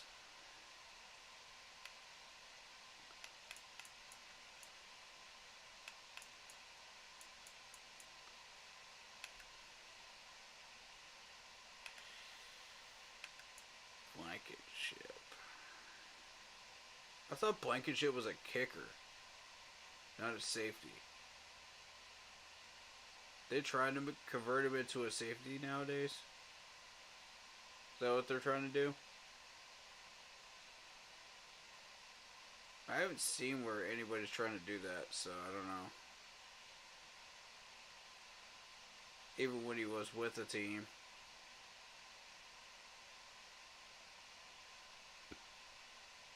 Yeah, these offensive backup linemen suck.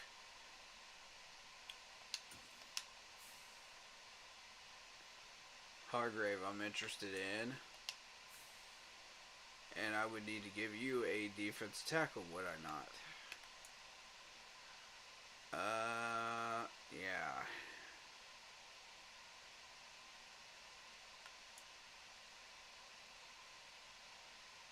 D'Angelo Malone.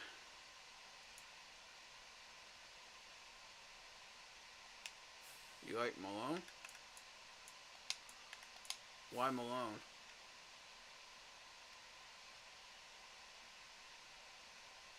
Where's he? What does he do? What's his position? Where does he come from?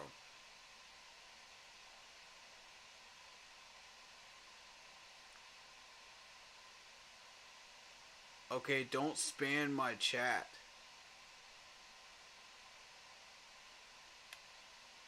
Please tell me who he is. Okay, he's a middle linebacker. Okay. From where? Where's he from? Because I don't see him here.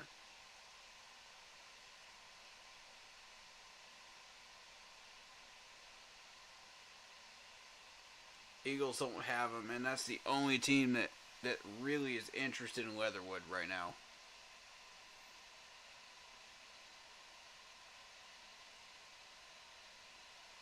Atlanta. I'm not trading within the division.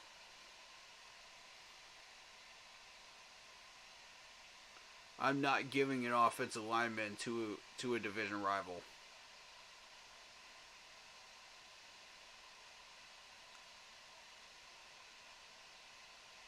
And Kobe Dean is another matter. I've had my eyes on Kobe Dean for a while.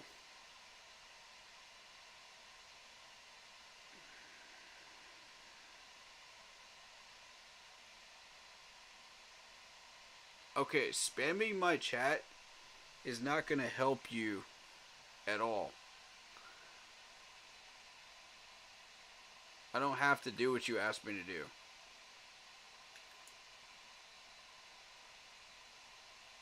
Just because you spam my chat.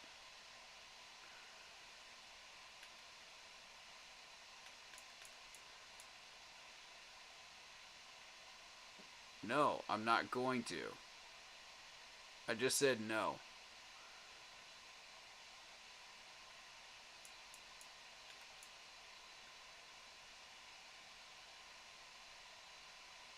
Alright, so I'm only interested in Eagles players at the moment. They only have 170K, which is hilarious. We might actually put them in the negatives, but they're actually interested though. So, I mean,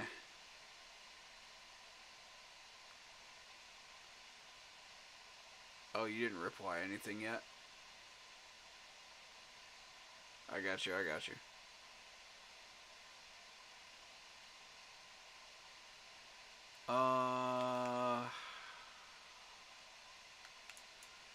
I'm willing to explore Hargrave because I've had issues with defensive tackles for a while.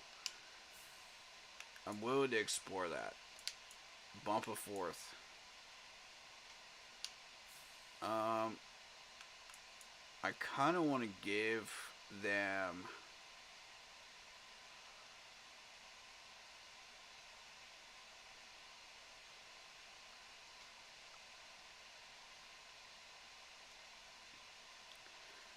I hear you though. I hear you. I respect that though. I like that you're a big fan of them though. That's cool.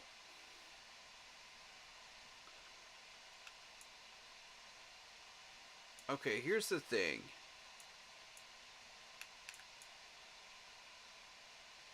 McCall has 26 tackles, and Derek Brown's the only one doing anything. Yeah, McCall.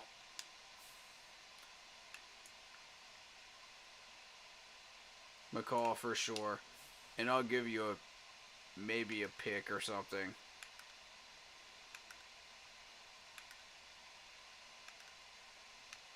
Who else can I? Who else can I part with, really? Because I don't... Let's see.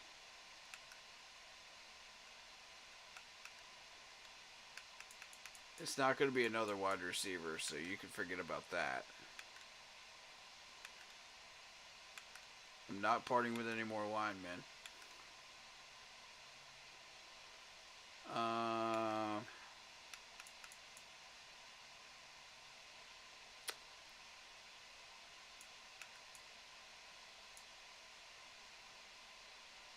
How about Shepard? Shepard might be a good fit. Oh, you subscribed a month ago. Thank you for the sub. Gaming with Texas. I appreciate you. Much love to you. You a Houston Texans fan by any chance?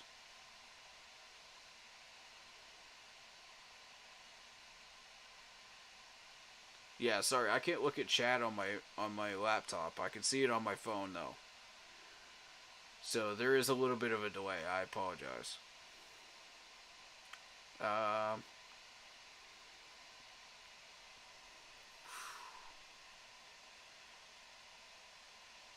might move Shepard actually.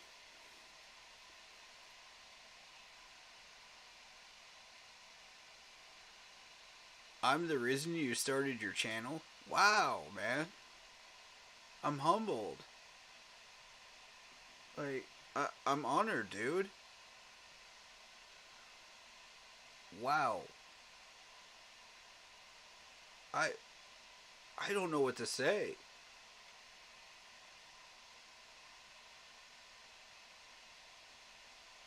You got 12 subscribers working your way up to 1,000 so you can get your first live stream?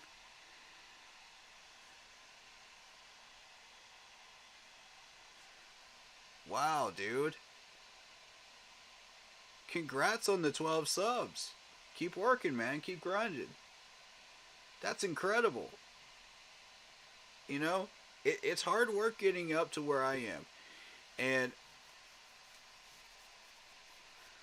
I just want to mention this, but before we continue with this game, I want to say thank you so much for coming in here and showing that love. And telling me that, you know, that's incredible.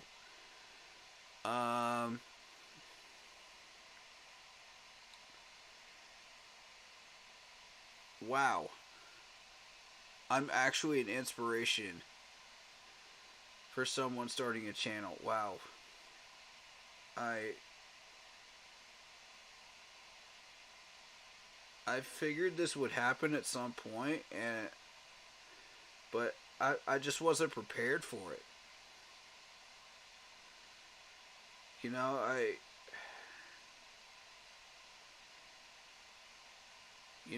one love, man, one love. And I just want to say I'm honored.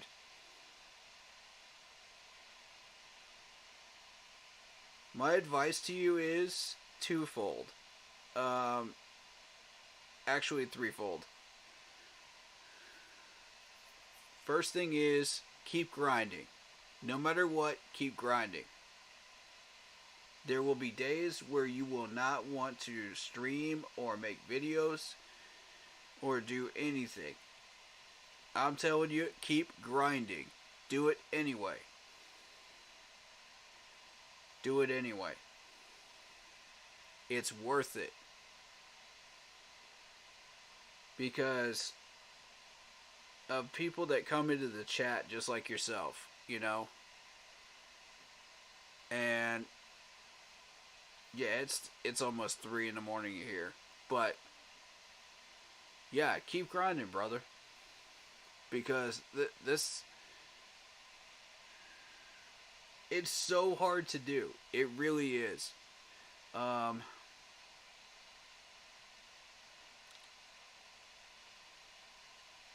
I've even had days where my voice was just shot. But if you put in the time and the work, and the research, and just keep doing what you do, man, it's so worth it. It really is. Um,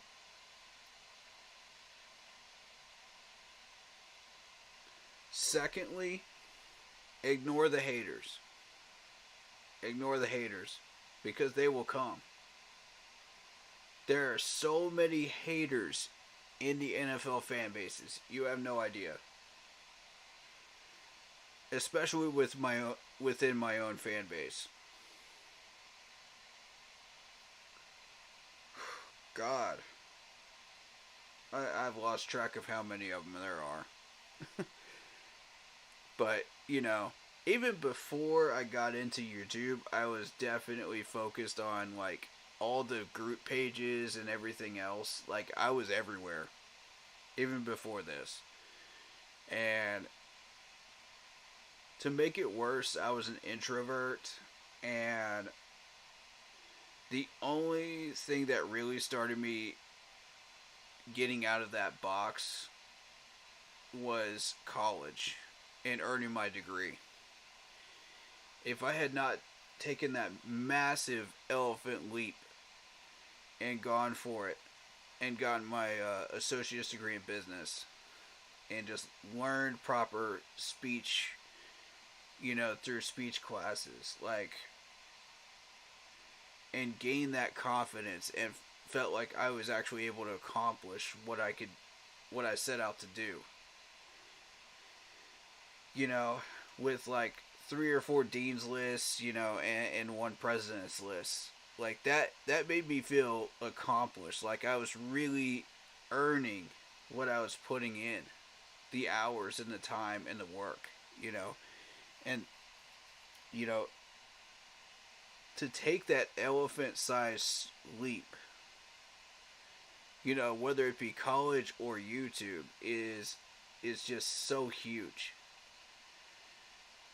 For your confidence. It's such a confidence boost. I highly recommend, just keep going. Once you've taken that leap, just keep going. There's gonna be people that are going to roadblock you. They're gonna stop you from doing what you're doing. Keep grinding. Don't ever stop. For anything or anyone. Now, life will kick your butt, and it will delay you. If there's anybody that knows that better than anybody else here, it's me. Because I have had constant issues with life just barricading me and just blocking me from getting what I want to do done. And it's constantly pissed me off and irritated me. But you just got to keep pounding through it. You got to keep grinding through it. You know what I mean? That's the only way, is to meet it head on and keep going. So, and third is, don't worry about the number of people. Focus on the types of people that you're bringing in. Because the types of people that you're bringing in will stick. If your content is good, if what you're putting out is solid, and you really truly care about the people that are subscribing and giving you likes and giving you like comments in the comment threads, like I'm showing you love right now, Gaming with Texas, that's what's going to help your channel grow. And that's, the people that stick by you are going to stick by you. The people that don't aren't worth subscribing. Aren't worth the people. They're not worth your time. You know what I mean? What I set out to build here is a real community. You know, full of real people that are going to uh, truly care about the content I put out and truly care about me as a person and truly care about like the work that we're putting in towards one whole goal. You know what I mean? And just really, really kind and generous people. You know, get yourself a mod at some point once you get enough subscribers and like toss out the toxicity, you know what I mean? You don't need it. It's a hindrance to you, it's a roadblock to getting where you want to go. So, staying on that road and staying disciplined and staying confident in yourself will take you where you want to go. So, that's my advice to you. You know, that's how I got 530 subs. You know, it was not easy. It took time. It took patience. And it took a lot of self-advertising, like talking to people. Actually, socially talking to people. Like, outside of my house. Like, I've got a job where I can go out and talk to people. You know, and not just be stuck in my house. You know, just behind a camera and a mic. So, a lot of these YouTubers have that same thing. So, you know, word of mouth is very, very powerful when advertising your channel. Like, create a good pitch for your channel. What do you want to do? What do you want to achieve with your channel? How do you want to market your channel, basically? How are you going to sell it to people? Say like you're trying to sell a pair of Nikes or something. You know, how would you sell those Nikes? You know, that's essentially what this is. YouTube is a business, you know? It's an entertainment platform. So you're selling yourself as a YouTuber and as a person. So over time it does get you where you want to go. But yeah, there will be rough days, just keep grinding. And I'm really proud of you.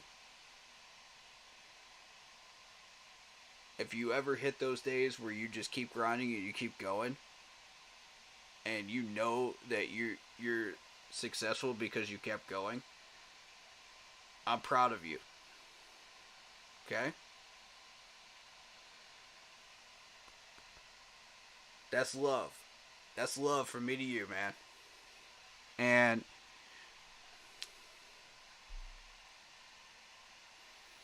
yeah, man. That number will grow over time.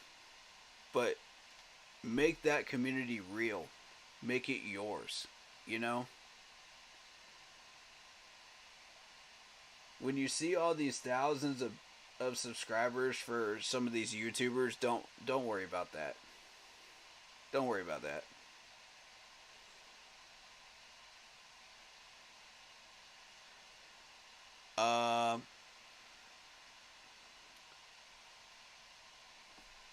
Just focus on you. You have a question.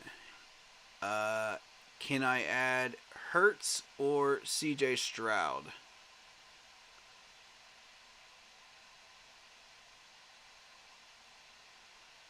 This is Madden 23, so I don't have either one of those. I might have Hertz on this game, but I don't know. But I built my offense a certain way, though. So it's a West Coast offense. Power run offense. So neither one of them would really be a good fit at the moment, even if I had him. Maybe CJ Stroud though. I might be willing to experiment with CJ Stroud in the 24 Madden game. I'd be interested in that. Uh, First thing in the morning, you're gonna represent my channel. But good night. Appreciate you, man. Appreciate that. Much love, man. And you're welcome on here anytime. Anytime, bro. Anytime you want to advertise your channel, go right ahead. You have my permission in the chat. And I don't do that very often, so consider yourself lucky, man.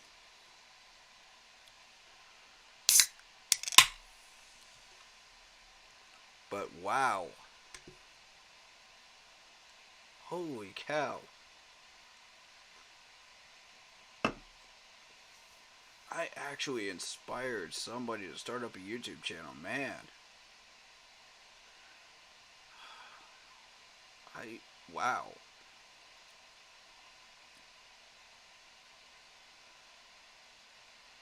I'm so blessed and honored. And it really highlights how far I've come, in 3 years.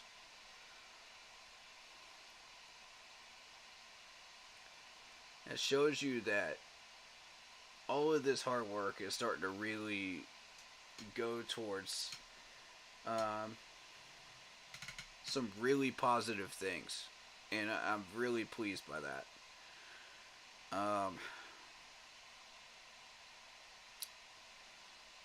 It's been a lot of work, but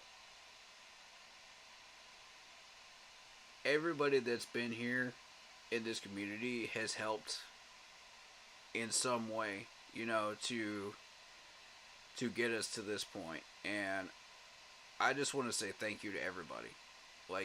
It's an honor to represent all of you on this YouTube channel and to speak my mind, and to do what I do. It's an absolute honor and a blessing. You're all incredible human beings, and it's just so much fun doing what I get to do,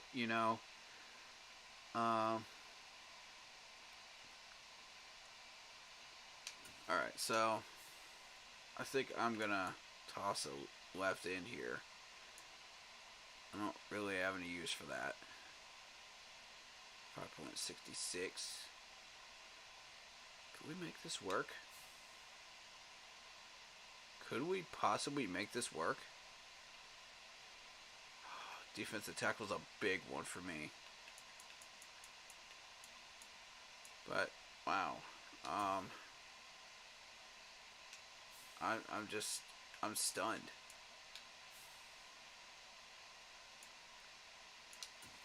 Maybe 2 6s. Let's try 2 6s. Nah. You don't want 2 6s. Okay, we're getting there. We're getting there. McCall for sure. Because you gotta have some value here.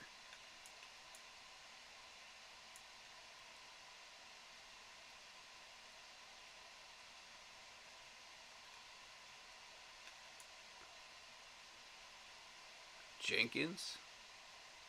Nah. Nah. It needs to be... Oh, shoot. No. D-Jack would be way too much.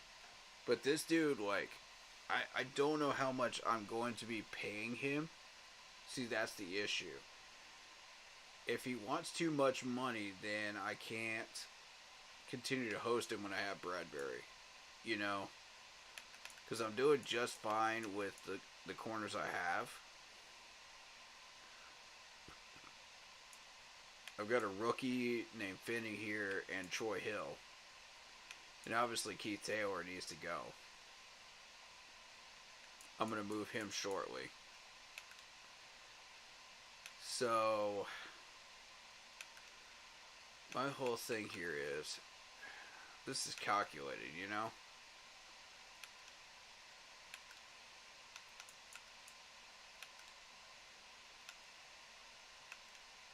Everything I do is a calculated risk.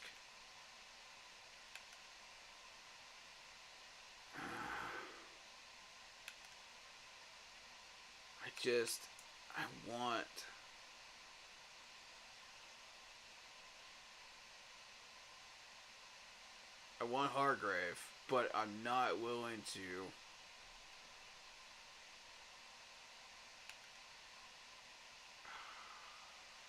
Alright.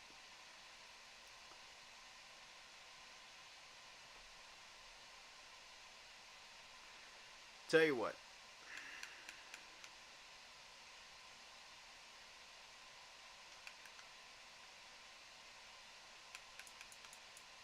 I don't want to give up that rookie corner. And Keith Taylor's going in a different trade, so I'll go with a pick here. Sure. But it's got to be a next year pick. I think. Shoot. You think you would go for a sixth? Do you think? Maybe? Okay, we're getting close. We're getting close.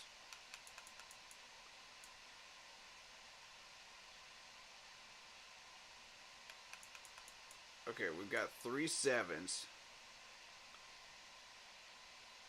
So if we toss the fifth, we move up 2 sevens for a sixth. We've got a first, a second, a fourth, and 2 sixes. So all we need is one more 7, and we're able to move up and pick up a sixth. And all we would be missing at that point is a fifth and a third.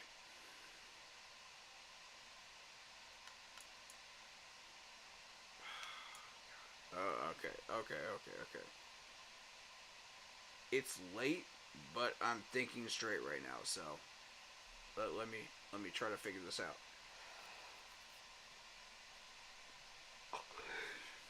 Alright, so it would be a first, second, fourth.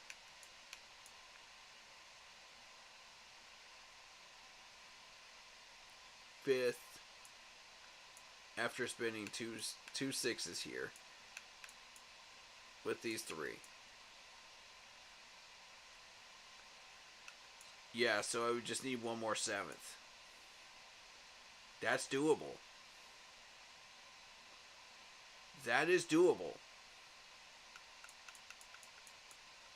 If I could pick up one more 7th, I'm golden.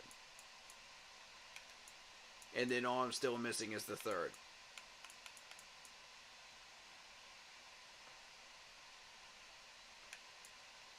This could be doable. Alright, let's try a 5th. Are you willing to give me a 7th?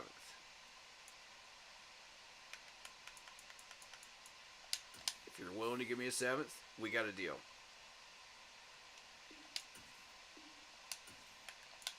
No? Okay. Okay, they want a 4th. They want a 4th. Alright.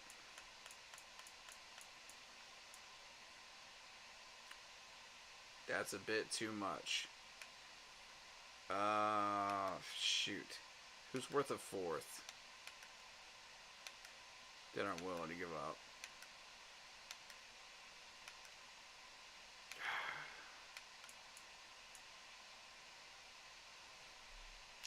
They want Haynes. They're not getting Haynes.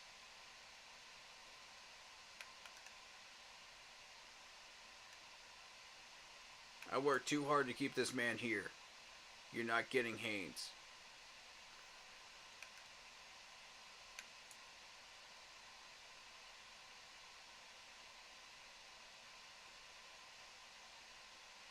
I'm not giving you 2 defensive tackles. That's not happening.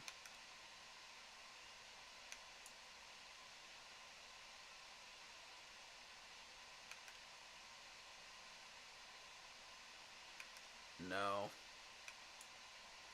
D-Jack would be the right choice here. The problem is... What's up, Alberto? How you doing, man? Shout out to you. D-Jack would be the right choice, though.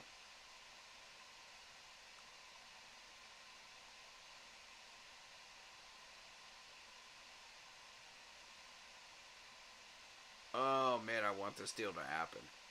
I want it. I'm not sure I want to give up a 4th, though.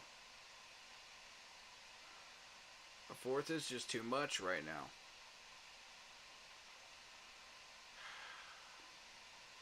It's either a 4th or a D-Jack. And honestly, like...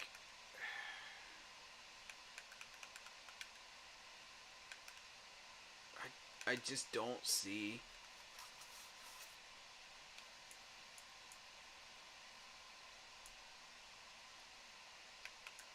Oh, man. You have really put me in a spot here. This is a tough one, guys. I'm not even gonna lie to you.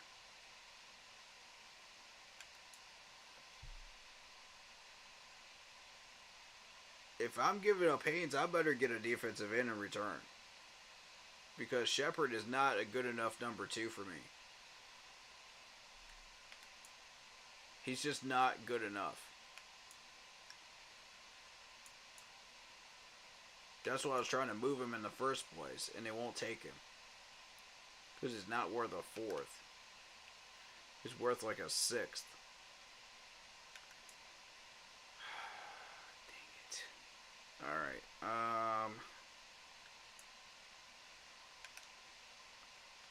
God, this is so hard. Chad Surratt, but I don't want to give up Chad Surratt. Do the 4th, it'll pay off. I don't know, man. I don't know.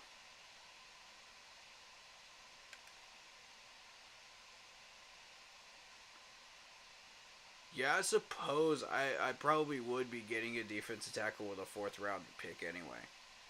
You got a point. You have a point. Try a 6th and a 7th. Nah, they're not going to take that. What's up, Jacob? How you doing, man? Shout out to you, though. Alright, so this is what I've got.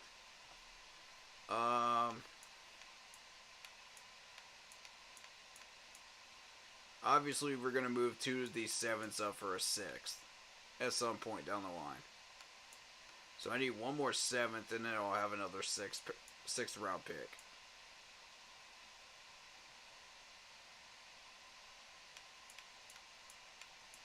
So for next year, I've got that.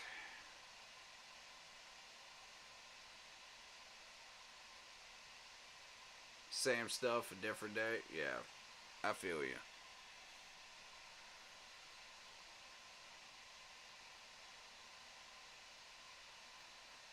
I don't know why YouTube is censoring everybody now.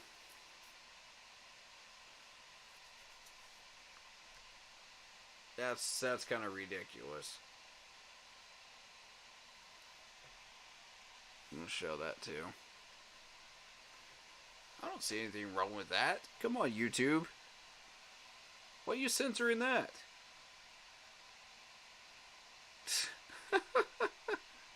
Oh, goodness.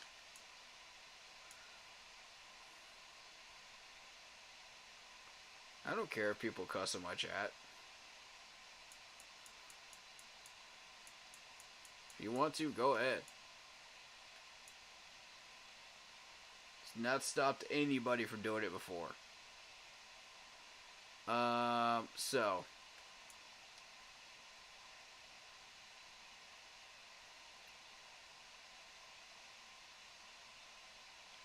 I'm not gonna have a pick for 2 rounds. That's the issue here. Fair, fair, fair. I'm not gonna get into that, but fair. Yeah.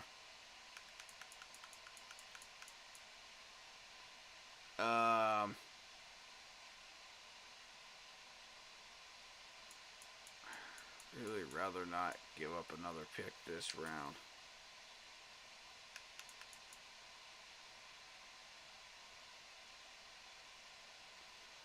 All right, so let's try to do the math here. If we do 2 7s for a 6th, we have 2 6th round picks here, right? 2 6ths. We get 1 more 7th, we get a 6th rounder. We can move these 2 5ths up for a 5th to replace this 5th. Yeah, I've tried a 5th. They want a 4th. That's exactly what I was thinking is the 5th. Because we can replace the 5th right now. The 4th is going to be a little harder. So you get 2 5th rounders. You can move up for a 4th.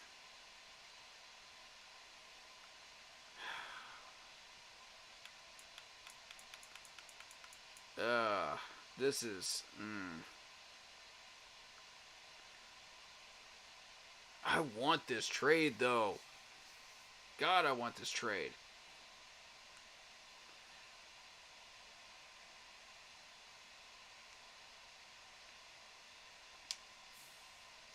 What's his age? 31.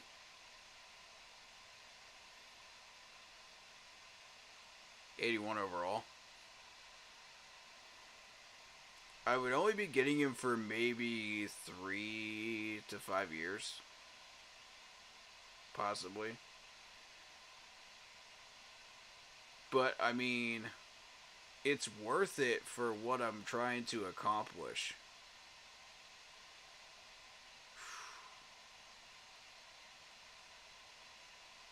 He's from South Carolina. That's what I'm thinking. A 4th might be too much. I don't want to give up a 4th. And I don't have any players that I can really give up right now. Except for D-Jack. See, D-Jack would make sense. The problem is...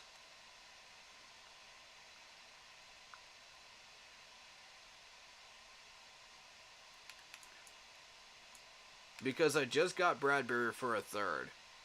And a 3rd is... yeah. 1,000,000% I'm giving up a 3rd for Bradbury. Absolutely all day freaking long. But, you know... for Hargrave, though... nah. You gotta convince me on that one. Alright, D-Jack, though... since we just got Bradbury would take over D-Jack's spot. We've been okay with the rookie corner. We've been good with Troy Hill. Keith Taylor is going to be moving in a different trade.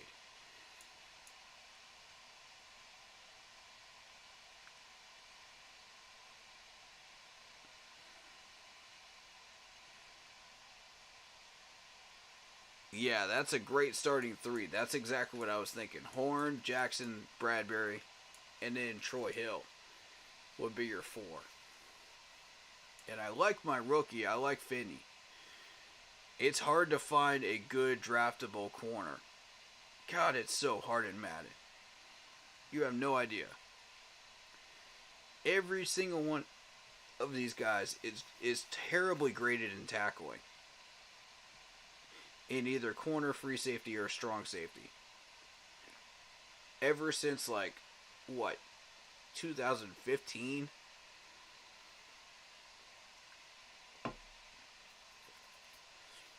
I had this issue back in Madden 15. That's as far back as this issue's been. I played a bunch of Maddens in between, too. But still had that issue. And if you can't tackle on my defense, I don't want you. Period. Oh, I want Troy Hill to be my fourth. I do. But DJ's up for re-signing. Dante's up for re-signing. Yeah, as realistic as possible, exactly.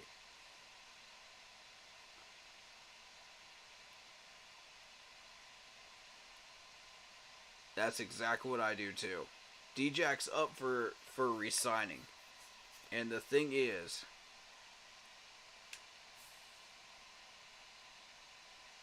this is the best place that Leatherwood could go.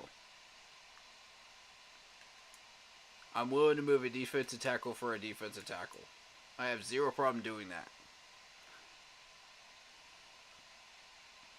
I think we revisit this. Let's see what we can do with D-Jack in re-signing.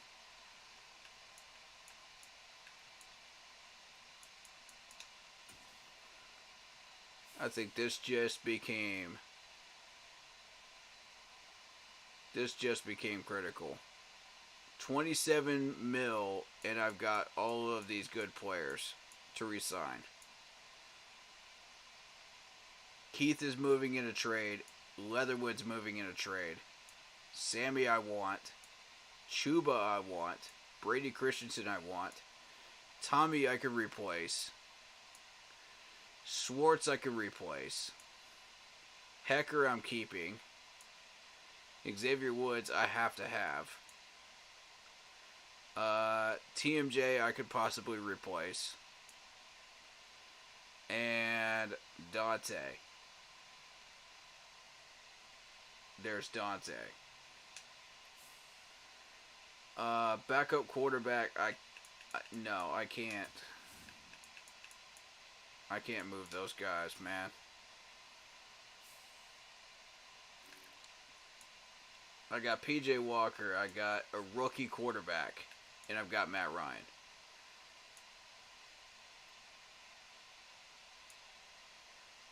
That's too much cap penalty. I can't do it. I can't have PJ Walker sitting out there on the free agent pool right now. Yeah, I need to get more in return. Getting rid of Jackson, though. Exactly. Therein lies the problem. Yep.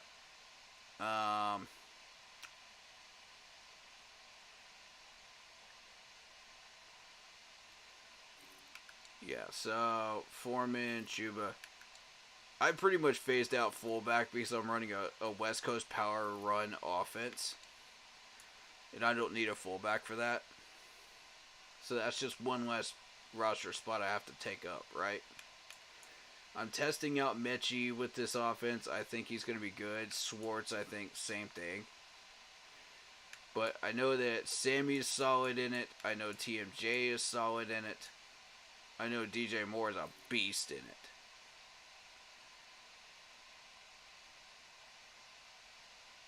Shoot for younger D-line, man. Okay. Yeah. So you're thinking, what?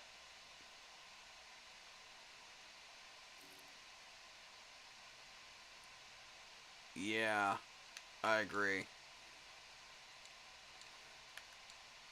I'm.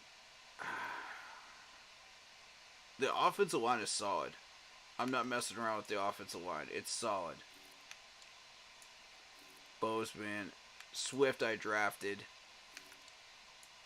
Corbett, Mays, Taylor Moton, drafted Lindsey, and then Leatherwood is the one I'm trying to move now. Because I'm not looking to resign him.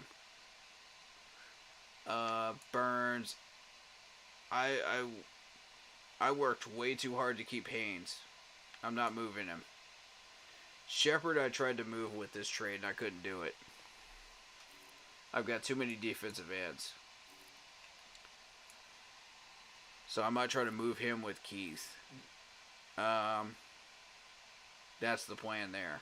Effie, Mario, obviously putting the dream team back together there is a must. Brian Burns contract. Let's see. There it is.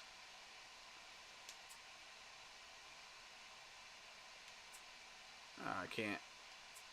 There we go.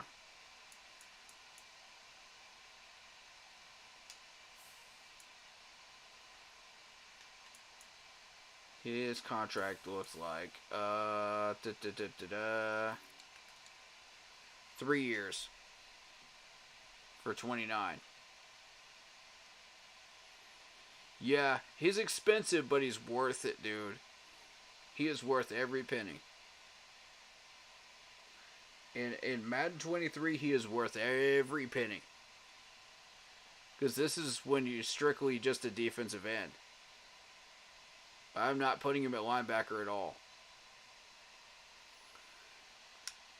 But, I mean, you can see, like, the stats on this dude are ridiculous with my defensive players. Like, look at all these sacks, dude. You can't deny this works. Oh, I'm not moving a safety. That's not happening. You know, look at all these tackles for loss, though. Jeez. This is what happens when you keep them at defensive end. I've been trying to tell people. They don't want to listen, though. 76 tackles, 78 tackles. Come on. This is running a base 4-3. And yeah, he even had a defensive a deflection and a forced fumble in a 4-3, man.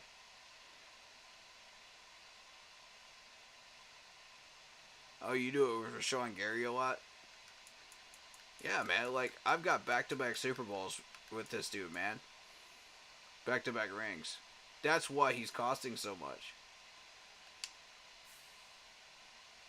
So, it's expensive to keep these people, but yes. Mitch Clifford, I actually drafted. Chaz Surratt, I have.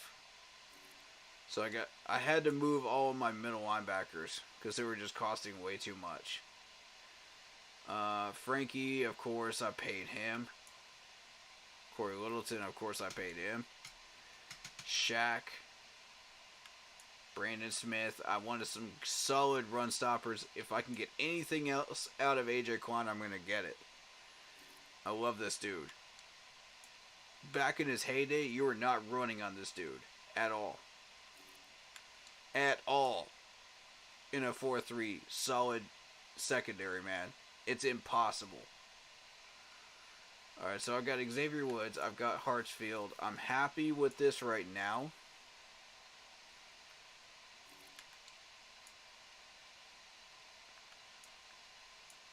Yeah. So you're thinking trade D-Jack. Alright, so let's go see what he wants. He's already rejected one of my deals already.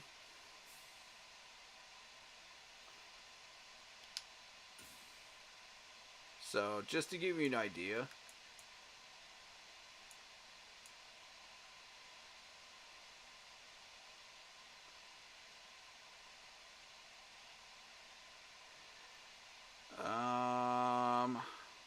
not really, actually.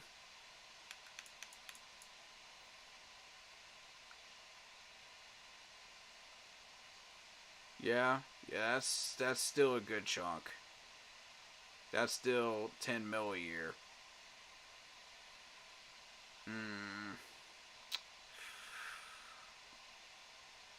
Ooh.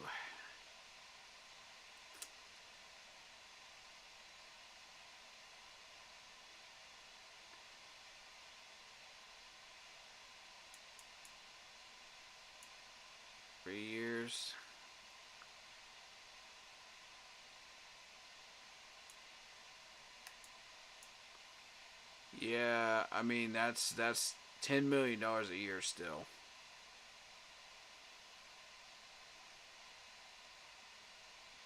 That's still, ooh. You might be right about this, man. I might have to move Dante. I might have to do it. Saves you half a mil. Yeah, true.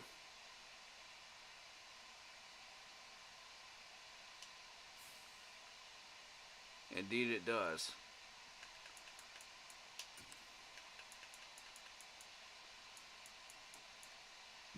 But I am getting the same value in return, though. That's the thing. Out of Bradbury. So I'm not losing anything. As a matter of fact, I'm actually upgrading. I'm actually upgrading.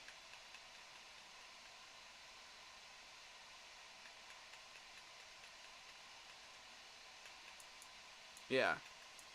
Because, I mean, look at that. 85 passes defended. For half the cost. And 5 more interceptions. For just a couple of years older. Heck yeah, man.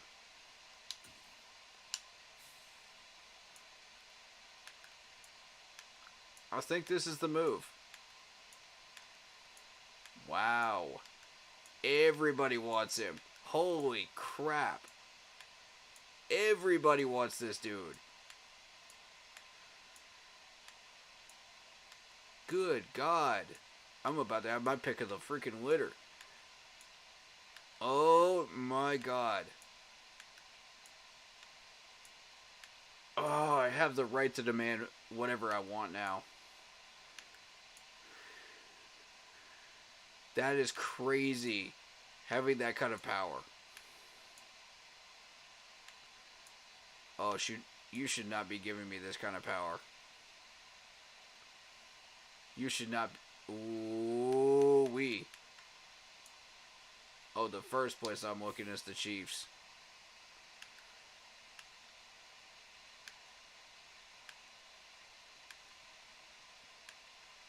First place I'm looking is. Oh. Is that Travis Kelce?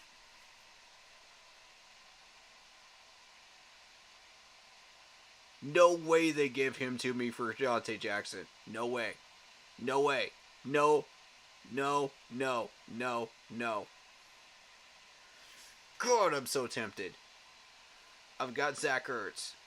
I'm so tempted right now.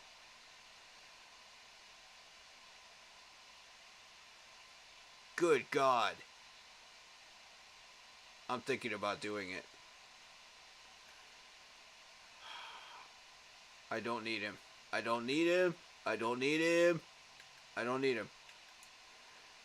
I don't need him. I don't need him. Ugh! God, I don't need him.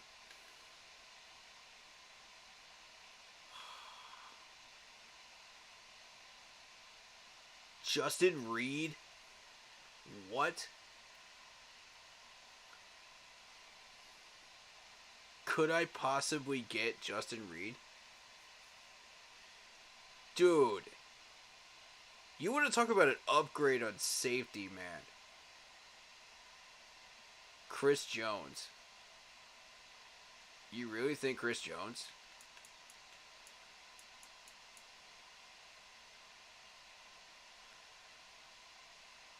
Oh, shoot.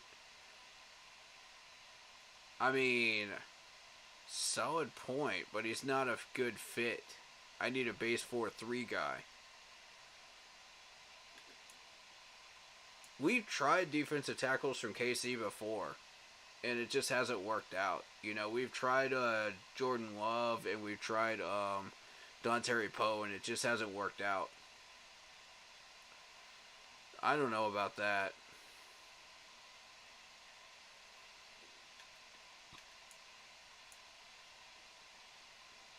Oh, man. This could be my one time to trade for a freaking offensive lineman from them.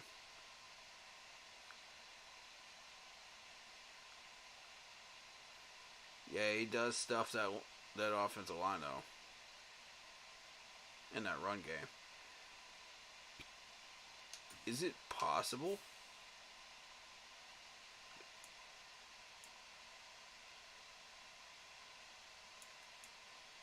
I would move Kelsey. I would move Zach Ertz for this.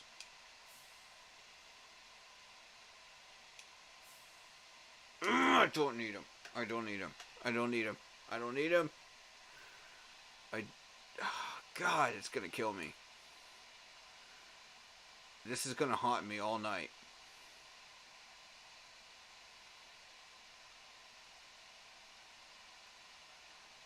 But see, I can't just back out of a trade once it's accepted. That's the problem.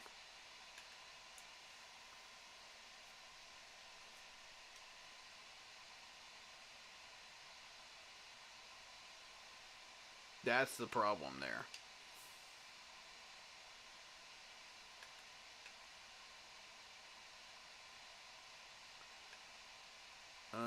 Let's see.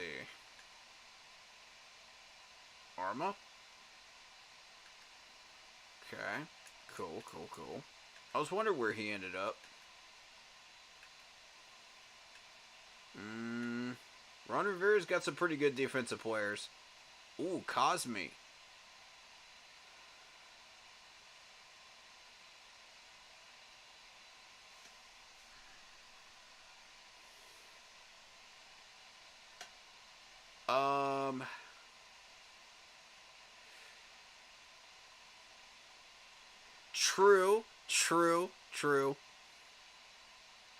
True. Or just move Zach Ertz and pick up Kelsey. I mean, I could do that. I'm already murdering defenses already with Zach Ertz. Jonathan Allen. Oh, shoot. Dude, this dude, like, plowed through Andrew Norwell like he was nothing in the game I just played against him. And Corbett as well. This dude is legit. Oh my god. That price tag though. Blech. Yeah, I know, right? I'm gonna wait for that contract to go down though. I'm interested in him later on though. Ooh, Montez Sweat.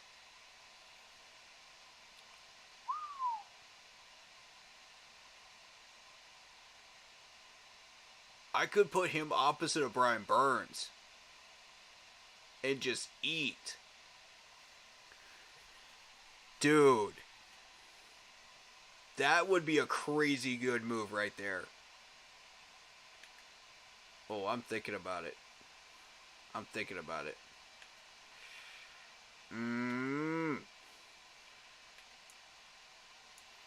The things I could do with that right there. Yeah. That is not what I was looking for. Young in a fourth for Jackson would be huge.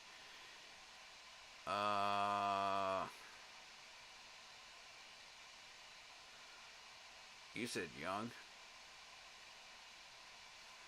Ooh, Chase Young. You're right.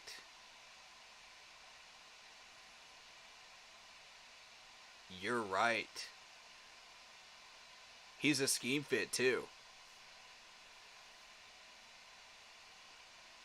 Good thinking. Okay. I'll keep that in mind.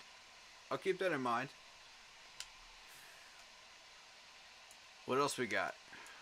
Cowboys. Screw the Cowboys.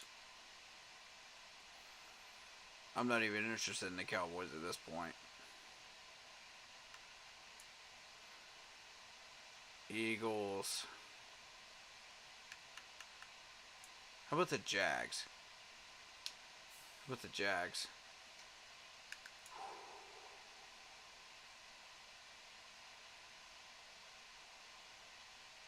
Ooh. I want I want ATN so bad. Bro. Can you imagine the damage I could do with ETN? Good God. With this offense. I would shred the heck out of defenses with ETN. He's so much better than Dante Freeman. So much better. Oh my God. And Trevor is only worth 5.60. Do not threaten me with a good time right now. Calvin Ridley.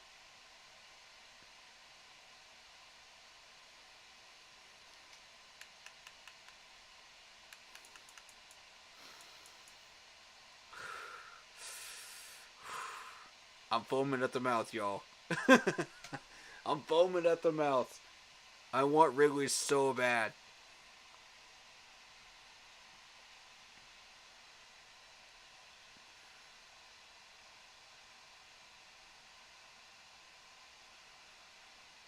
Who should I take for a good relocation?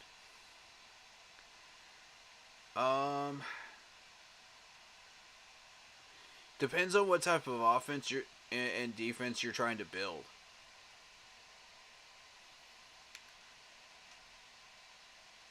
Evan Ingram's probably my third favorite tight end out there right now.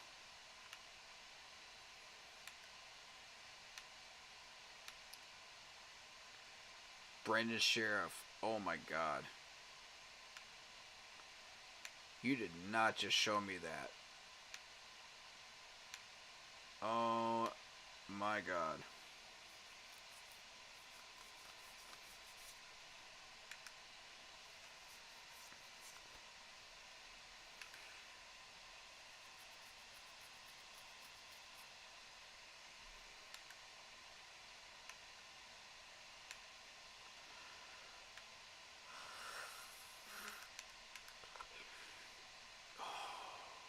Wow.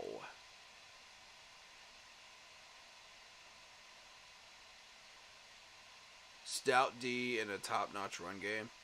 Okay, so you're looking to run like a power run, an RPO. Is that what you're trying to run? Or just a run first offense, like a wildcat?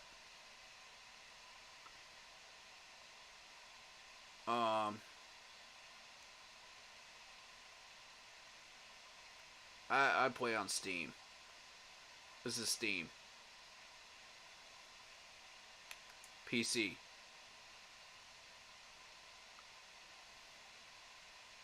Yeah, so like an RPO is what you want.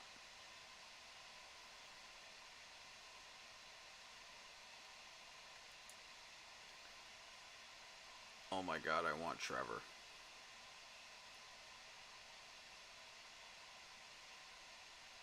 Oh my God, I want Trevor so bad.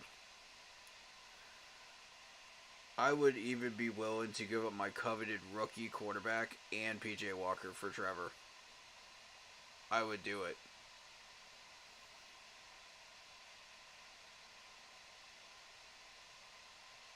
Thinking Titans? Oof. No. No. Don't do the Titans, bro. Um.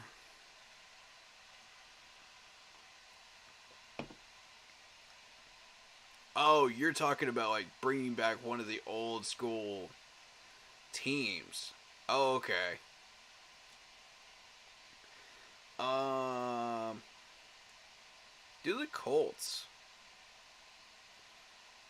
The Baltimore Colts. That's way before everybody saw it, but yeah.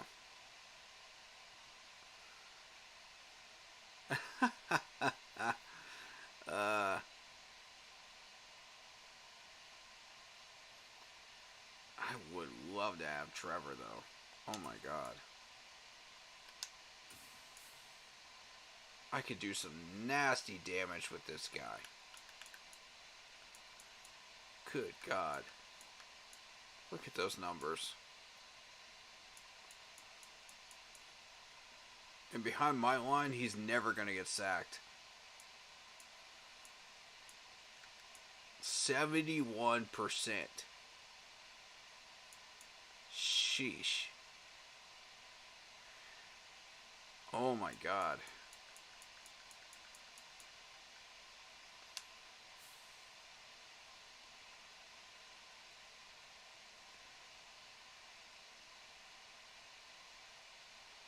A second and a third for a Jack. Second and a third in Jackson. For Trevor? Tempting. Very tempting.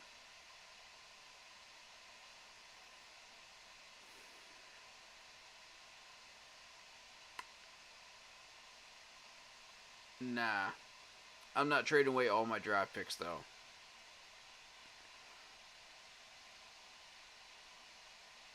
That contract looks real nice, though. I'm not even gonna lie. That looks real nice.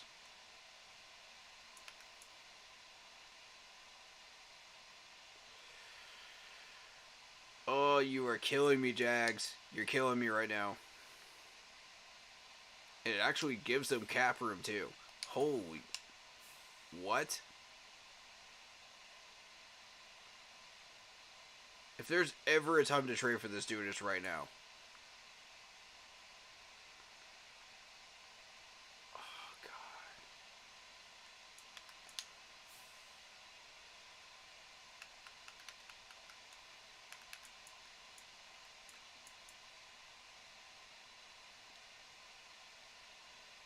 Take my rookie. Take my rookie. Take my rookie. Take my rookie. Take my rookie. What else do we want traded?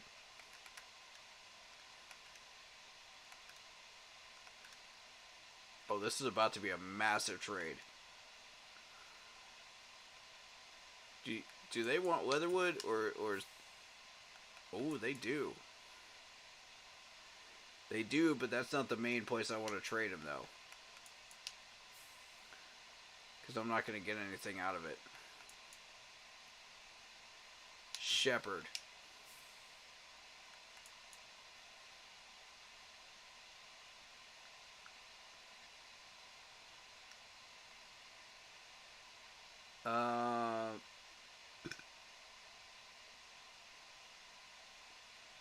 Shepard. Alright. I'm here for it. I'm here for it.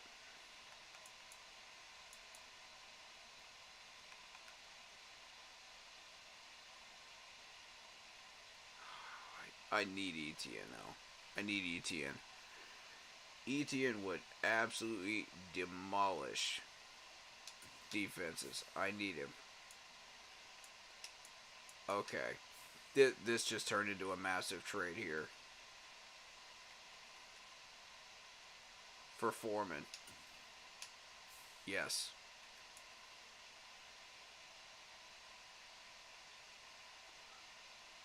ETN's not a scheme fit, but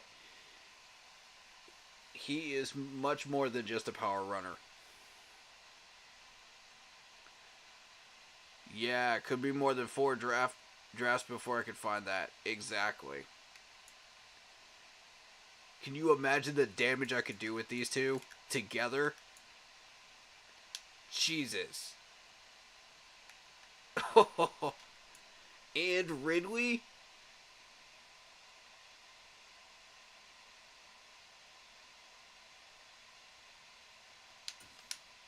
Is it possible? Is it possible? I'm going to trade a wide receiver for that. I'm going to move a wide receiver. I got to move a wide receiver. Hold on. Hold on. Hold on. Sammy.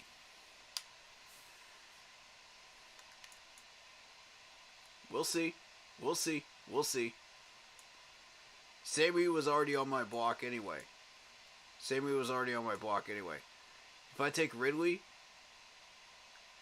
that is a little bit less. Nah, no.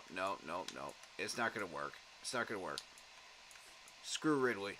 That's fine. That's fine. That's fine. Mechie. I'm experimenting with Mechie anyway. Give me Mechie for... Shoot. Ugh. You gotta be kidding me with this. There's no way this works. No way this works. No freaking way this works.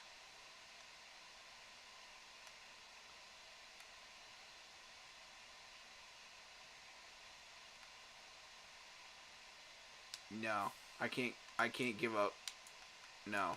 It's too much. It's too much. Alright.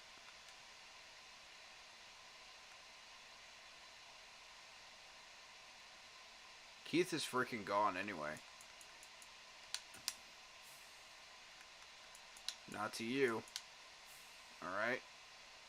Fine. Fine with me.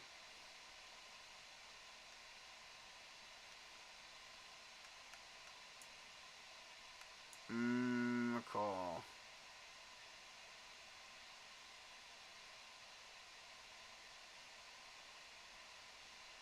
You said there's a defensive tackle here that you liked? Yeah, it ain't gonna be McCall. Shoot. Jenkins. They'll never take Jenkins either.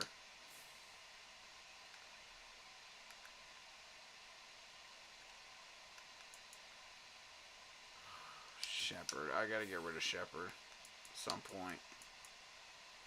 He's gotta go.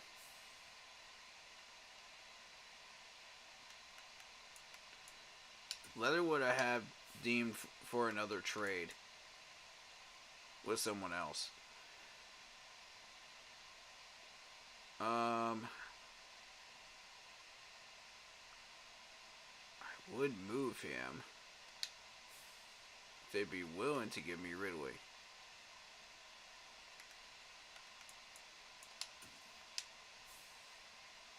This is possible.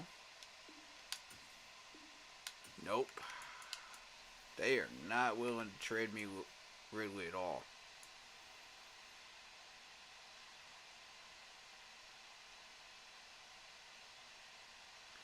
No, I've got to have Etienne. I've got to have him. Otherwise, there's no trade. It's either both together or no trade. God dang it. I need him. Dang it.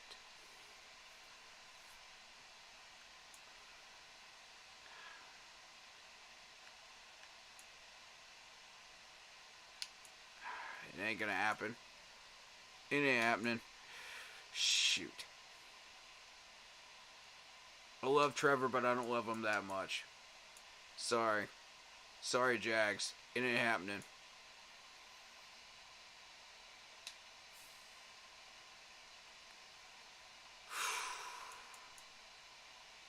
Ooh, this is my shot at Penei Sewell. Ooh. I don't want Goff, though. Keep Goff. Nah. Pass.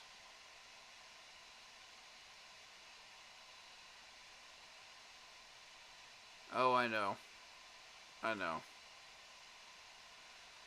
A man could dream, though. A man could dream.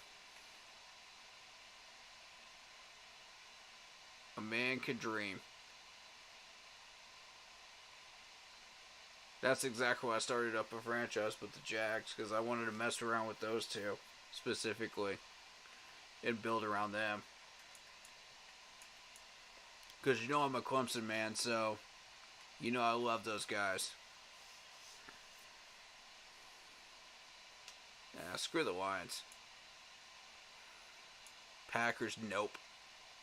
Patriots, nope. Nope. Nope. There's too many Rams people gone now from that Super Bowl crew. Nope. Ravens. Lamar Jackson's too high. Saints, nope. Seahawks, nope. Steelers, nope. Texans. I've been after D-Hop for the longest time. I want D-Hop. But there's just no way. Somebody else picked him up in free agency, I think. Yeah, he's gone. He's not there anymore.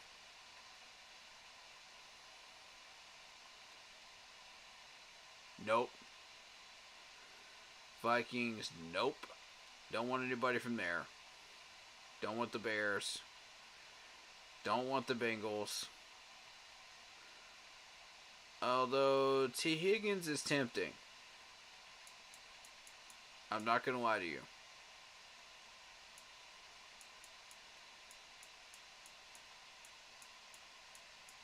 Huh. So that's where we got Von Bell from. Son of a gun.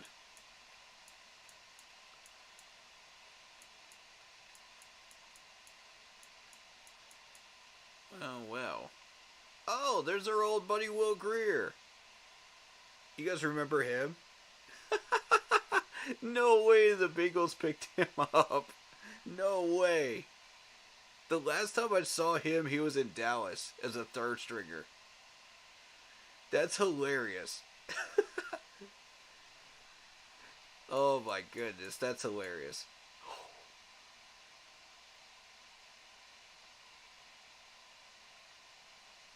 So you're saying there's a chance?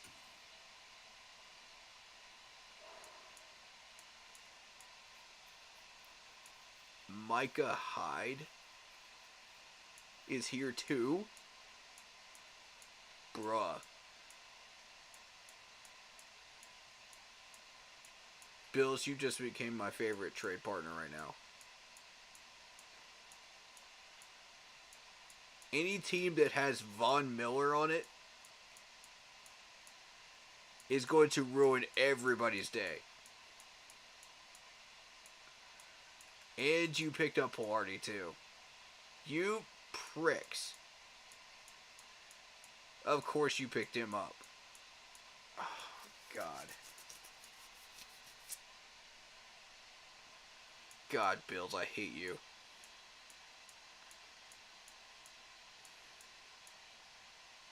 Matt Milano, the former Patriot linebacker. Oh my God. There's Rousseau, the guy from Miami, Florida. I had my eyes on him too. Oh, snap.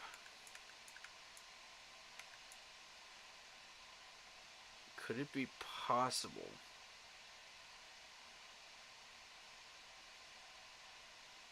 Or am I dreaming too much? Am I dreaming too much? There's no way. No.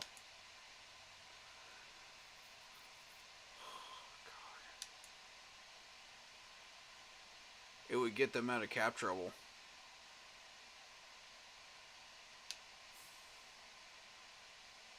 Oh my God. I love Von Miller though. For that price?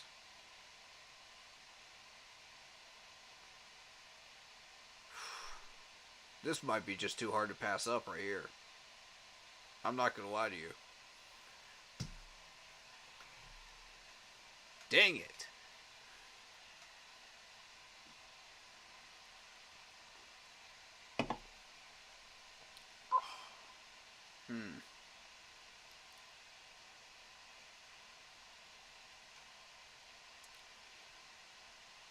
This is too impossible to ignore.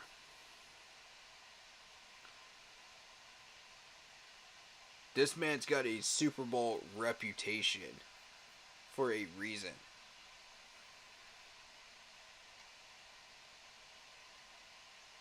No, he won't. He ain't retiring in 2 years. Ain't no way. Ain't no way. I say 5. I've been watching him. His productivity is not going down. It's still staying up. And he's been ruining. Dude, this dude is Mike Rimmer's kryptonite in Super Bowls.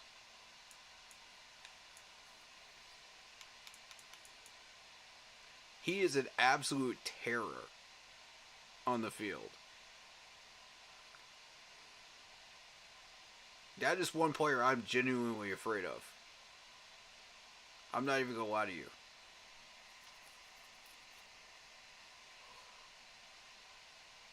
I do not like playing against him.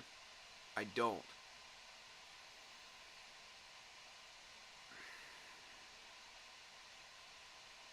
That's a player worthy of Dante Jackson right there. Guarantee he does. He will be at the end of the season. No. He has not even talked about it, bro. He's not even discussed it with anyone. I don't know where you're getting that idea from, but no. I don't see it.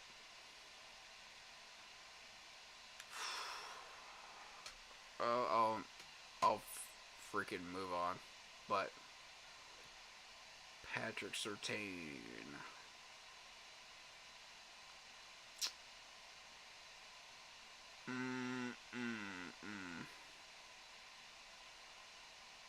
This could be a chance to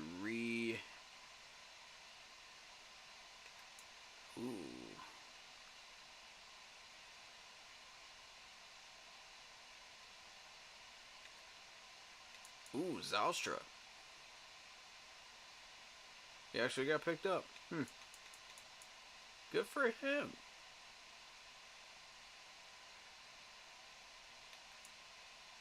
Ooh, Jamal Williams.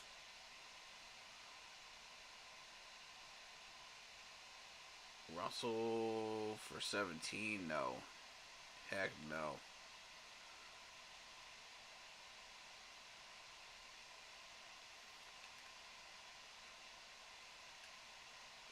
Bump that. Although the Browns have had some good defensive players, so I will explore. But I don't think I'm gonna find anything I'm looking for.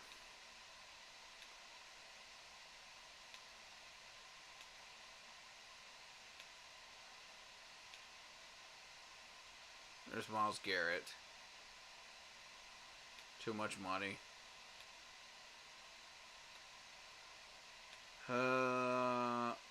Let's see.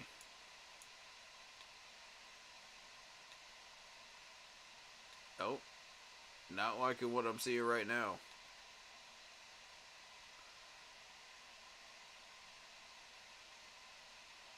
The Buccaneers picked up Graham Gano and they already have a kicker.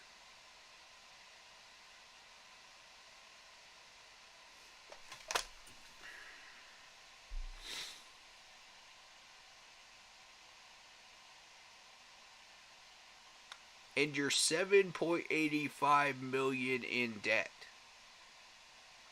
But why though?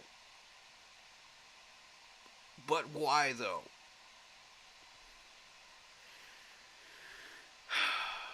Screw the Bucks.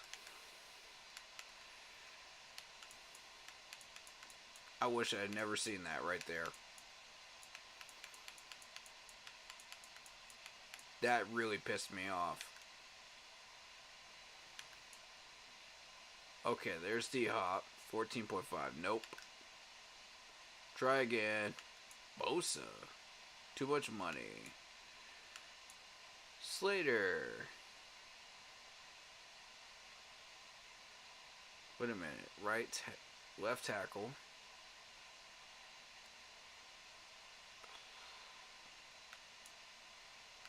I would be slightly interested in that.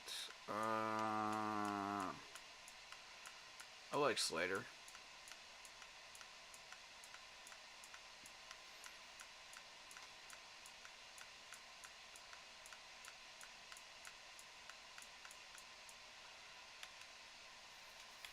I've always had an interest in the Chargers people.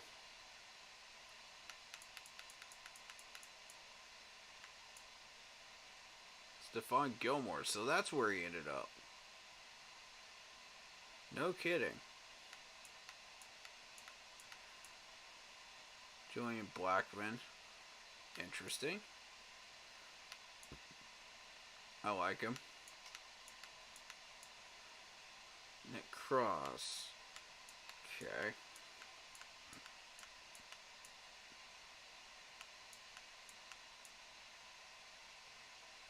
Try for Chase Young. Maybe.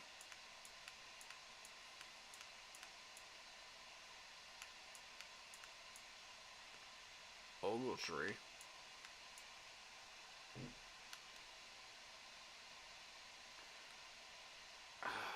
Alright.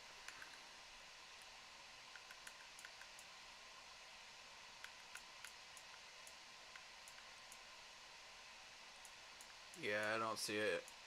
I don't see a trade happening for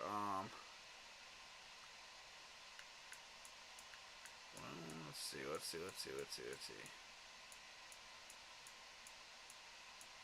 Who do you have?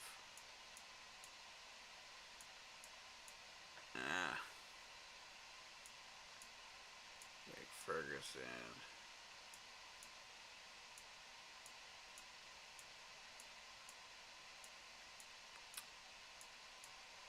Boring. Boring roster.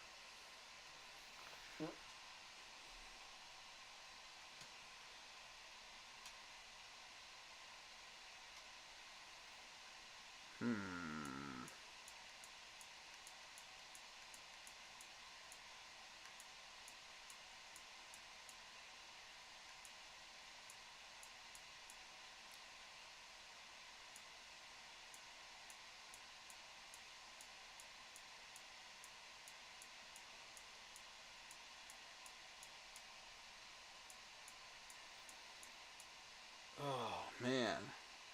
This is not a... Ooh, there's Hassan Reddick.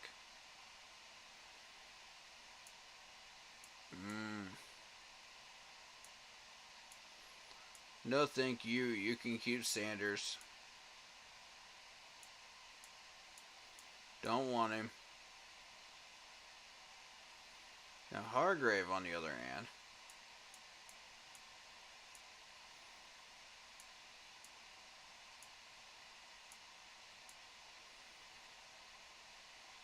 Kobe Dean, I like.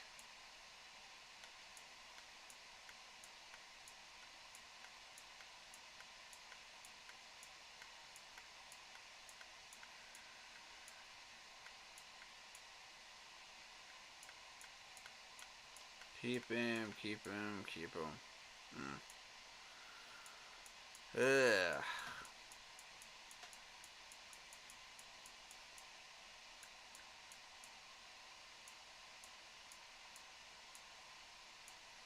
There's so many ways that I could use this trade. This is so difficult.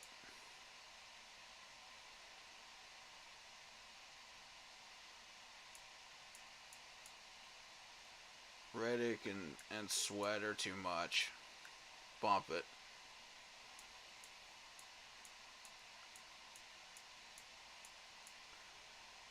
Who did that one dude say? Since I'm looking at the Falcons, why not, right? Okay, that one dude earlier said D'Angelo Malone. Now, who is this dude? Ooh, there's Initis. There he is. Linebacker. Okay, but he's only got 36 tackles though. Yeah, I don't get it. That plus the Falcons sucked last year.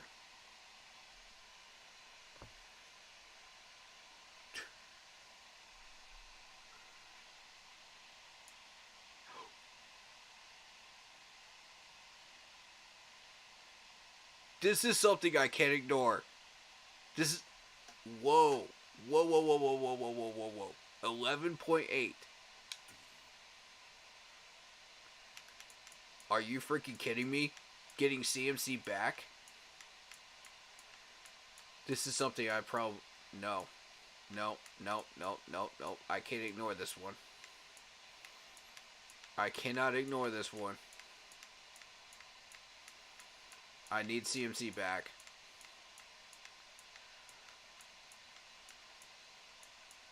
I need my legend back, man. Give him back to me. Are you kidding me? If I get... Bro.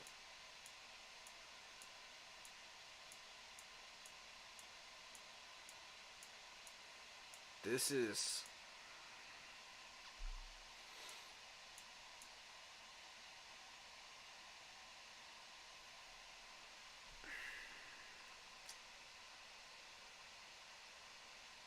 Yo. And there's Kittle for 14. Are you kidding me? Dude, D-Jack for CMC straight up. Alright. Let's see how crazy this trade can possibly get here. Would you take Leatherwood?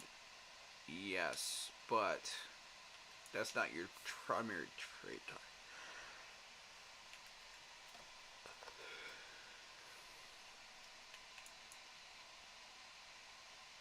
I need CMC. I need him. I have a mighty need.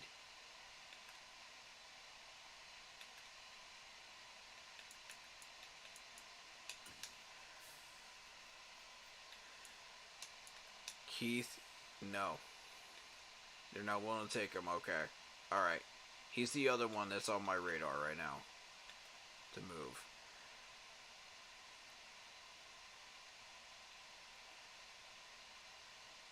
Straight up.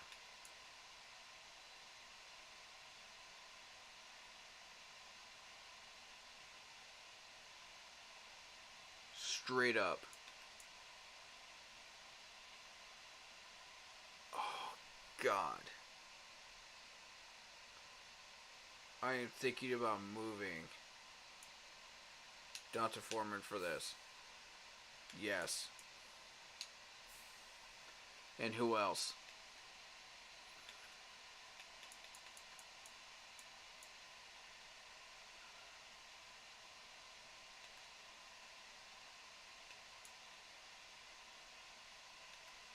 There's no way they go for this, dude. No way. Leatherwood?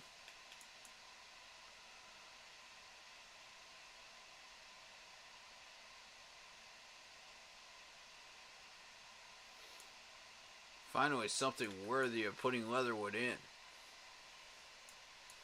into. Oh my God.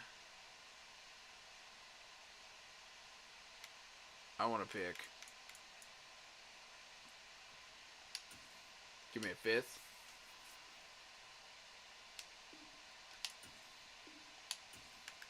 Okay, no fifth. Oh, dang it. They're not giving away CMC. There's just no way. Nope. It's not happening. My God, man.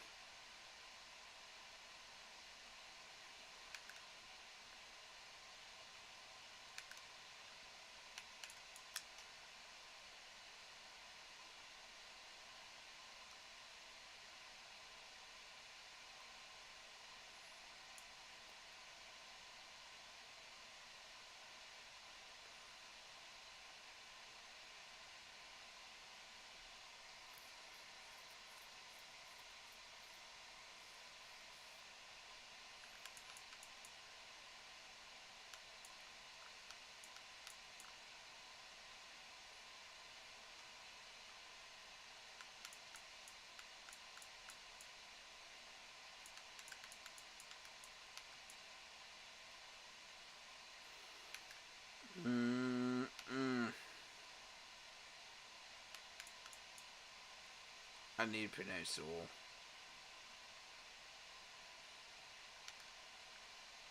At some point down the line, I will have him.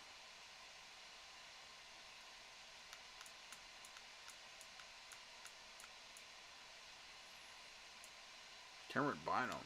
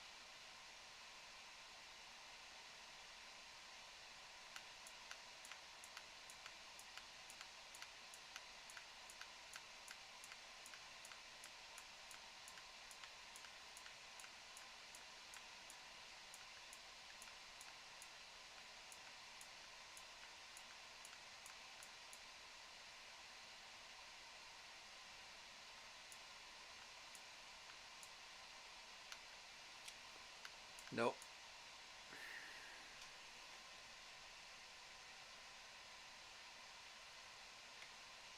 Oh boy. Renfro.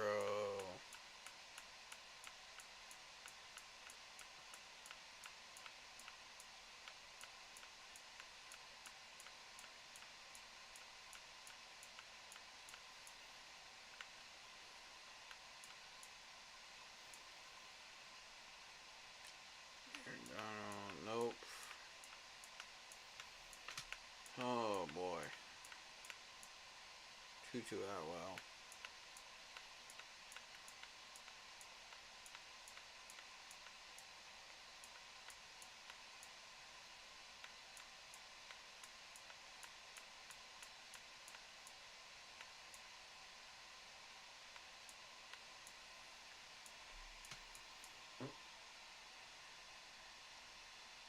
For real? Only 640 for sack beaters? You're kidding me.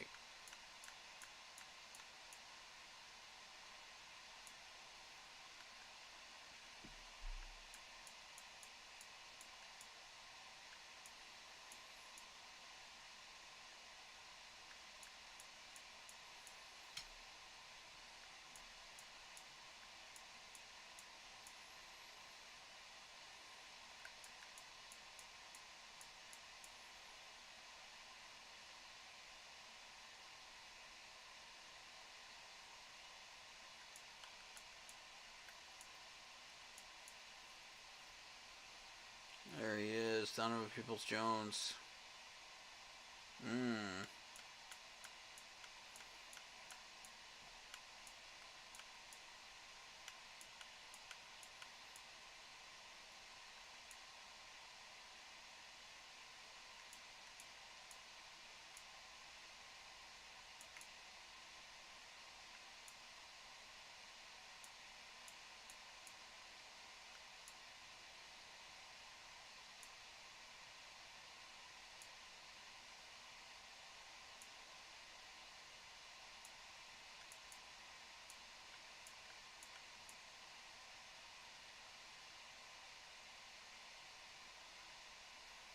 Alright. This is not a decision to be taken lightly, folks. I may have to really look at this one, guys. I don't know about this.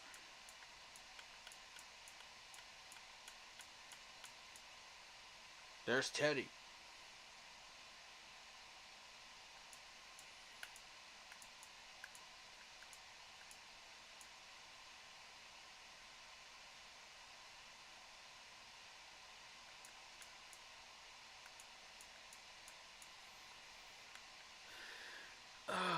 Yep, this is gonna take some time and some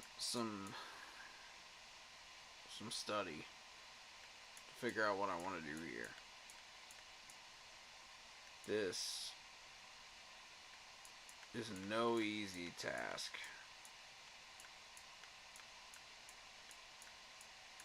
at all.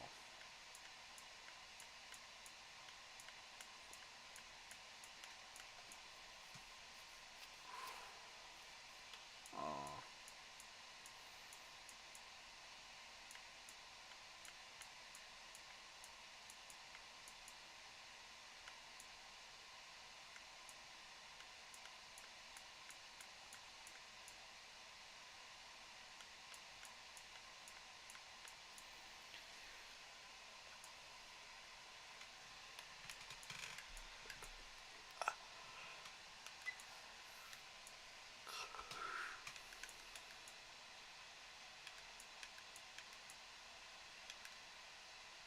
I don't know what I'm going to do here.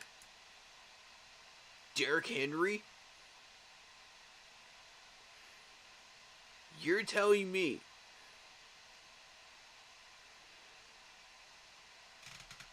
I could possibly have a shot at Derrick Henry?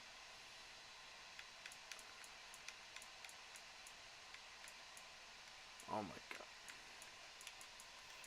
Don't tempt me, Titans. Don't tempt me. Please don't tempt me.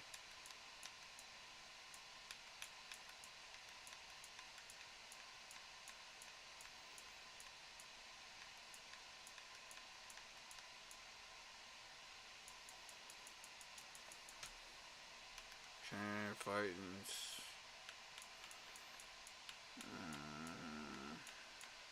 Mm.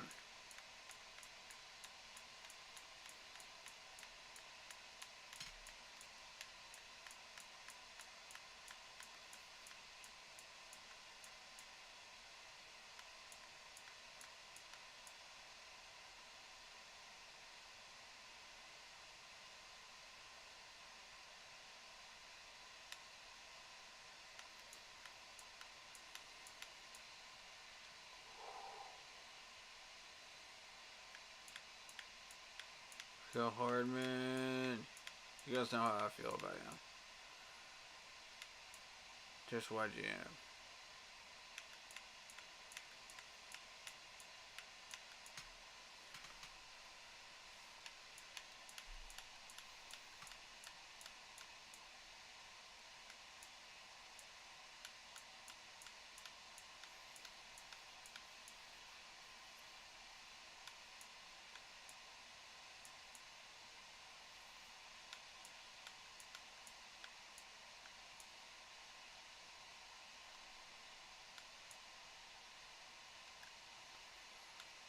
Oh boy.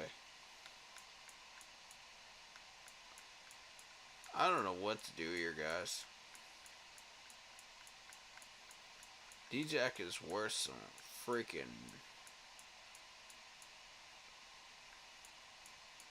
He's worth some talent. This is. There's no doubt about that. All right.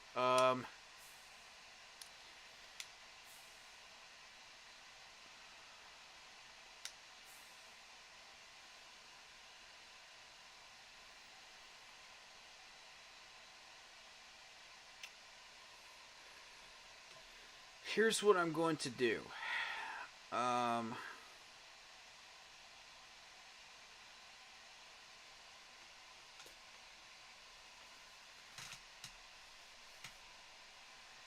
Because it is 4:30 in the morning, and we have been going for quite a long time.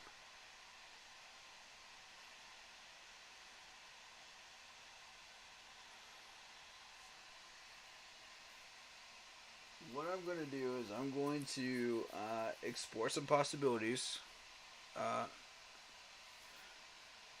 and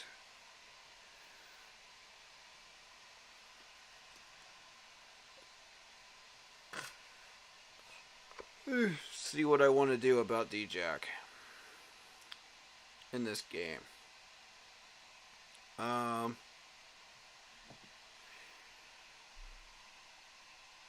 So I will get back to you guys in the next Madden Monday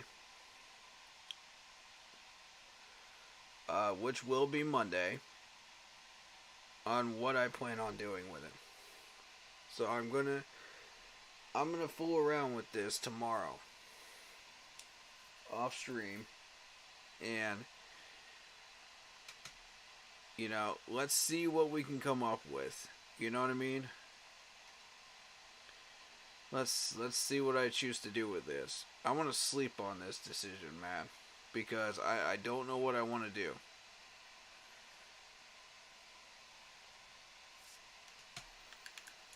As a matter of fact,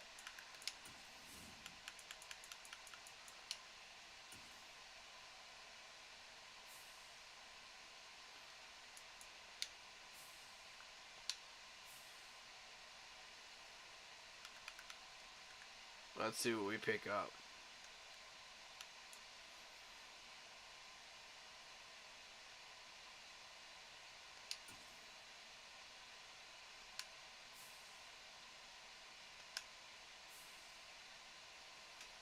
What offers are we getting? Really?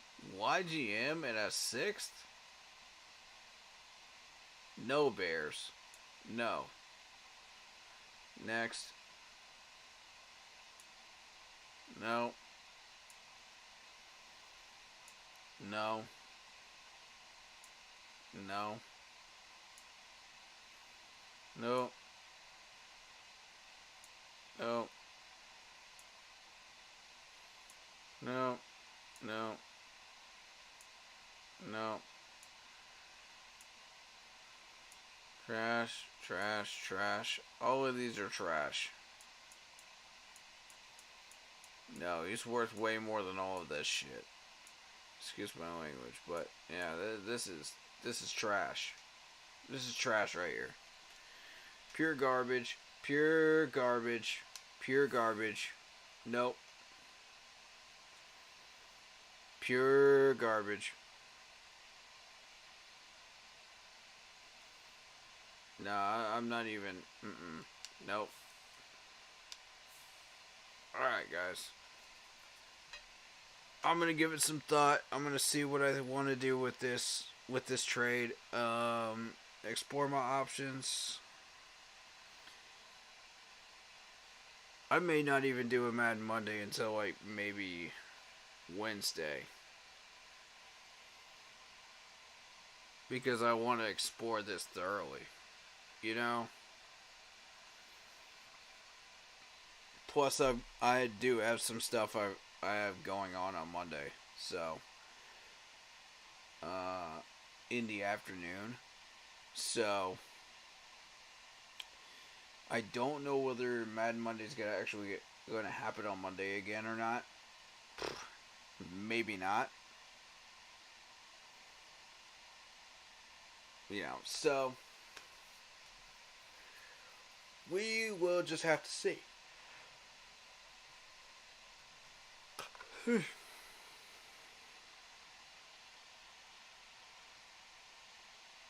Anyway, it's getting late, so that being said,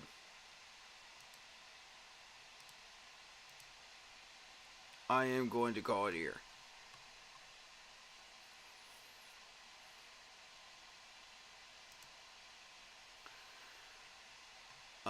This has been yet another Madden stream.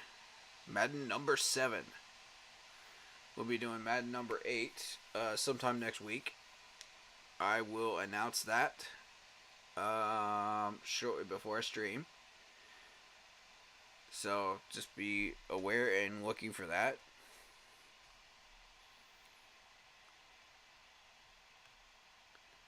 But thank you for your support. Much love to everybody. Shout out to Marco's Cash. Shout out to Broski Bear, even though he broke the rules. Shout out to Lock Poppy, my mod. And shout out to Gaming with Texas, who was inspired to create their own gaming channel off of me. Man, that's awesome. That's freaking awesome.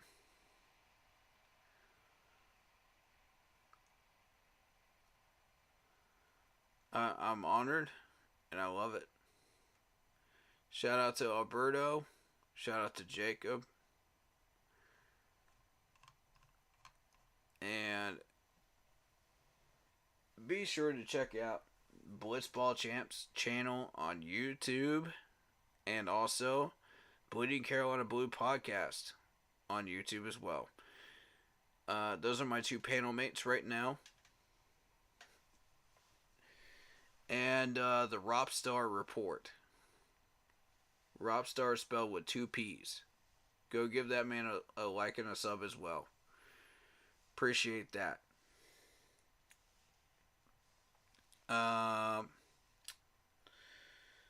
And we will give all these people likes and subs. They all deserve it. And especially, let's see, Gaming with Texas. Give Gaming with Texas a like and a sub, please. Everybody, give him a like and a sub, if you don't mind. Show him that keep pounding love. You know, show him how much we appreciate this, man, and how awesome our community is. We appreciate that. And hope to see you guys soon. Stay happy, healthy, and well, as always.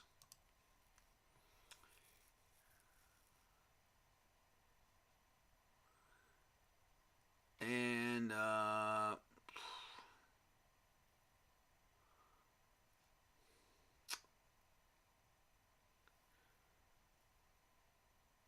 we'll see you guys next time. As always. Oh, and also give C3 podcast a like and a sub as well, and Showytron too. Go give them a like and a sub. Tell them I sent you. All these awesome YouTubers. Much love to them. They're amazing. Alright, alright guys. Take care. And as always, keep pounding.